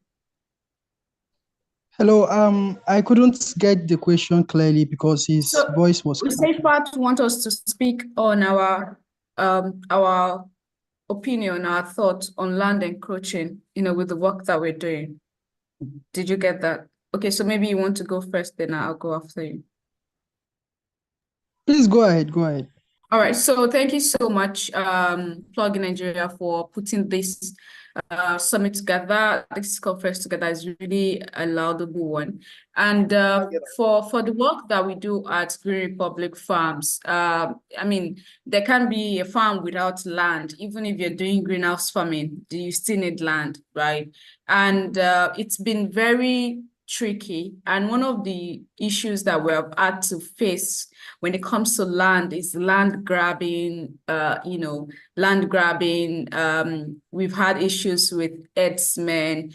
We've had to abandon a couple of our land as a result of insecurity, theft, lands that have been irrigated and whatnot. So it takes a lot of effort, resources, and finances to irrigate most of this land, because if you look at the northern Nigeria, you see that we have a lot of lands that are drought lands, right? And that is because they do not have access to a lot of water in some part of the northern Nigeria. Then when you come to the eastern, southern Nigeria, you see that we have a lot of oil there, and you see that many of these illegal oil extraction has damaged lands, which, as a result, you can't farm on many of these lands. Then when you come to the southwestern, the western part of Nigeria, you see that we have, quite an interesting land. However, many of this land, we have some that like that drought land, and we have some that are very versatile to agriculture. But this is also very peculiar in understanding that in the northern Nigeria, they are the largest producer of peppers and vegetables that is being consumed in Nigeria. They are the largest producers. So many of these produce come from them to the southwest, to the south, to the east, and many other parts of the country. But what we are now trying to do now is we're trying to put face on lands that have been seen as bushes, lands that normally probably people would just go there, hunt for animals, and come back home, eat these animals, and that's it. But now, if you look at the background image on my Zoom, that is actually a drone picture of my farm. And what that means is, imagine looking at this farm like you're seeing bushes, right? Trees, and you can own so many animals inside them. But we have brought life into the land, even with the experiences that we have had with insecurity, insurgencies, and the herdsmen, but we've been able to maintain. So these are have been our exposure, and also we've developed our knowledge over time to understanding how the northern part of the country are coping with droughts, in the face of agriculture, because it means that many of these farmers, many of these lands cannot be useful for anything if it is not raining season. And the raining that we get in the west is different from the rain that they get in the north. So the amount of rain that we get here is more than theirs. So, and they have to rely so much on raining season because they don't originally have water, even for drinking. There is just a lot of peculiarity for the northern Nigeria. But I see that there had been some effort in ensuring that, lands are irrigated and are versatile. Their lands are good for agriculture, but they just need that irrigation system to so that they are not dependent on raining season for some kind of crop. So yeah, I'll pass it on to Ibrahim. Thank you. Thank you very much. Thank you very much, Balike. So Musa, please, let's have you. Okay, thank you very much, Plugin Nigeria, for inviting me to this wonderful conference. Indeed, I have learned a lot from the previous speakers myself, and I'm really excited as well. All protocol duly observed. Thank you very much, co-panelists, for giving that insight on land. So, as you all know, my name is Musa Ibrahim. I am a land hero of the UNCCD as well as the youth champion of the NAGGW, which is National Agency for the Great Green Wall. And for me, I would like to maybe give a background about land. You see, land is one aspect that I have been working on for quite some time, for some years now. And within the SDG framework, when we talk about land, we are talking about SDG 15 specifically, which is life on land. And one aspect within the UNCCD we have always been putting emphasis on is land SDG 15.3, which is target 15.3, which is land degradation neutrality. And basically it entails halting, reversing, and restoring degraded or degrading land into healthy and sustainable land or landscape. And as we know, there are different kinds of landscape. We have wetlands, we have dry lands, and we also have other mangrove, as the case may be. And I'm really excited about the aspect my co-panelist spoke about, which is agriculture. For me to go deep into that aspect, I would like to also say that the food we eat does not come from our kitchen, but it comes from the land. As a young person, as an environmentalist, as a youth champion, and also as a UNCCD land hero and land tenure facilitator of the UNCCD Youth Caucus, I see land as a natural resources. I see land as a dignity, as integrity, and I see land as a legacy. And just looking at the theme of this year's World Desertification and Drought Day, we are looking at building resilience to the issue of desertification and drought, and also looking further into how we can leave a good legacy and how we can plan for the future towards more healthy and productive land.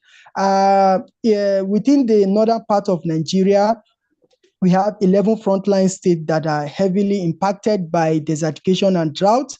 And these are the states, or these are the frontline states that the National Agency for the Great Green Wall is having their project, their intervention, and their activities.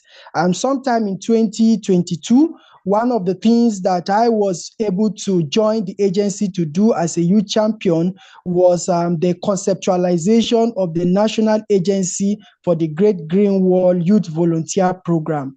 This youth volunteer program arises from the trip that I was fortunate and nominated to represent Nigeria at the Pan-African Agency for the Great Green Wall Youth Caravan. We traveled on road for more than 3,000 kilometers across 3 Sahelian states in West Africa. We started our journey from Nigeria, and we started also from Senegal, Mauritania, and down to Mali. And you agree with me that this program that we have conceptualized, which is also launched at the national level, is going to help to address some of the challenges that has existed in terms of combating desertification, drought, and land degradation. You see, over the years, they say young people are leaders of tomorrow, but we have come to realize, and we have come to the opinion that young people are beyond leaders of tomorrow. They are leaders of today and potential partners of today, and they are also leaders of tomorrow. So in that light, during our visit at, okay, I have a minute. So during our visit at the Youth Green Caravan, we observed that there is a need for more young people's engagement, more community and women-led engagement in the activities of the Great Green Wall. Because when young people and women are integrated into this kind of activity, it's going to yield a lot of benefit. And some of those benefits are the provision of innovations and technologies, as well as insight of young people that can help leverage, that we can leverage upon to be able to advance the Great Green Wall initiative. And one of them was the conceptualization of the National Agency for the Great Green Wall Youth Volunteer Program. I think I don't have much time. Over to you. All right. Thank you, Musa. Can you confirm that you can see me? Okay, great. Before I come to yes, you, I can hear you. Yes, you mentioned something very important, which I wanted us to touch on. So very briefly, please. I know you've done a lot of work, and it's amazing, the kind of effort you put into what you do.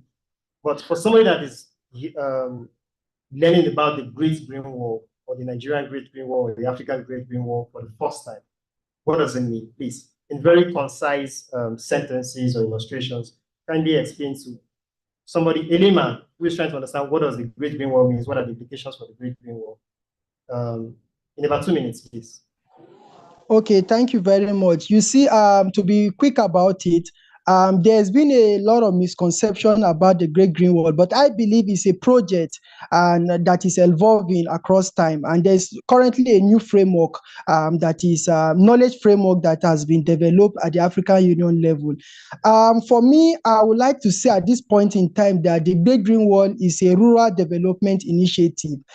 It's a project that is conceptualized by African countries that were impacted by this issue of desertification and drought. It runs from the west, which is Senegal, down to Djibouti in the east. And I can also say emphatically that the Great Green Wall has evolved significantly.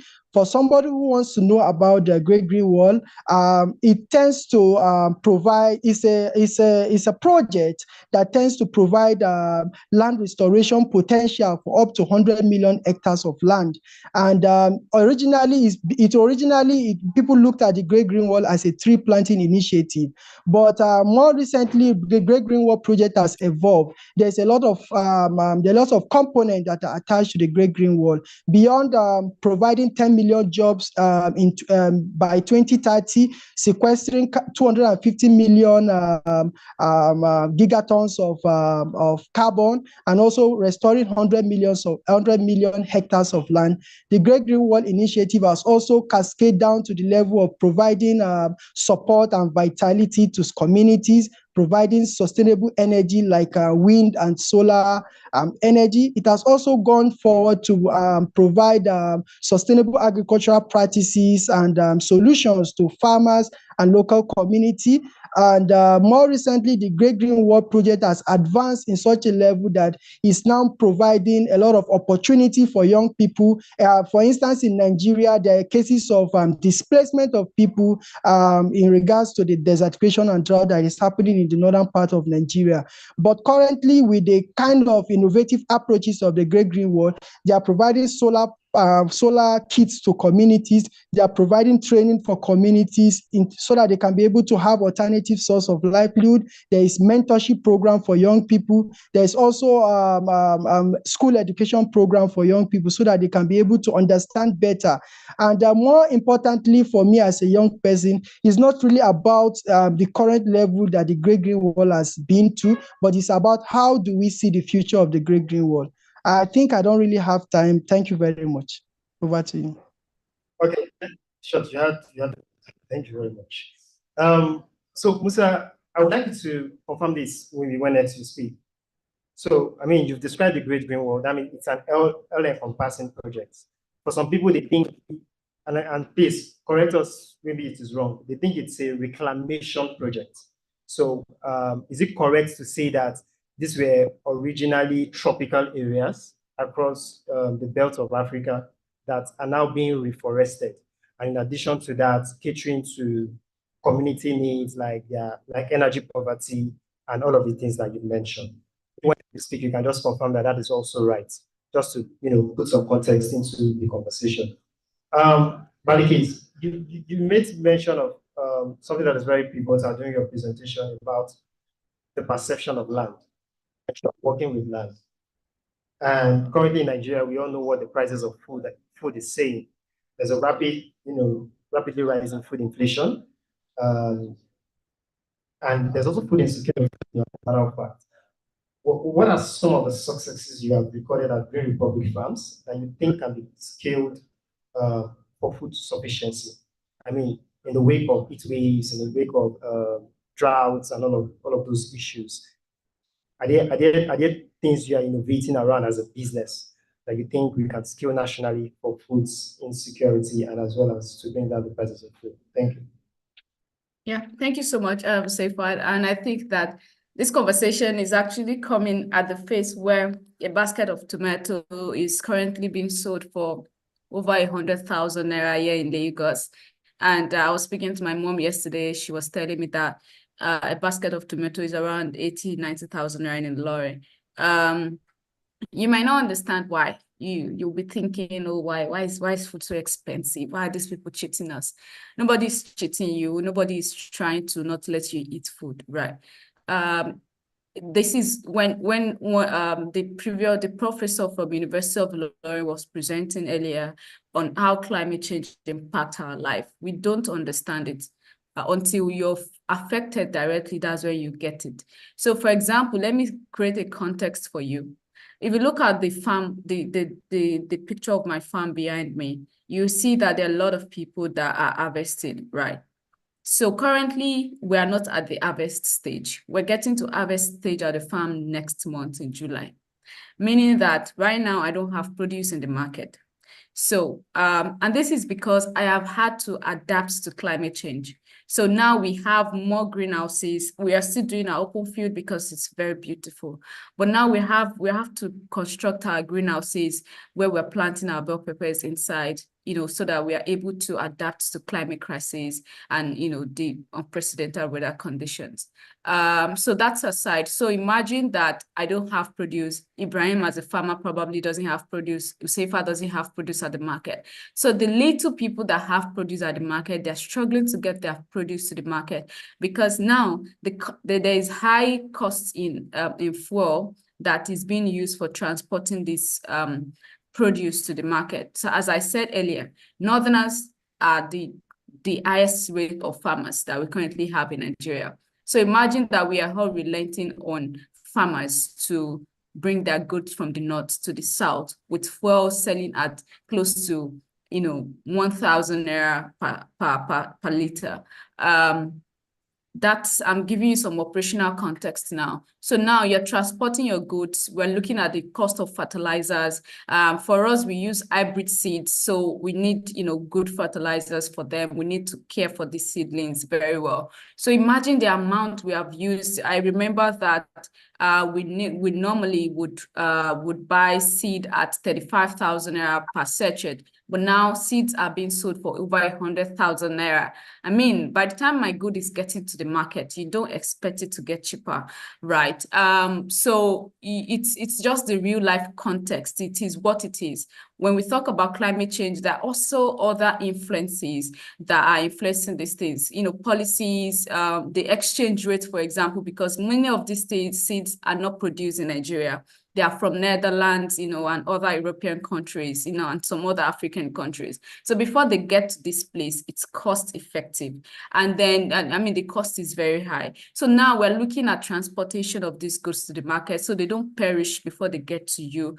And, it's just a whole lot around it. And this is, let let you know that this is why your food is expensive. And this is why throughout 2024, we're going to have hike in price when it comes to food, because a lot of farmers are not able to farm currently. The weather pattern is changing. It's currently raining in Lagos. It's been raining here in Lagos since the beginning of the year. Last year, December, all of us did not really feel Christmas as much as we used to feel because the weather was not how it should be, right? So the weather pattern has changed and now farmers are struggling. Many farmers are struggling to adapt to the new weather pattern. So the farmers that would need some certain weather to plant cassava or yam, they can't because the weather they are currently in is not what they need. So it's fluctuating and the market price will keep going up because it's just little people like myself that are adopting climate smart agricultural practices that are able to produce these goods to the market. Yeah, thank you so much. Okay, thank you very much, Balikis. Climate smart agricultural practices, that's how you're staying ahead of the curve. Quickly, Musa, that question I asked earlier about, is this a land reclamation? Is the Great Green Wall about land reclamation? I would like you to confirm if that's true. Okay, thank you very much. From my own point of view and from the level of understanding I've been able to build around the Great Green Wall, I would like to also state emphatically that the Great Green Wall is a land restoration project. You see, when we talk about land reclamation, and land restoration. These are matter of semantics. They are very much alike. But in the case of forests, for the most appropriate way to take back your forest is to restore it. But for instance, in the case of, let's say, a mining area, you reclaim the area, you do land reclamation. So for us, we are focused on the vegetation, and how can we bring those vegetation that historically were in those areas. For instance, we look at the Lake Chad region. This Lake Chad water reservoir has shrunk to 10 times its original size. So what are we to do, or how can we add our own effort into that regard, which calls for land restoration, restoring those lands, sustainable utilization of the water through irrigation system, sustainable agricultural practices, and other forms. And again, one of the things that restoration has been able to bring or provide for us is the use of some sustainable technology or sustainable innovative approach, such as the Z-pit or the half moon. It has helped to increase the level of water infiltration into the land. That also helped to reduce erosion in those northern or semi-arid regions. Thank you. Over to you. All right, Musa, thank you very much. Interestingly, Ibrahim Shamsuddin is just joining us. Can you confirm you can hear me?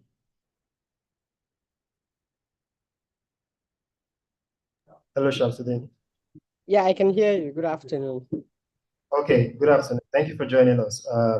Although we're very, very, very behind schedule, but nonetheless, I would like to take your thoughts. I know you're currently working with the Climate Alorama Sustainable Development Initiative. We also know some of the work you've done with clean cooking, and energy poverty as a sustainable alternative to tree felling and firewood and all of that. So I'm just if you can just give us an insight into your work as a climate researcher and innovator. If you could tell us about that clean cooking technology called briquettes, and also tell us if this is truly a sustainable solution to checkmating human-induced environmental degradation in this part of the world. Well, thank you very much for the question. And the question is difficult to answer, but I'll try my best. Well, when we talk about clean cooking, we cannot run away from the fact that millions of women and children die as a result of indoor air pollution, especially in this part of the world. And majority of our people, to be honest, relies on indigenous cooking practices, use of firewood and charcoal for cooking, especially with the recent developments with the hike in the prices of liquefied petroleum gas. And that has a lot to do with health impacts of women and children. And I think a few years ago, we realized there are a lot of resources we can leverage on within communities and transform it to a better alternative for cooking. And especially with the fact that where I come from, majority of our people depend solely on agricultural practices for their livelihood. And research has proven that if you go into agriculture, about 40% of the output is waste. And usually this waste is abandoned in the landfill, and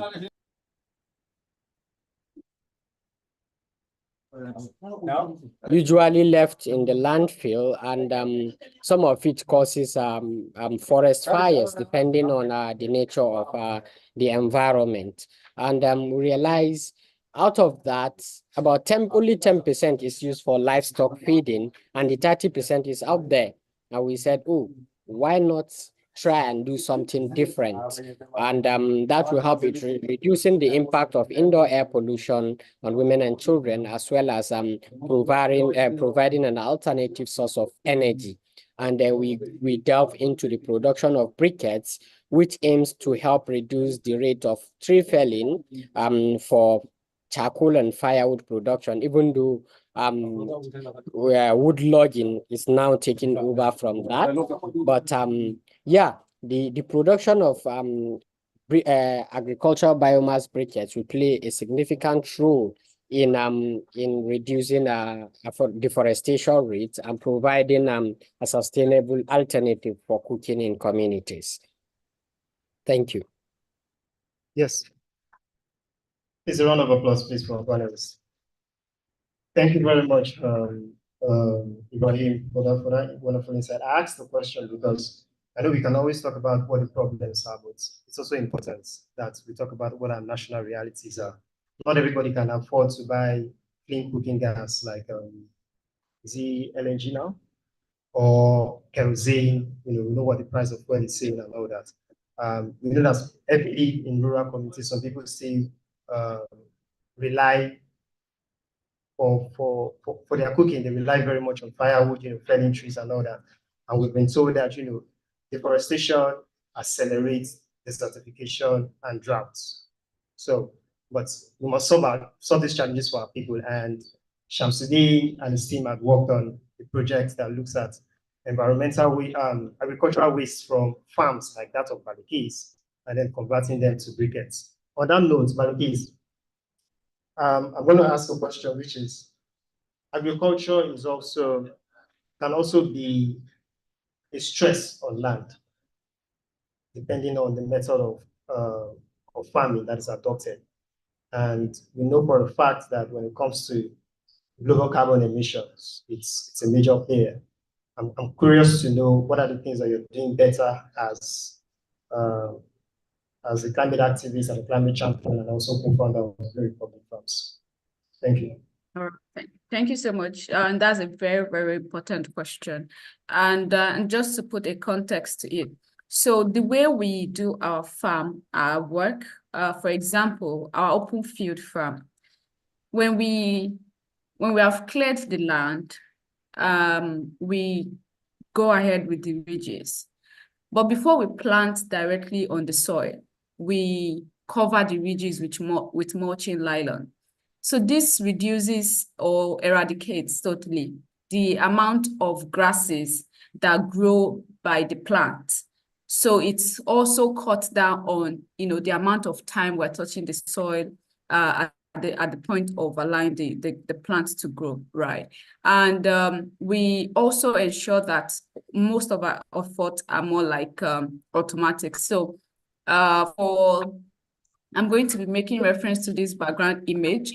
If you look at it, you see that there are like a lot of ridges that you can see. And in between those ridges, you can see there are spaces, where you can enter and make your harvest. But on that land, on those ridges, there are irrigation kits. So our irrigation kit allows for direct water supply on the plant. So we are not, we have been able to reduce the amount of pests, that is probably junking on the plant or around those ridges. And another alternative that we're now exploring now is greenhouse farming. So this helps us to reduce the amount of pressure that we have to, you need so many land to be able to plant. No.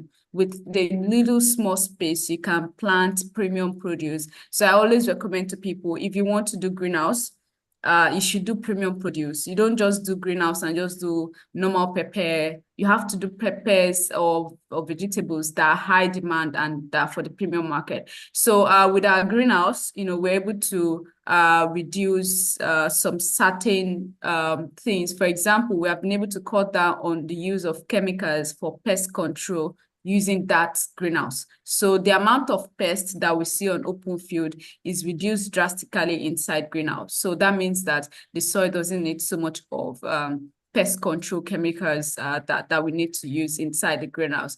And also the amount of water that is used is also reduced because when plant is in a controlled and enclosed environment, they still moisture, like the amount of water that is soaking, they last longer because now sunlight is not directly affecting them, unlike the open field. So we're experimenting both side by side and ensuring that, we're getting output and we're improving on our strategy as the day is going by. And this is also not me saying that greenhouse is better than open field. We really want to solve Nigerian problem. greenhouse is not going to be the first approach that we need to take. Open field is still the most reasonable because with open field, you can do as many hectares of land at a go as possible.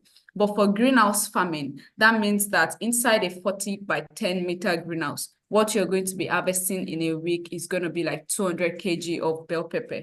But from an open field of 3 acres of land, you can do as much as 3 to 4 tons of habaneros every week, right? So that means you're solving that hunger problem on an aggressive way. So, but these are really strategies that we are continually improving our knowledge on and ensuring that at every point in time, we're protecting, the land, we're protecting the environment and the people that are working with us. Yeah, thank you.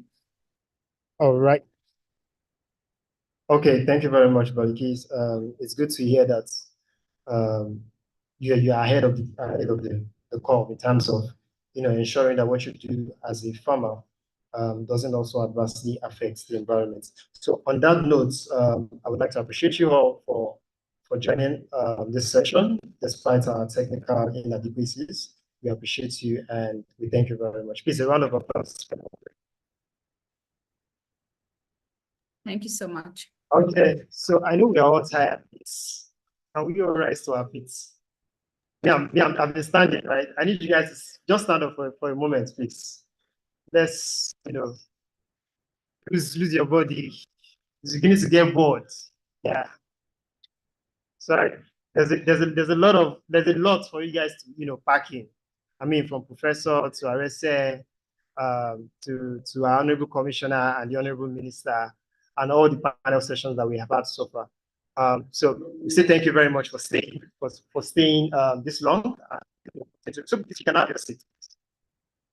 Yeah. Thank you. Okay, so we're going into we have this session, common grounds.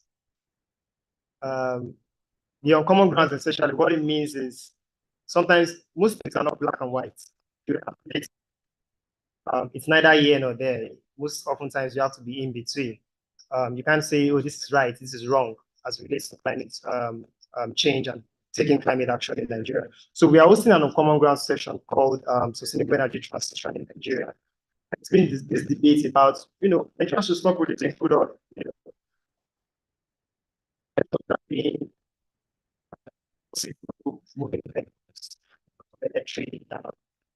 There are essential challenges.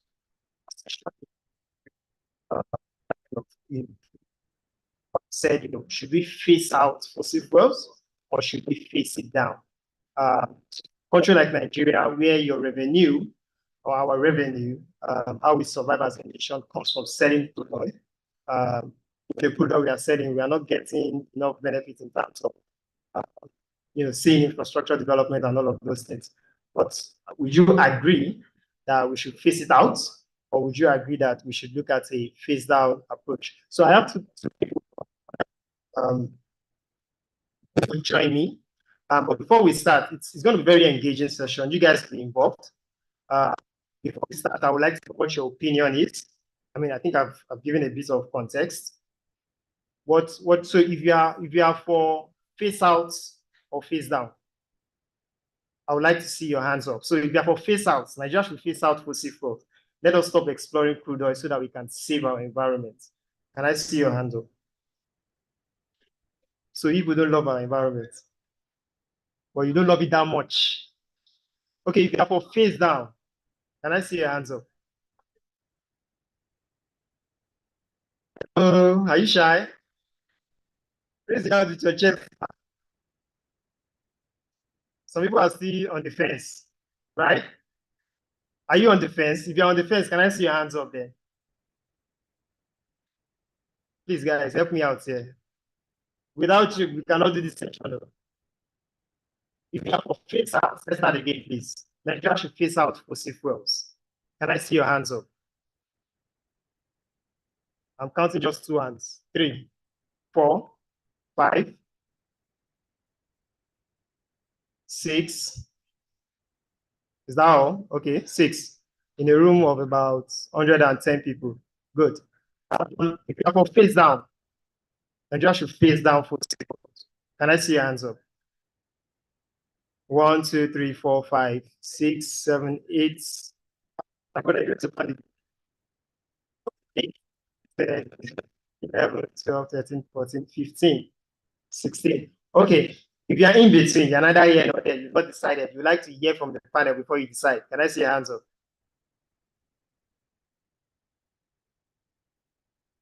1, 2, 3, 4, 5, 6, 7, 8, 9, 10, 11, 12, 13, 14, 15. Okay, we have 16, 15, I think, and then 6, Abby. All right, let me introduce our panelists and let's see if that will change. Maybe we'll have more people tilting towards face out and let's have people towards face down. And those that are undecided, maybe they will now jump ship and pick a side. Okay, so we have Ayodeji Omilabu, who is the Administrative Director of Plugin Nigeria. He will be joining us on this panel. Can I quickly get his profile, please?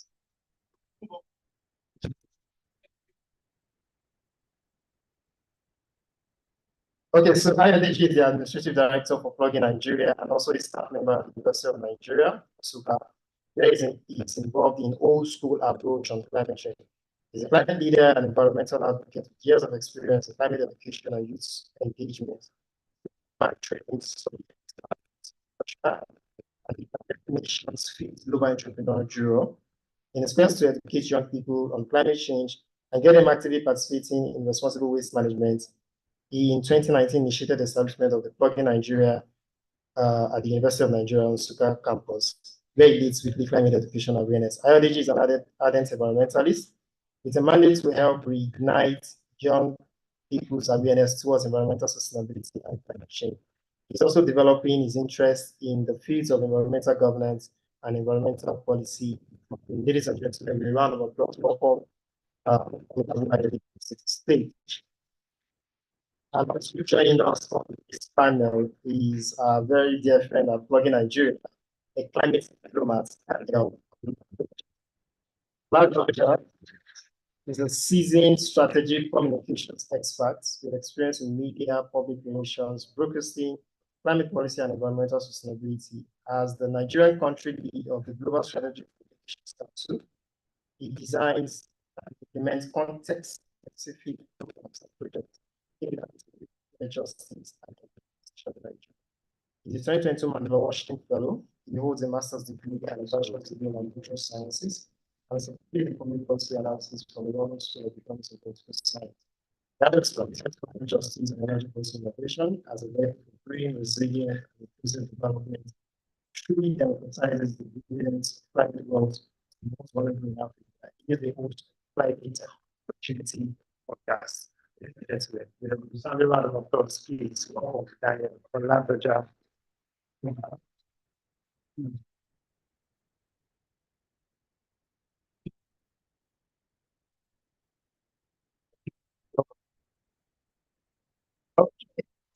Like I said, just be very interactive panel. It's not like the last one where everybody just talking to them.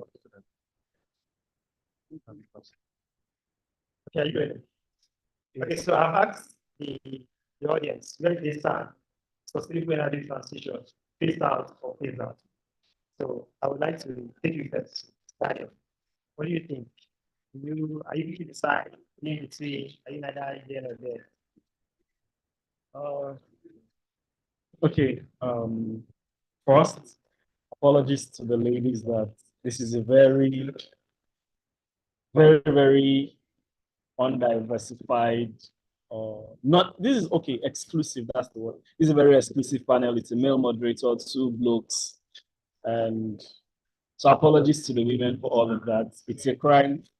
You should sue whoever arranged this panel and make sure you get justice. I'm not involved. I wasn't aware. So please know who to come for. I think secondly, also let's apologize for time and that's been taken. That's second. I think the third thing I also want to say is a big thank you to the CEO faculty members, professor, and everyone who has stayed back. Thank you so much for waiting. Where do I stand? Face out or face down? It's the same thing, yeah.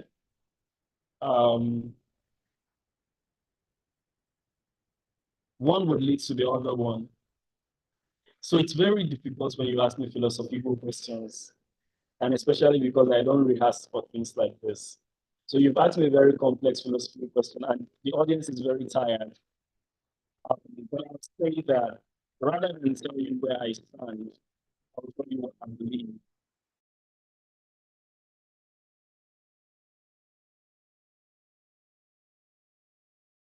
Paying down depends on where you stand economically, socially, and developmental wise. Context matters. So if I paying down or face now, maybe I would have been able to pay that after. But I believe that one would lead to another one. Right? So pragmatically speaking, it's possible to phase out now. And face down was what was agreed at COP. So we'll see. But one would have to lead to the other one. That's my answer. Sorry, I did not give you the yes.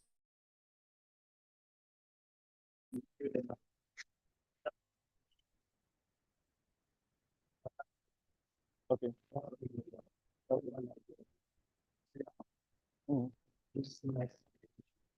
Would I like to take a position? Then I would create an exit for myself and say it's to decide what we want to do.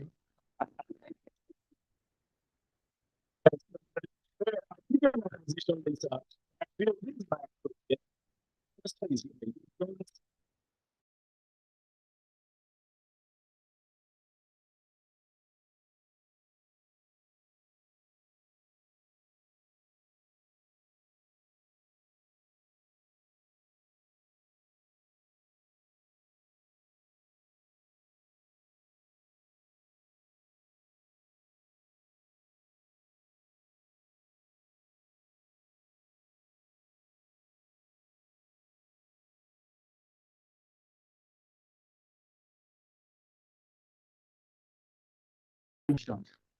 Or again, we are talking about Nigerian realities.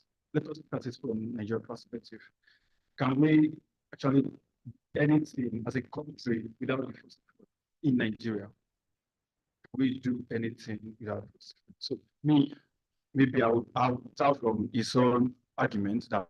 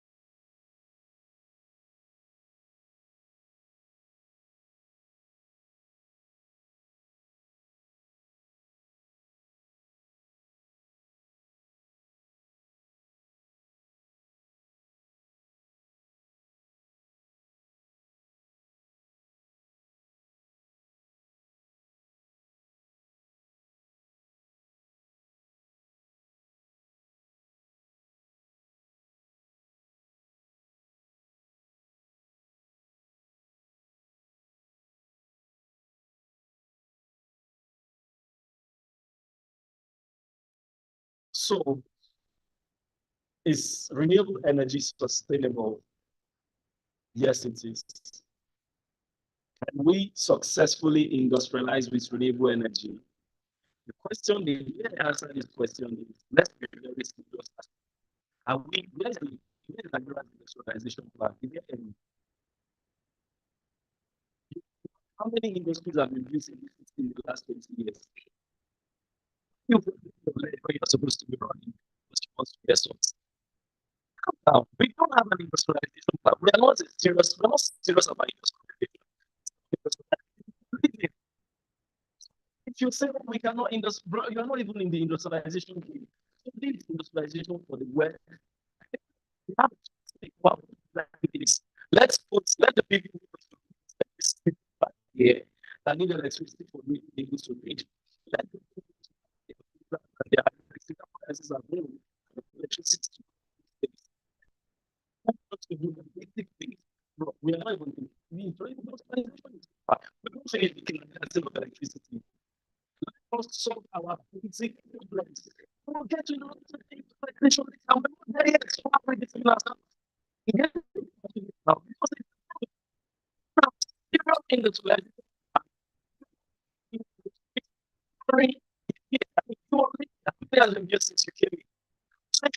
Excuse not to do something. Let's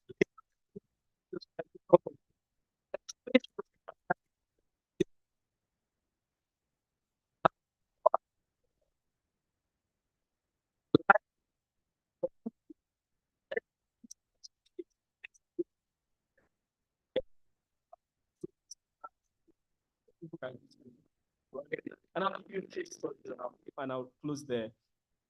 The basic things we want to tackle with electricity right now are not the heavy things. Nobody is saying we don't even. How many steel rolling companies do we have functioning in Nigeria? Very few. Those are the heaviest. Dangote cement, are they running on renewables? No, they're probably running on other alternative sources. So we're not a very industrial heavy country. And if you say, oh, we need it to industrialize, then my question is, where is the industrialization plan? Which is not available. But we have over 60 million Nigerians who don't have access to power. That is the priority. So every time we talk about electrification or power or energy, those are the people that we need to cater for. And the quickest way to get those people from darkness into light is renewable. And the beautiful thing about Nigerians is this: Nigerians don't wait for you. When the government did not give electricity, Nigerians went heavily to generators. And guess what's going on now? Nigerians are not even speaking English. Those who can buy solar are buying it. 2 weeks ago on a Sunday, I was driving somewhere in Lagos and I saw a wind turbine in a residential place. I said, listen, see. And if you go check the energy transition plan for Nigeria, it doesn't factor in wind. There is no wind in your energy transition plan, nowhere. But Nigerians are now beginning to buy wind turbines by themselves. So for everything, for every excuse we give ourselves, let us ask ourselves, what is the real most important, most pressing, most demanding problem that we have to solve? That is electrification for people to cook, to eat, to power their houses, and to live healthy lives. If that is the problem, then let's be honest with ourselves. Solar is it. I understand that, yes, we don't even manufacture all that components, but nobody stopped us from doing that. Is it because we have not moved fast enough, or we had a lot of the things we blame the world for are the problems we refuse to solve for ourselves, right? China 20 years ago was not the manufacturing hub of the world. Today it is, and it's the #1 producer of renewables. So if you feel like the colonialization of the renewable energy materials is to our disadvantage, then let us do what Innocent did with cars. Let's do what Nord did with cars. And I think there's one organization now in Lagos that Bill Gates came to that is now manufacturing. We only need more of those people to manufacture. But we need to be pragmatic in what our problem is. Our problem is not industrialization. Our problem is light, for power, for lightning, for survival, for everyday living. Industrialization, when we get there as a serious country, if renewables don't work, we will find what works and we will use it. That's my point. Okay, thank you very much. Now, giving us a very insightful direction here. Iwan, sorry, Mr. Yadesh. I think it started off on the foot of renewables not being sustainable, considering that we need a huge amount of them to start industrialization. And if you agree that we have basic problems that we need to solve, do you still think the way you do? Do you still think that? Is that what? If you agree that we have basic problems that we need to address, right? It's almost like I said, it's like kindergarten issues. If you think, do you still think that renewables are not sustainable, are not a sustainable approach? Or you will yield on that front? No, I would not. Of course, no, I will not. Now, you mentioned, though, maybe if I can ask, how many people, the kindergarten now, how many of them, do you have the statistics of how many people that can afford solar energy at this particular time? Do you want me to answer? Okay, don't worry, don't answer. So one, the thing is, like you mentioned, we really need the light.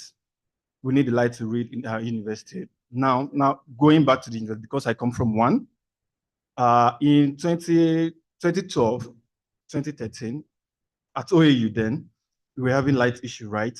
So we went to the management. Then was Drew Simi was the dean of student affairs then. So for like a month, we don't have light. You get? We're now saying the solar energy was not even in vogue then. Like nobody was talking about it then. That okay, we have dam. Why can't we generate hydro power? Why can't we do something? Why can't we bring a research that will make this university be sustainable, be independent? I mean, power electrification, be independent about that. So the question was now the money, the resources to do that. We now ask, okay, how much are you guys paying as at that time? So now the point I'm trying to make is that the infrastructure to get renewable are so expensive that even our government are finding it difficult. Now, let us now take it down to the people now that we cannot even avoid that as a nation, as a citizen of this country. You get, and you now want us to phase out the little thing that we can afford, like petrol, kerosene, and whatnot. It should be very, very tough on the individual without adequate alternative. And like you said, we have to move ahead. We have to wait till we get to that point that we will now, okay, let us now solve this problem. But we can start it now. You understand? In fact, the starting point is that we should make sure that we have access to reusable energy without saying that we should phase out the only thing that is giving everybody joy. Let me end on that. So, is it correct to say that you think that it's problem, like there's a problem, it's possible problem, you're bringing another problem. Alternative, energy source approaches, renewable energies, but you think that's also a problem? It is a problem. Rather than do a problem from a problem, let's do just one problem. At a time. It's a round of applause. I'm going to play control again. If you are for phase out, I mean, listen to them.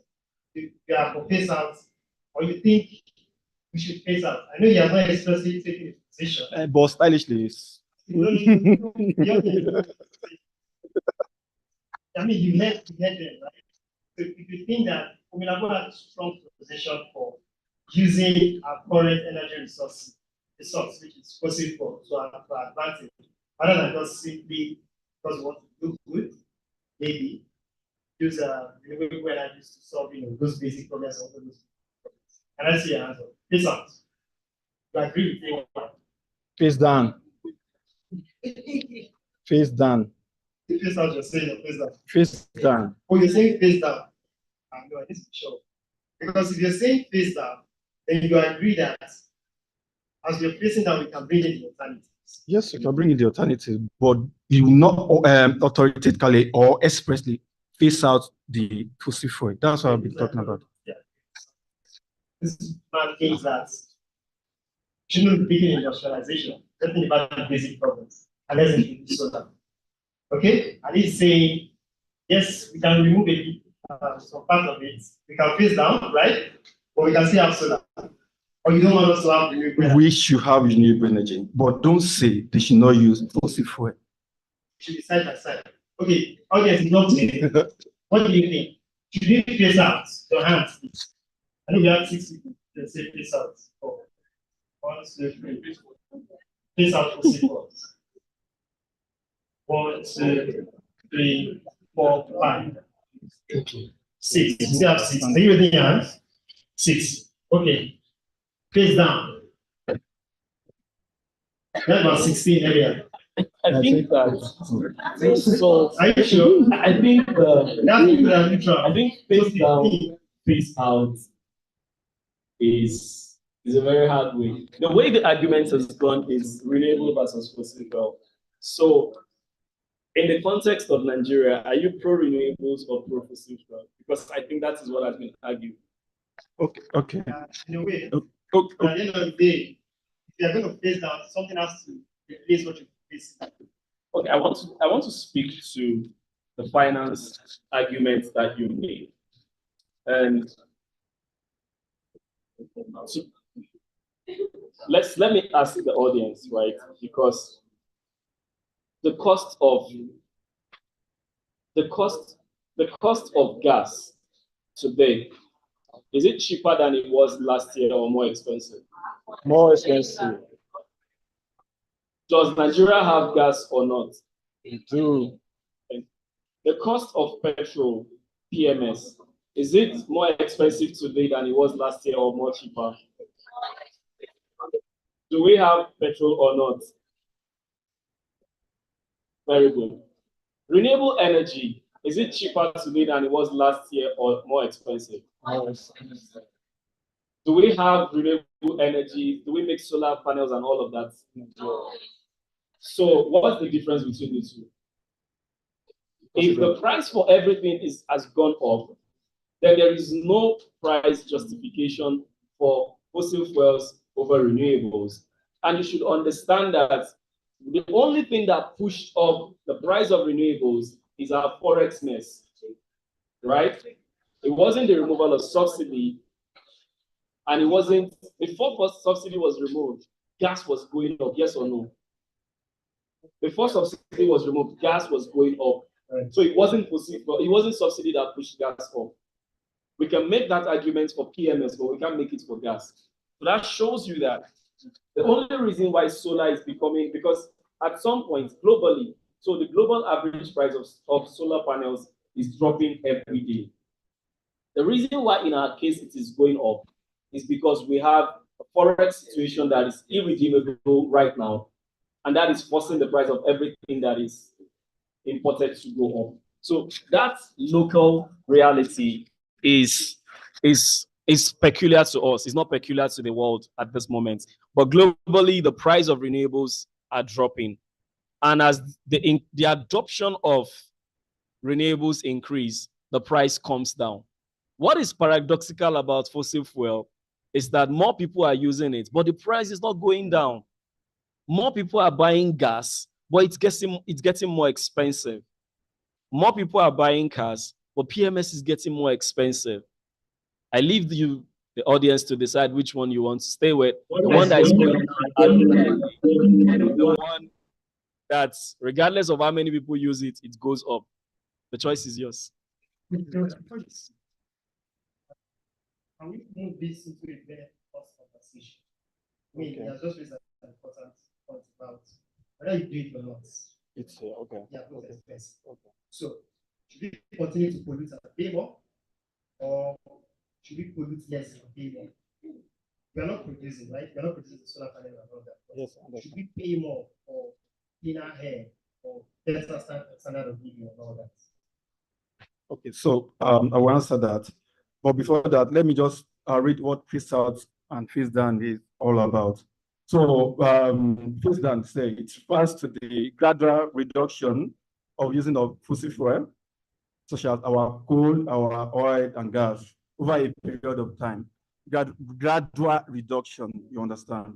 Then the other one, face out, it means the total stoppage of using. That means you stop using your car, you stop using your gas, you stop using anything that has to do with fossil fuel.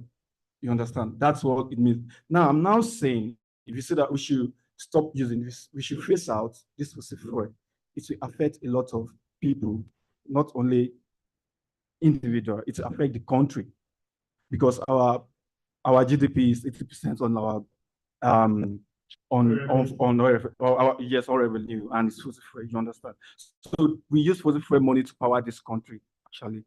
And some people, some country rather, that are pushing for this, that's where I'm coming from. They've used this to develop their countries. Now, we are now taking this on our head to stop this. So I have to go back to that colonialism that you mentioned. Now, during this period, assuming we were left, we were not colonized, I will keep saying that. I mean, maybe we'll have developed a better way. Maybe we have developed a better way. Yeah, okay.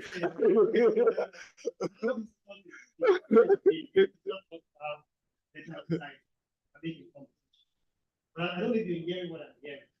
Both of them are saying the same. But different way. Both of them are saying the same thing. They both agree on this.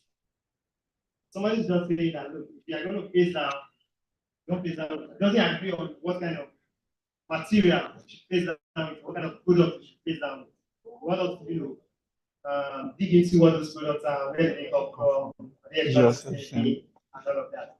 So I think this is a success of this panel, but that's where I want us to get. I want us to get to a point where both of them agree on something. It's not the another end of there, they won't get a position. So it's clear from Daniel's perspective that we have very basic problems that we need to solve. There's no industrialization.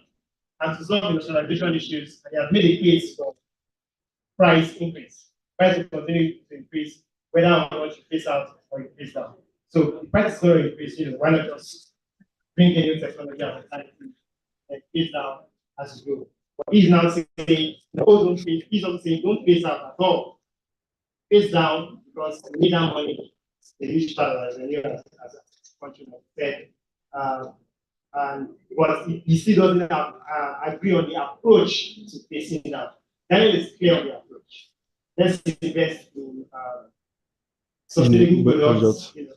But he's still having a bit of doubt about whether or not those products are sustainable. And I think that's a conversation for the different panel.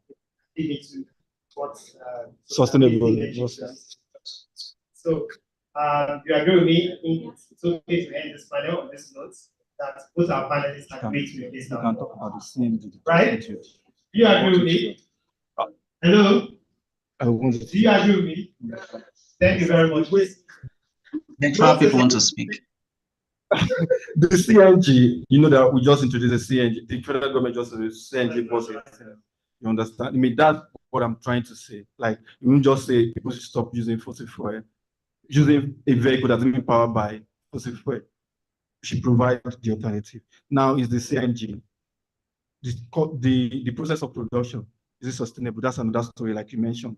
But again, do we have it? Can we have it in the rural area that where we are taking our food from to the city? So it's my position is still there that we cannot face out in this country. So thank you. Okay, thank you very much. I think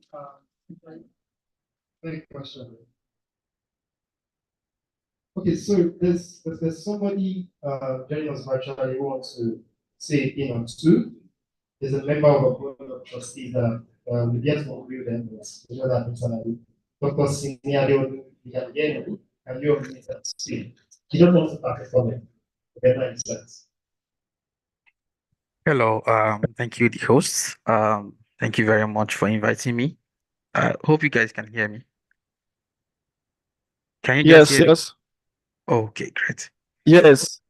Okay, all right. So I've been enjoying the debates and it's awesome. Now give it to you guys. I mean, again from the point of being passionate for the climate and to the point of our own reality. I think that's the key thing that I'll take from this conversation. Yeah, the reality is we see that the impact of the climate change, is imminent. It's obvious because of the greenhouse gases, because of pollution. But the fact is, can we match that energy now? I mean, can we transition now from fossil fuel The answer is no, to be realistic. So I wouldn't pick his side, but I would say, when we bring reality to where we're going, the current reality and how we can actually, attain that level, would agree with both panelists that because I think both of them have agreed now that we need to face down. And so how do you face down as an individual also matter, in things you do, the kind of consumption, sustainable consumption in your own house. If you don't need to put on power, of course, you guys know these things, if you can transition to gas, for example, where I currently work, we are working on piped gas. We're moving from compressed gas to piped gas, which is cleaner and cheaper, for us. We phased out diesel generator, we have the last diesel generator in the city, and that is going to shut down by 1st of next month. So we don't want any diesel generator, because diesel is dead here. But we can't say all the trucks on the road should start using gas or, effective next month. We know that won't happen, but then we know it will be phased out gradually. When people see that there is actually profit in it beyond protecting the planet, and then, you also make money, actually, if you can make it enticing, people would naturally, gravitate towards something that pays them and pays the environment, and they feel good that they are doing good, for posterity's sake. They will definitely move there. But if it is too expensive and unrealistic, it will be difficult for that transition to occur. So thank you. Fantastic debates. I also enjoyed the previous session with the panelists, the Mohammed and this lady, sorry, I've forgotten her name. Exactly, my case. So thank you guys, and thank you for having me. Yeah, thank you very much. Thank you very much, Dr. Sylvia. This is a round of applause for you. And thank you for giving us insight into some of the realistic solutions that you are putting in place at RCT. So, like I said, what is to take away from the panel is that the approach that matters. They both agree on the data. Okay, so I think my final words on this is this. Every generation has its own, every generation is called upon to solve its own significant problem. There was a generation that faced 2 world wars and they came out of it. Don't let the people who faced 2 world wars and Hitler tell you that no problem is impossible to solve. If the problem this generation has been called to solve is climate change, then I believe that we have it in us. We have the mental, technological solution in us to solve this problem. So don't let the people who solved existential, more complex challenges, the threat of nuclear annihilation, tell you that it is impossible to tackle climate change. If this is what our generation has been called upon to tackle, let's tackle it and win, and hand over the world to the next generation eventually. Thank you. Thank you very much. Thank you. Thank you for the question. Yeah.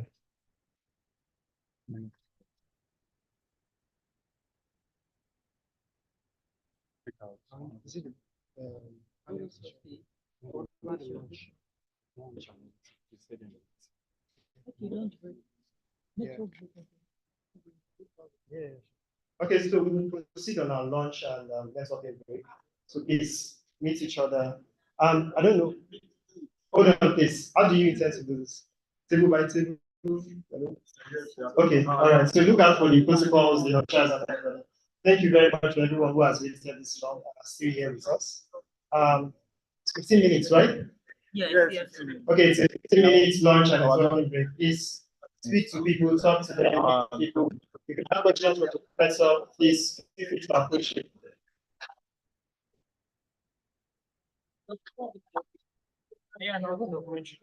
No, like you want to be playing. So what's this now? Where is that?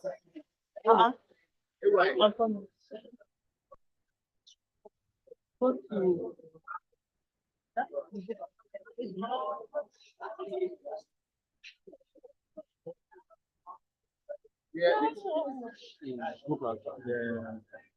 Documenting. This is documenting.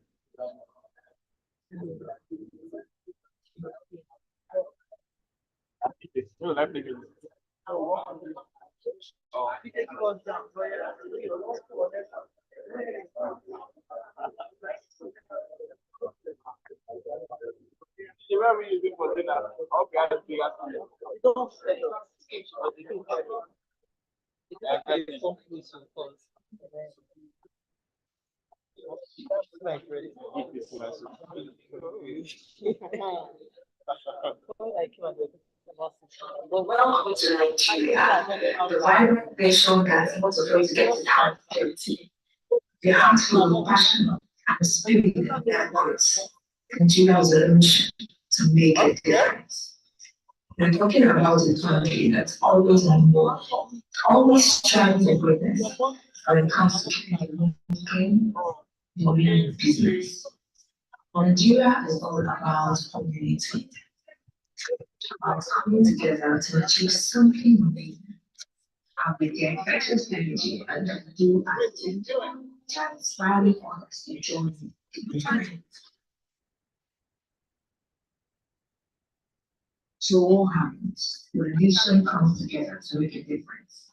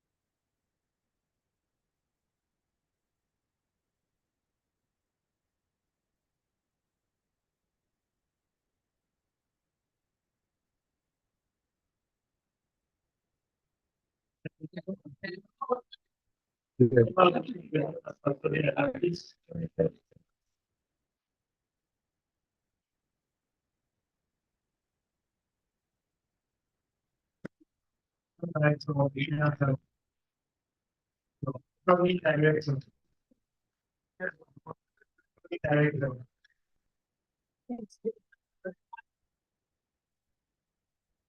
Right.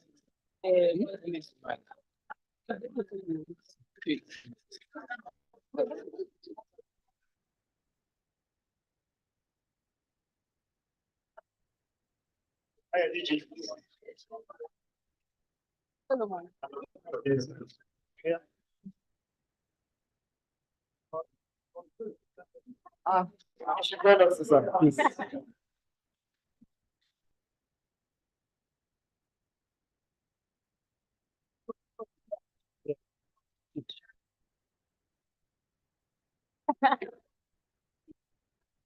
Thank you very much. A round of applause for everyone, please. Thank you.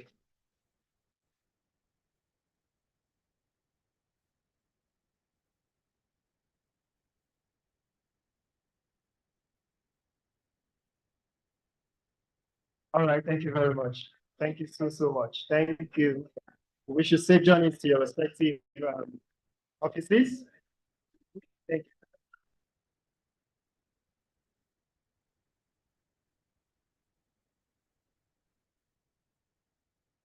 you. Okay, we have 5 more minutes to, why are you doing? You want to leave? Okay, we have 5 more minutes for our lunch break and networking. So if you have not networked with anybody, you're not done with your food, please round it up. We're going to our breakout rooms. So there are 3 breakout rooms. Can you please project it on the screen?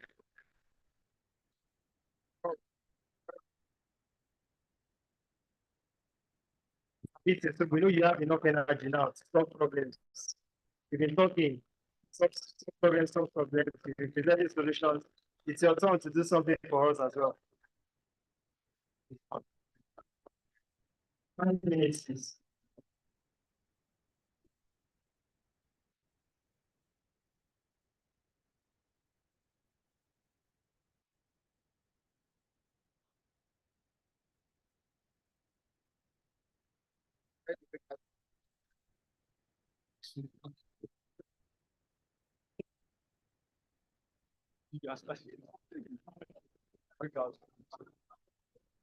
Okay, yeah.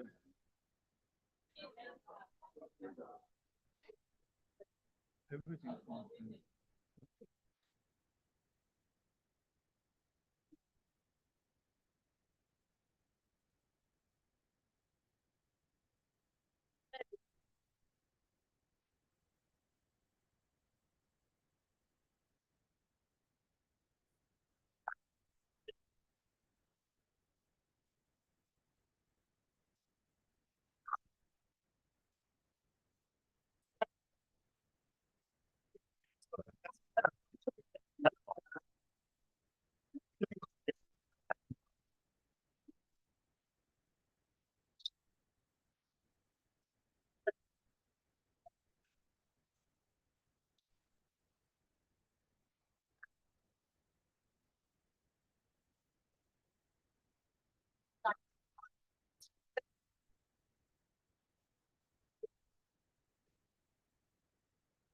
Under 5 minutes. Start.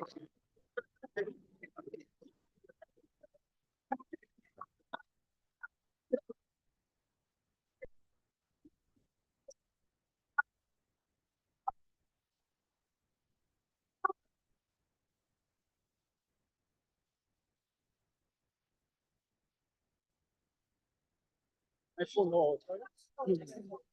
I'm not using it.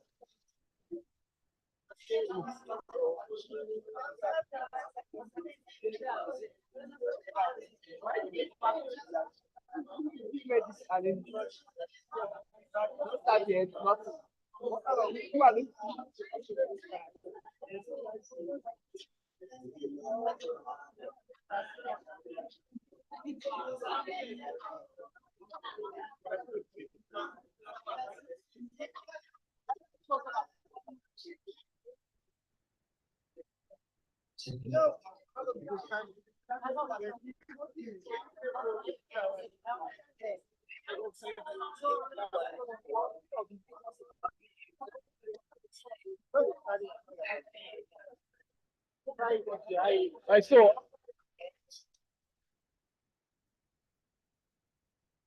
so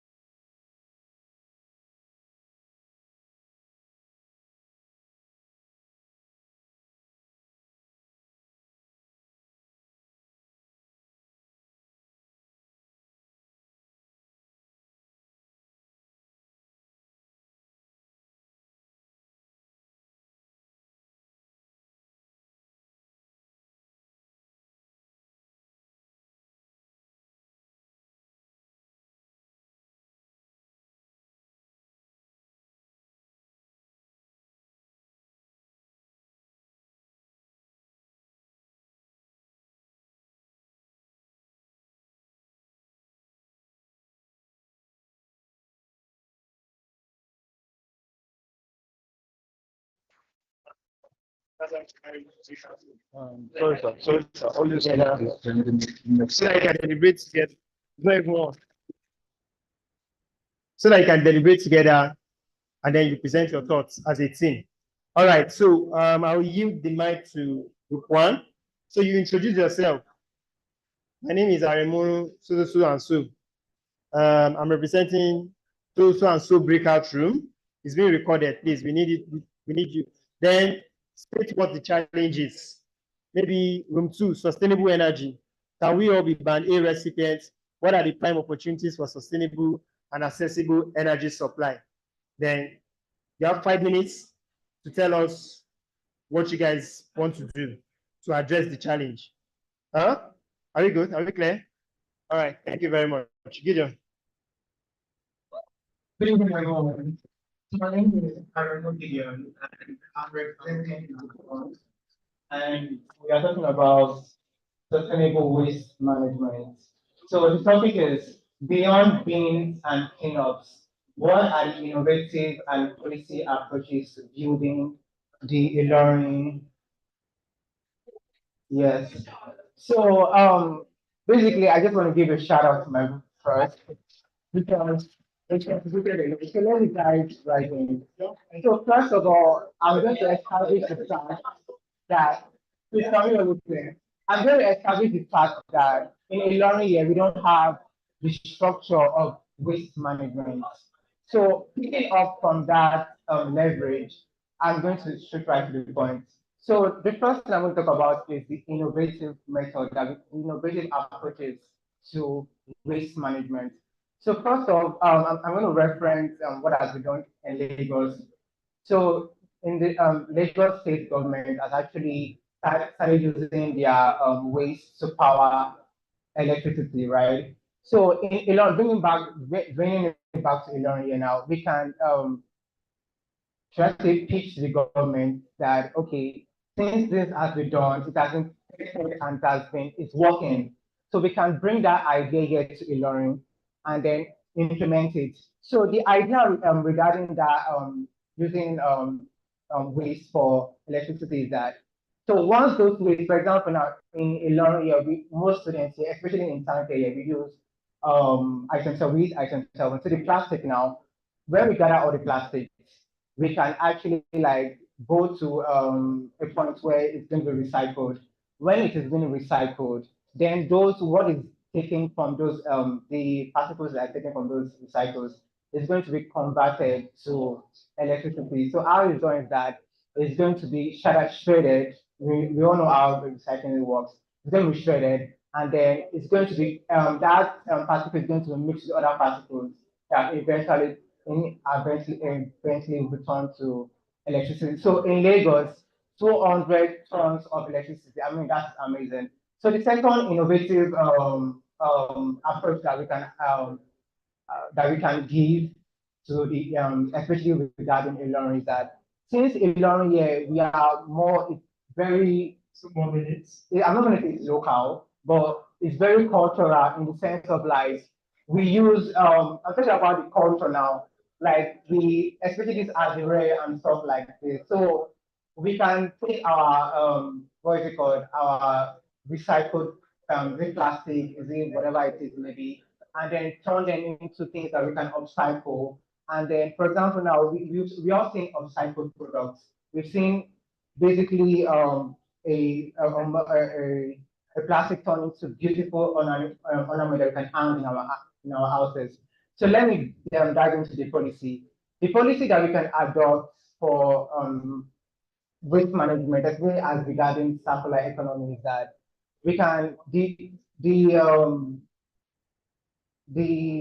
state government, when it comes to the businesses, because it is businesses that actually drive more of having plastic and all that, we can pitch to these businesses that, okay, when you're about to sell to your customers, in exchange of them taking plastic, they can pay.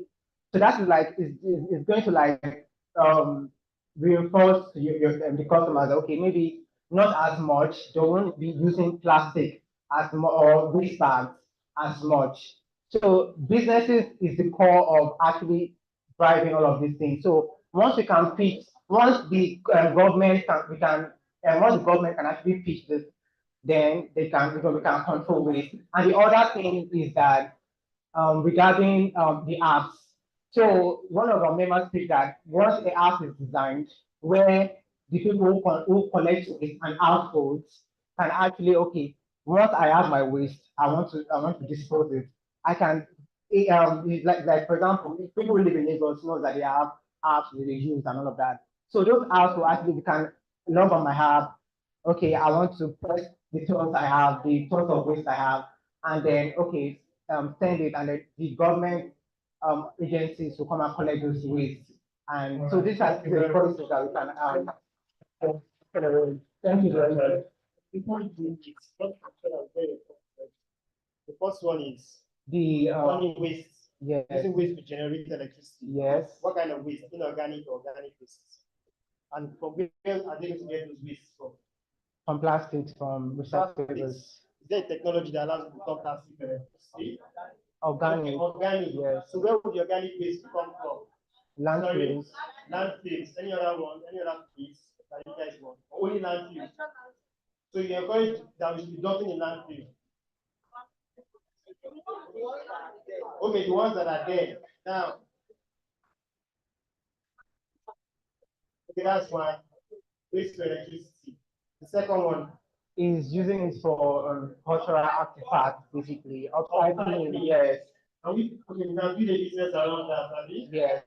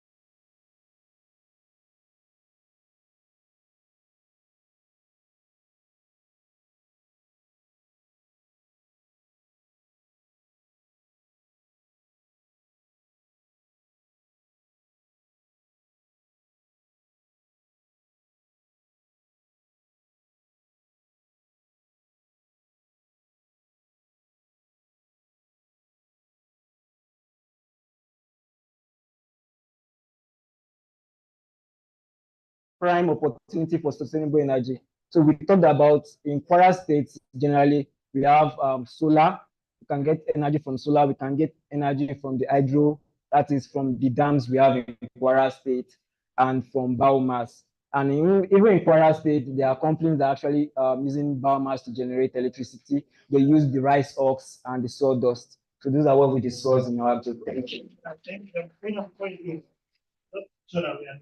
Okay. The first one is companies using biomass to generate electricity. Yes. Drive their production process, Yes. right? The second one is what? Solar. Okay, solar farms, as in the example of Kwasu cells, right? Yes. So we should scale that. Maybe have many Yes. cells around the city. Also, Yes. the Then last one is what? hydro.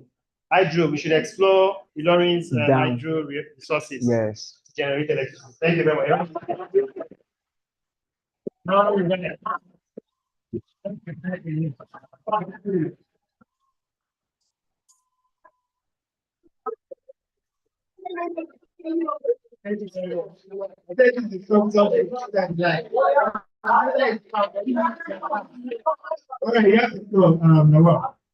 evening, everybody. My name is Lawa Oluwafuke, representing Group 3.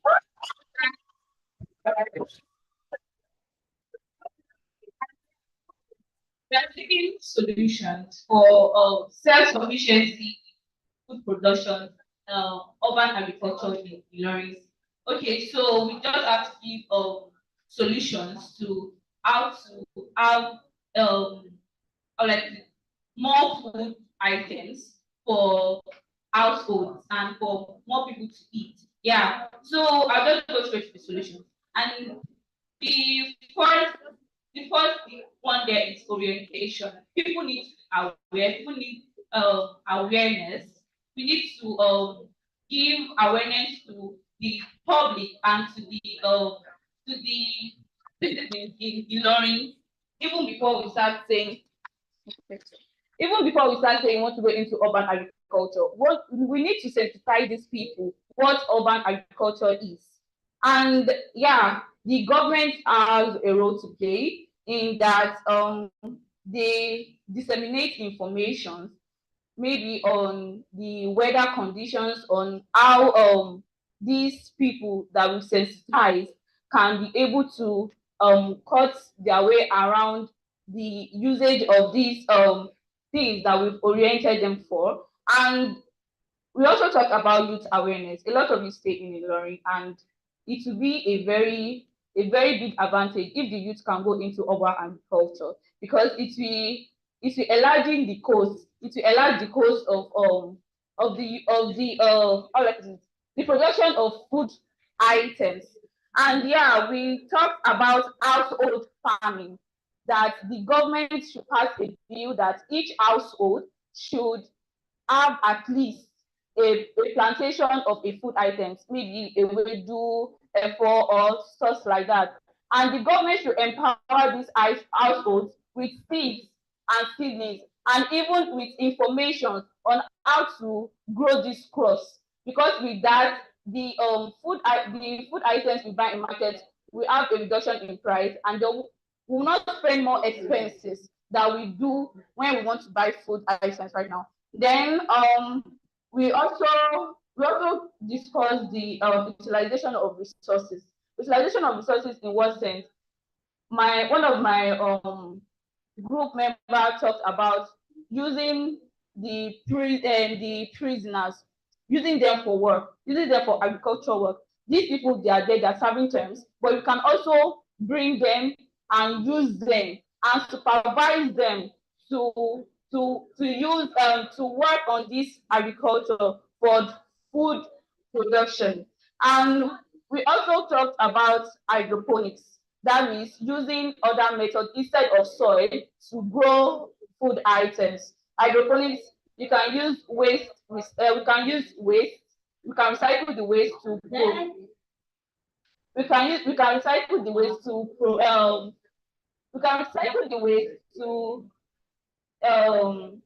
grow crops, and we can use water instead of soil and recycle other waste products like plastics.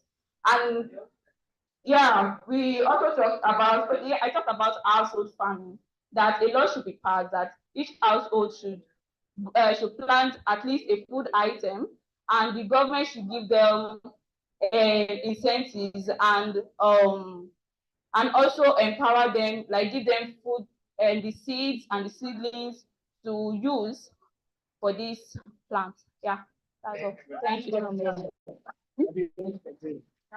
That's all right. Okay. But I wasn't in the room for much, but I knew when you started about public advocacy from government, right, and providing information, yeah, for people to go into urban agriculture. Right, and also youth enlightenment and youth awareness of urban agriculture. So enlightenment and awareness, advocacy from government. What's the next one? Provision of seeds, grants, and seedlings from government. To who? To the households. Oh, to households. Yes, to plant these seeds so that there will be a reduction in price of food items. Okay, beautiful. Who funds the government that funds? Yes, sir. Then the usage of hydroponics. Okay. So we can recycle waste to grow these plants instead of using the main soil. So you're encouraging urban households and individuals Right. who have hydroponic farms in their house, maybe on their balconies, Right. compound. Right. All right. Thank you. That's No.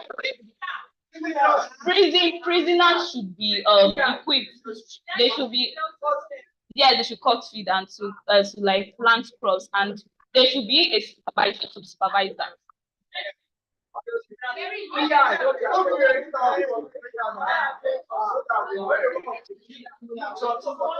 So ban agriculture is not punishment for prisoners. You can say it in that way, you know, and create opportunities for people while in prison. Right. To do what? To work, to farm, To farm for themselves. No, to farm for themselves and the community.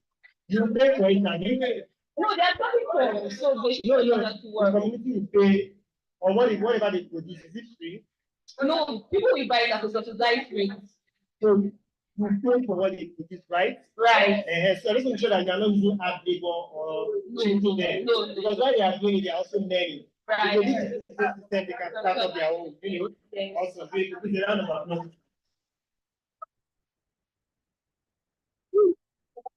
With these key points of mine, I know that we have been able to deliver hello, good two, good three. It's not argument. Agriculture, I think sustainable energy. All right. Please, I would like to invite the Chairman Planning Committee for Climate Festival Ilorin. Please just give us a goodwill message. Okay, sorry, before we go there, I don't know if Zizakla and Mr. Victor and Mr. Taufik, I don't know if you have anything to say to us as we round up before we give you closing remarks.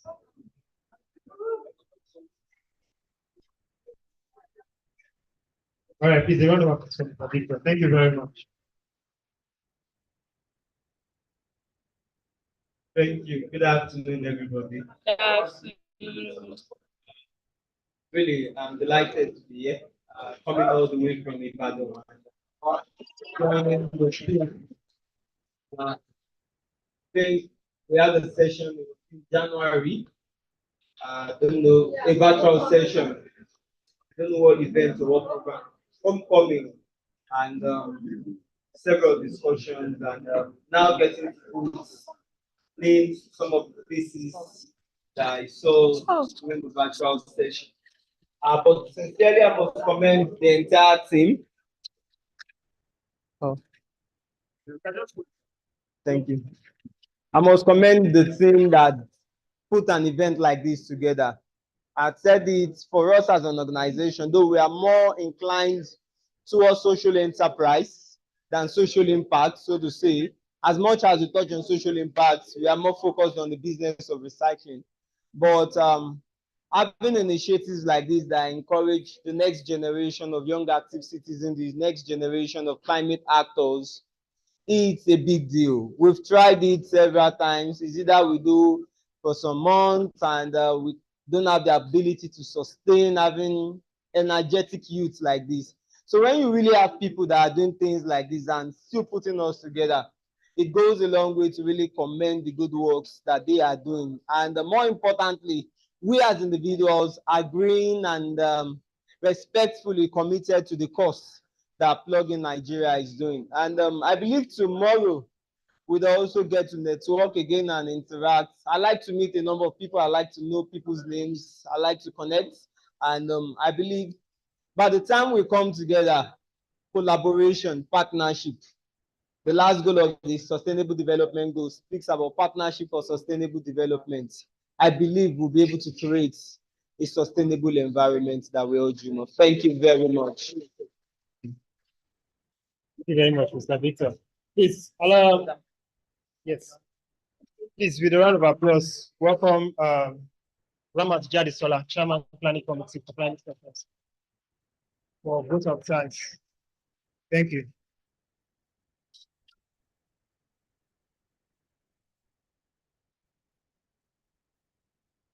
Hi, everyone. Good afternoon. Yeah, so I just want to use this medium to sincerely appreciate everyone, especially let me begin from in-house anyways. Shout out to all the bloggers. Yeah, I'm beginning with them because we have representatives from Enugu, from Ibadan, from Ekiti, from Lagos. We have from Zaria. We have different locations represented here. So a big shout out to you guys. Accurate people, shout out to you guys. So yeah, I also want to use this medium to sincerely appreciate our speakers, our guest speakers that are no longer on seat, and also the ones that are available, our sponsors who also make this a reality, and as well as all other organizations that we partnered with. We couldn't have done this alone. I mean, it's a climate festival in Ilorin that we hosted in Ilorin, so we had to partner with different institutions and organizations within this environment. Altprice, JCI, we have Z Cyclam. Okay, and even yeah. So yeah, we have so many of them, and we sincerely appreciate. And to end this, I would like to give a very big one to my committee members, because without them, this wouldn't have been realistic. I mean, it was a whole lot trying to carry different sectors around, because we wanted something unique where we have different representatives from the government, from the industry, from those, so just from the different categories, as you can see what the speaking sessions really look like. So thank you all, and we hope to see you whenever we call upon you again. Yeah, so I think it's time for the group photographs. Let us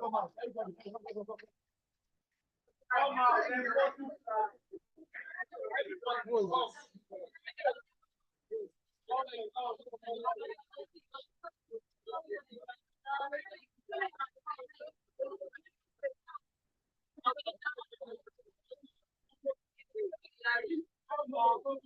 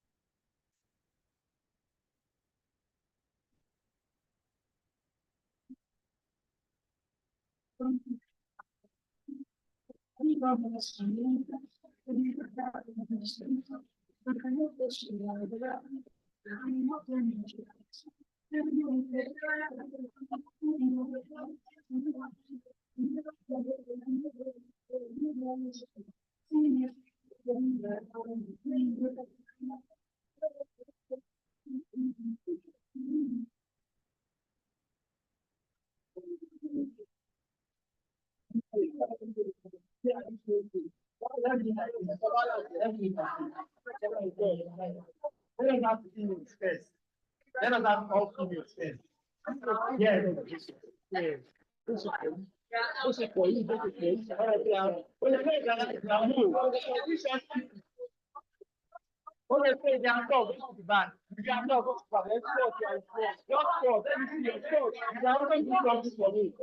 For those of you who are tall, you can grab a chair.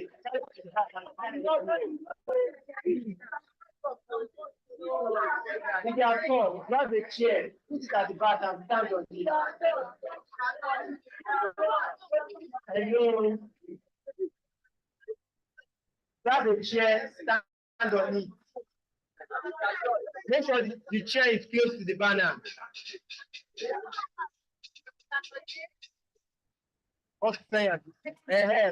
Then move back. I think we can spread out. You can capture it of that one. Please stay there. Yeah, stay there. Okay, please. Hello. No, what's your name, sir? Chase, move closer to Chris. Yeah. Oh, yes. Hello, the lady there. Move closer to Chris. No, this is the photographer. He said he can capture it. He said he can capture it. Hello, you can capture that picture. It's real. So I need them to spread out. Hello, G.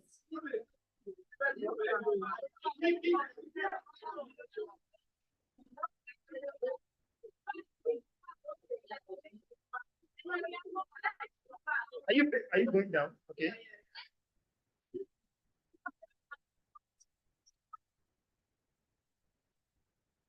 All right.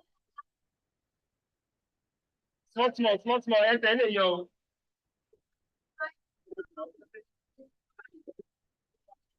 All right. Chi. Plug in Nigeria. Plug in Nigeria. Plug in Nigeria. We keep it to keep clean. We keep it to keep clean. Are you happy? Are you happy? Gabriel, if you're happy, I'm not if you're happy, I'm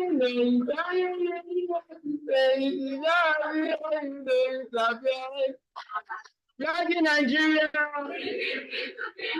We keep it to keep clean. It's not bye-bye, but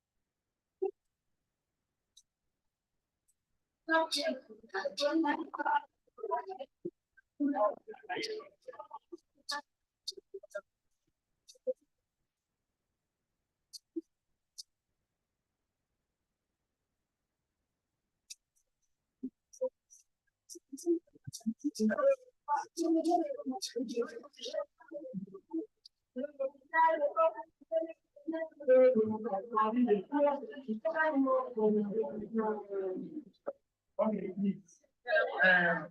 From memory pay, so that you can go back to your blog and say the year, evidence day. So that blog by blog, before I take a picture. Hello, blog me in. Blog me in. I want your skills.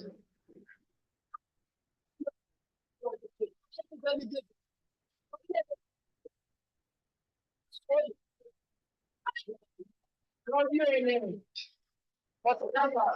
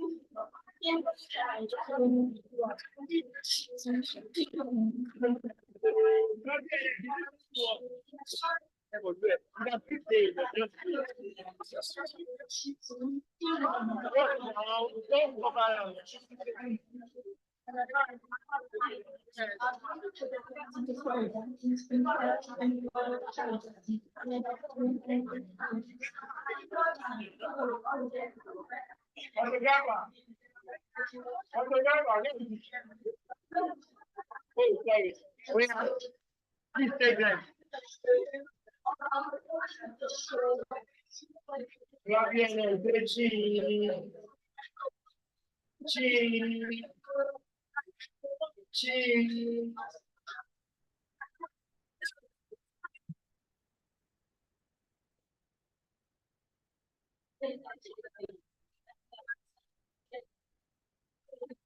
Okay, wait. Panelists, please join them. It's God, they are not join them. Yes, our panelists, this is a plan there. The 5 years.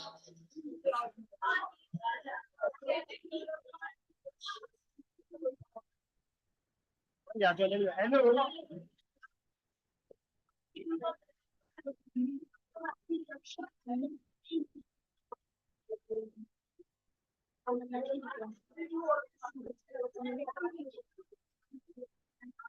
All right, thank you very much. University of Ibadan. University of Ibadan. University of Ibadan.